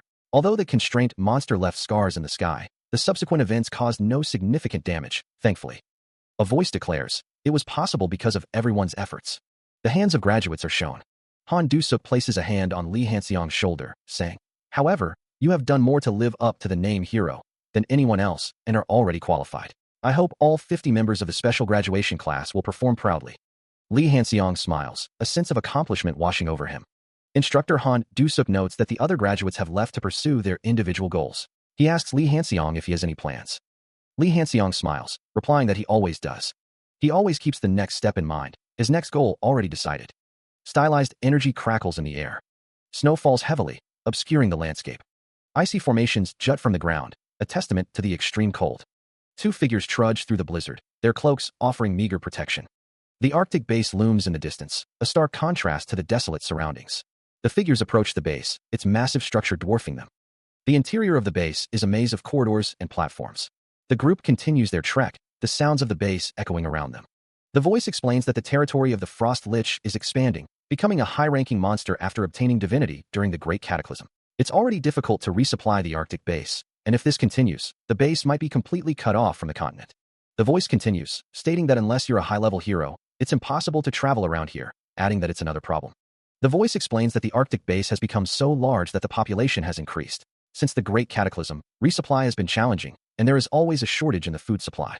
A man's voice speaks to a child, saying that they must be hungry and asking if they shall go together. A man in a suit gestures towards a child sitting on the floor, a silent offer of assistance hanging in the air.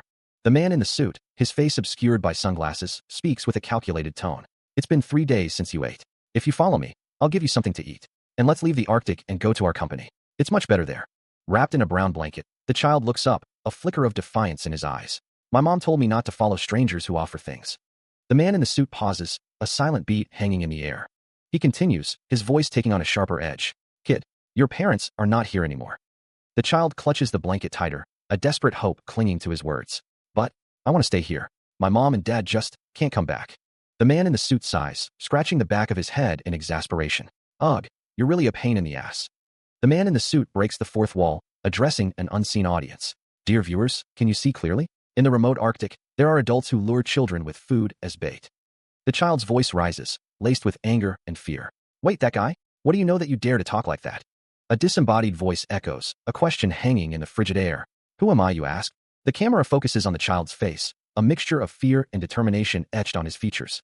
The man's hand clamps down on the child's arm, a possessive grip that brooked no argument. The child, now identified as Han Sung, cries out in alarm, struggling against the man's grasp. Lee Hyun strikes a pose, announcing her name. Lee Hyun and Leader Lee are caught in an explosion of drones, urging viewers to like and subscribe. Leader Lee stands in a hallway, thinking about their tube channel. Leader Lee wonders who the others are. Leader Lee reflects on needing to take Lee Ji-sung and wonders about the annoying weird guy. Leader Lee recalls that the child was confirmed as a new human, and that they should avoid provoking them. A hand presses a button. Leader Lee declares that they need to get rid of the annoying guy. A figure cries out, falling. Leader Lee struggles to move. Leader Lee is told not to interfere, as someone unleashed the power of new human. Leader Lee is told that they just have to sign a contract with the company and live comfortably, but what they know is a bit different. He states that the Martin Company does not raise new humans and legally contract them. The man in the suit replies, questioning if they are trying to forcibly own individuals through various human experiments and brainwashing.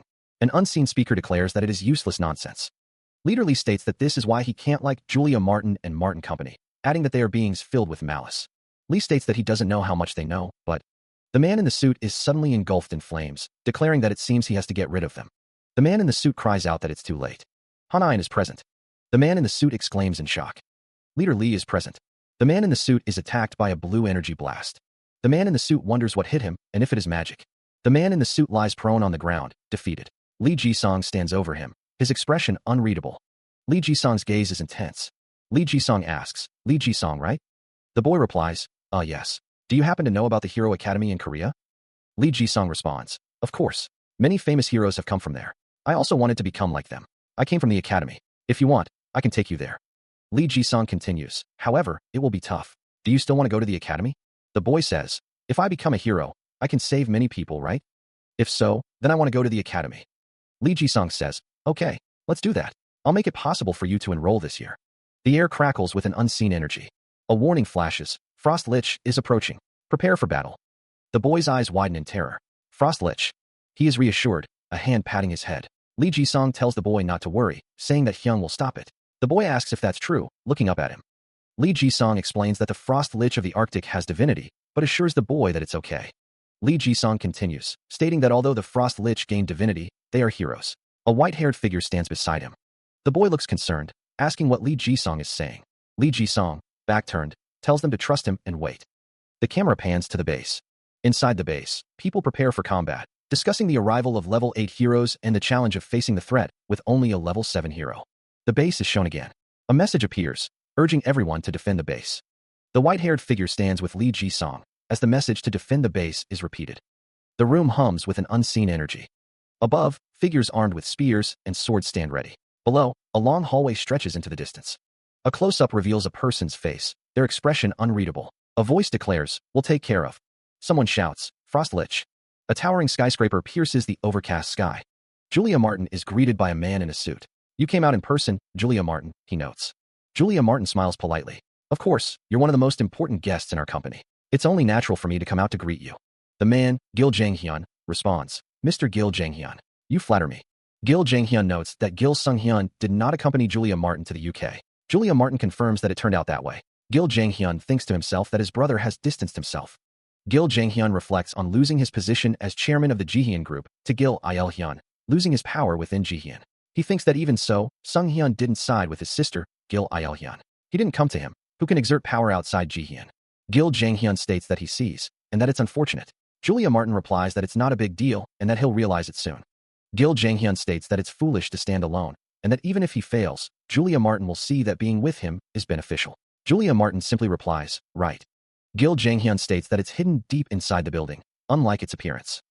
Gil Janghyun continues, stating that it's also an essential asset for Martin Company, and a considerable investment from Gil Janghyun went into it.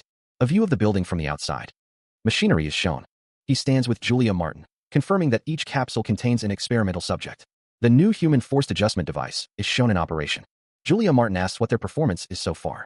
Gil Janghyun explains that the best adjusted individual is stronger than a level 6 hero and can subdue a level 7 hero in an ambush attack. This means that most entities below SSS rank can be defeated. Gil Janghyun wonders if it is impossible for them to defeat a level 8 hero. Julia Martin acknowledges that reaching level May 8th be an impossible goal right now. Julia Martin says she understands what he means and that they will try to speed up the research as much as possible. Julia Martin expresses that it's nice that their talk goes smoothly and asks to expedite the performance. Meanwhile, the man in the suit reflects that Gil Il-hyun may have ambition, but she didn't have enough power to control Jihyun.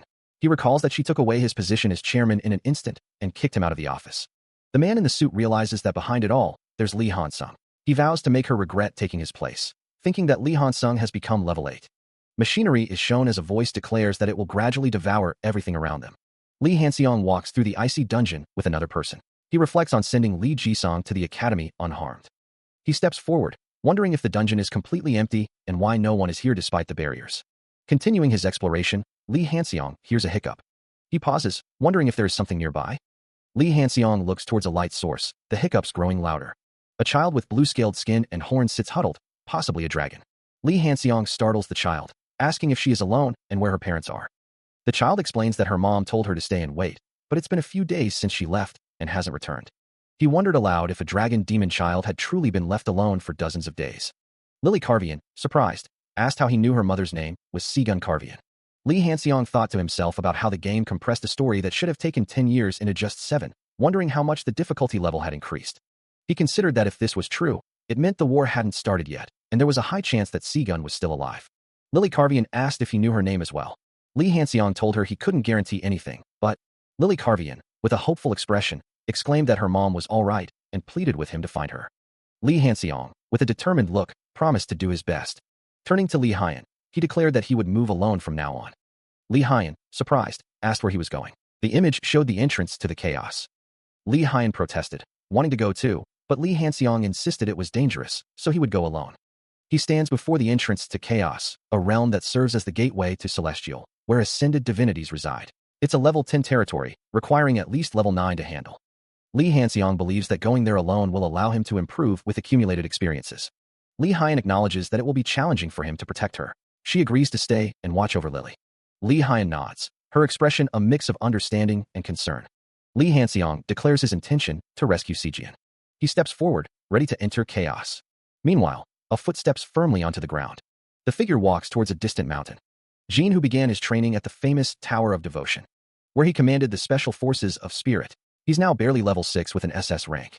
Jin, who is determined not to fall behind everyone. He recalls Han-seong's words during their academy days, realizing he needs more practical experience to overcome his current limits. He continued walking, unaware of the danger lurking nearby. Suddenly, Lee Chong-suk is struck, blood blossoming on his chest. A magical circle surrounds him, trapping him in place. Lee Chong-suk glances around, his breath coming in ragged gasps. His destination is still far. He thinks to himself that there was no information about anything of this skill level at the middle ground. He realizes that there are no native monsters or races, and there are no dominant demons either. He wonders if it is a human ambush. A shadowy figure stands behind Lee Chong-suk, unnoticed.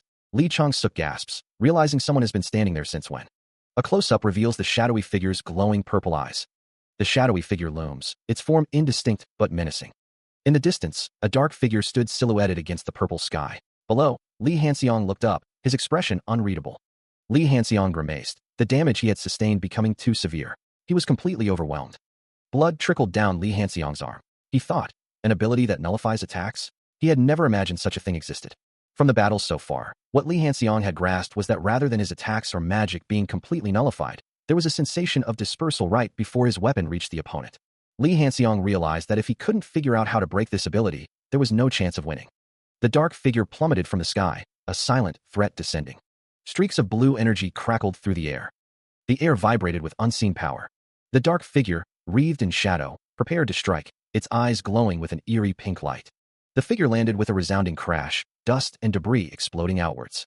A close-up revealed the figure's featureless face, save for the two glowing pink orbs that served as eyes. Li Hanxiang stood his ground, sword drawn, facing the ominous arrival. Nadia looks up, wondering what's happening. She tells Sergei that she was just passing by. Sergei thinks that the attack won't land on that guy. Sergei falls to the ground. Nadia tells him to be careful. A foot comes down with great force. A dark figure kicks Nadia. Nadia is sent flying. The kick sends Nadia crashing into the ground. Nadia looks at a screen, thinking that all her attacks are useless. Nadia lies on the ground. Nadia looks shocked. The screen shows that the cinder is Helen, and the message is a strategy for dealing with new humans. Li Hanxiang stands before a complex, glowing blue structure, its energy humming around him. He thinks to himself, all right, with this, I've prepared items for chaos. It should have started by now, right?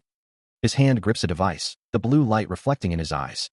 Li Hanxiang hopes, I hope they all survive unharmed. He turns and walks away, his coat billowing behind him as he leaves the glowing structure behind. Meanwhile, a gloved hand points at a screen filled with text. Nadia, reading the screen, thinks, damn it, Li Hanxiang, you should have just summarized it. I don't have much time to scroll these down. She continues to scroll through the information, her expression a mix of frustration and concern. Her eyes narrow as she focuses on the details of the message. Elsewhere, a dark figure emerges, its eyes glowing with an ominous red light. The screen displays a message. However, since it can't be done right away, there's a better way and the only application method. New humans, especially, seem to ignore attacks, but in reality, that's not the case. The message continues, if you release all attacks at once, it should have an effect rather than dispersing. Use a force stronger than the ability to disperse. All at once. The assassin dives towards Hanayan, a dark blur against the sky. Knowing she has to release all her attacks at once, Hanayan concentrates her energy at the tip of her spear. Then concentrating them at one point at the tip of the spear should be effective, right? The spear tip glows with intense blue energy. Hanayan prepares to strike, her eyes narrowed in determination. She thrusts the spear forward, unleashing a beam of pure energy. The beam slams into the assassin, sending them hurtling backwards through the air. The assassin is engulfed in blue energy, their form distorted by the impact. Hanayan watches as the assassin flies away, her expression unreadable. Meanwhile, inside a grand hall, light from the chandeliers casts long shadows. Avenel stands with her back to an unseen figure. It's fine if you want to kill me, but there must not be a war. The unseen figure responds, I can't believe you came all the way here yourself. Avenel turns her head slightly, a smirk playing on her lips. Should I thank you? And you're quite audacious, I see. Fei Yin, Demon Dragon Tribe Lord, declares that one is trying to atone with their own life. Sigun Carvian, of the Demon Dragon Tribe, asks for forgiveness for their tribe. Fei Yin explodes, daring her to speak such words. Sigun Carvian questions where the reconciliation is between their Demon Dragon Tribe and fans, and what returned to those who believed in them was the death of their families. Sigun Carvian continues, stating that the massacre when they escaped chaos and met each other wasn't caused by the Dragon Demon Tribe, but blames it on the evil deities again.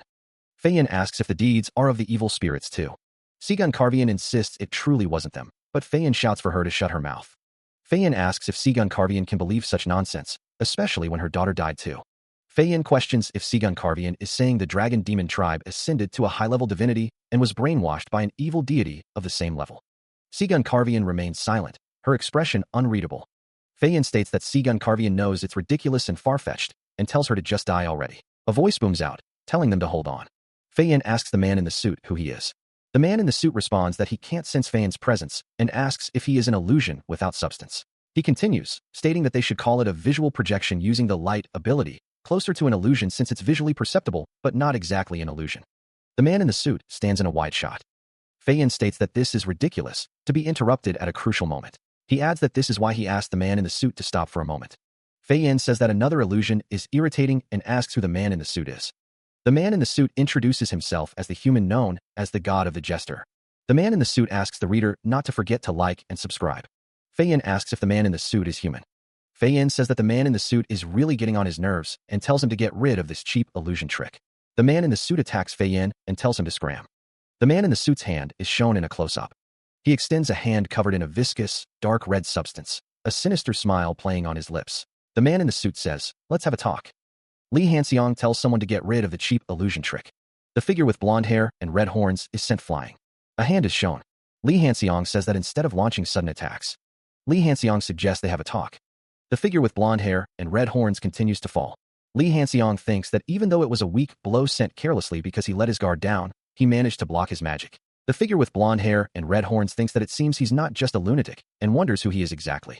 The figure with blonde hair and red horns asks Li Hanxiang just what he is. Li Hanxiang thinks that he guesses the figure might not know since he's only a level 8 human.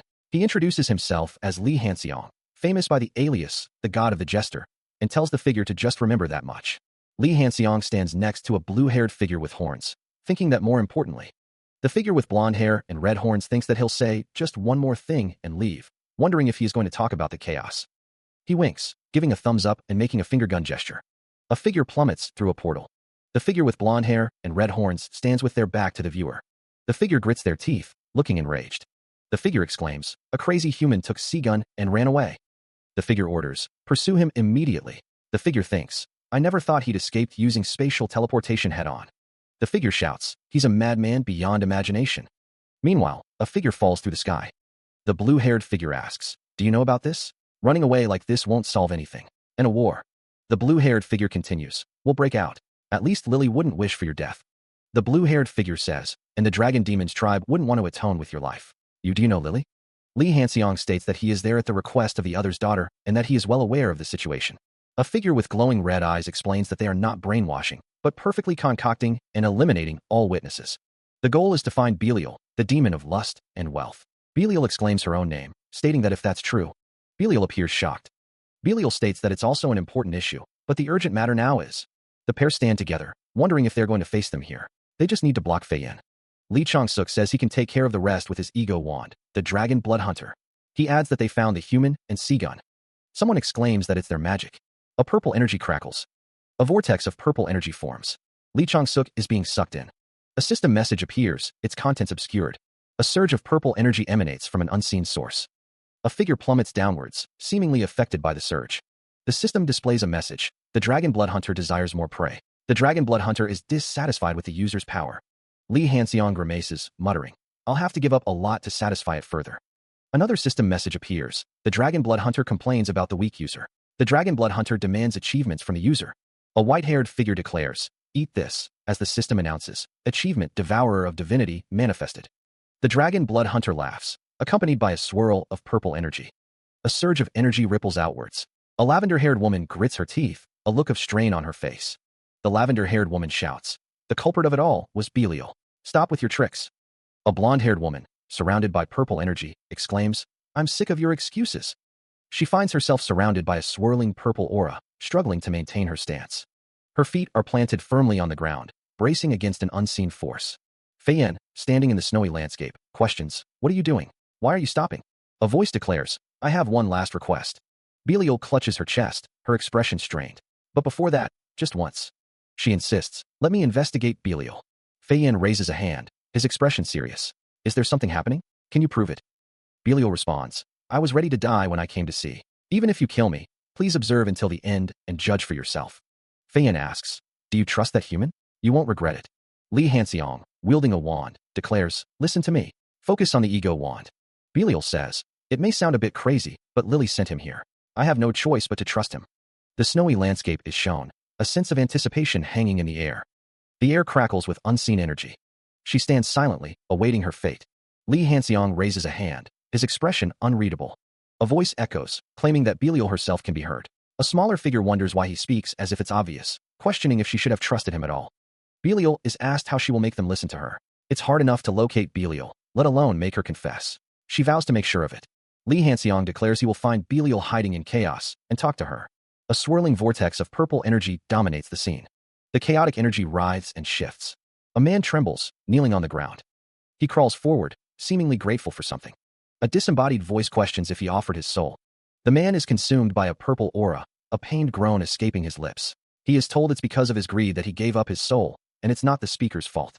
A disembodied voice declares that a soul has ascended to divinity, and that lives will end here. A hand holds a swirling purple orb, crackling with energy. The figure in the maroon suit stands over someone, the purple orb glowing intensely in their hand. A hand materializes, cradling a swirling orb of purple energy. The power hums with dark intent. Belial, demon of lust and wealth, stands triumphant over a defeated foe. A soul that has ascended to divinity. Your lives end here. Belial's red eyes gleam with dark satisfaction. The crimson fabric of Belial's suit shifts as they move, the air crackling with residual energy. Belial turns, their back to the viewer, the purple aura still clinging to them like a shroud.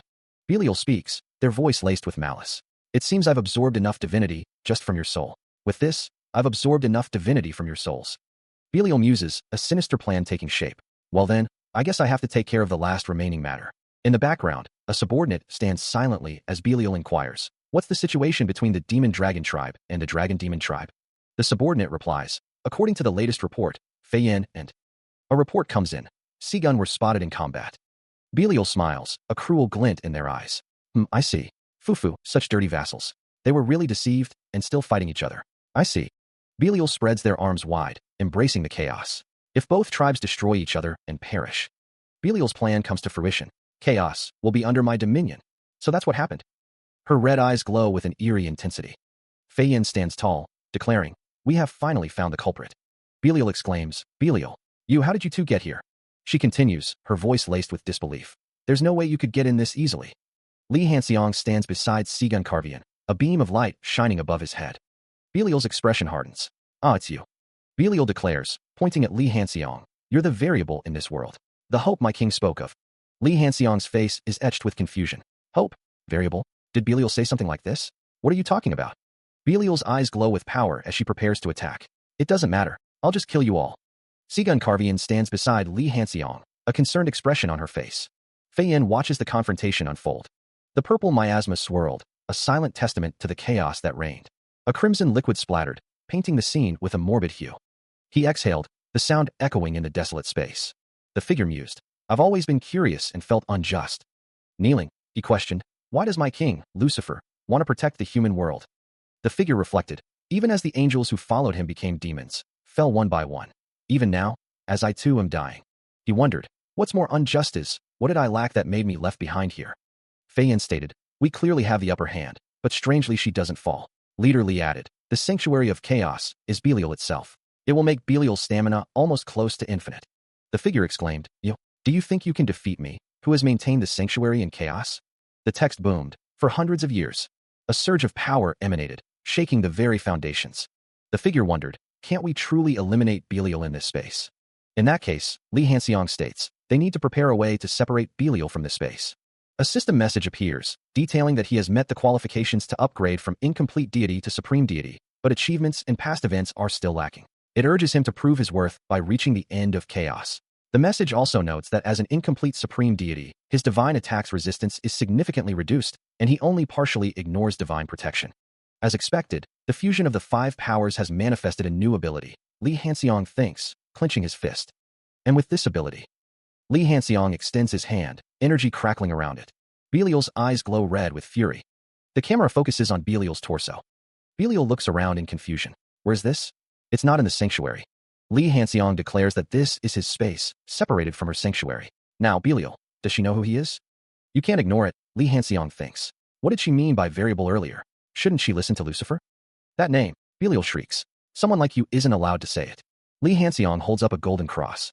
The text speaks of Lucille's holy sword, the very weapon Lucifer wielded before his fall.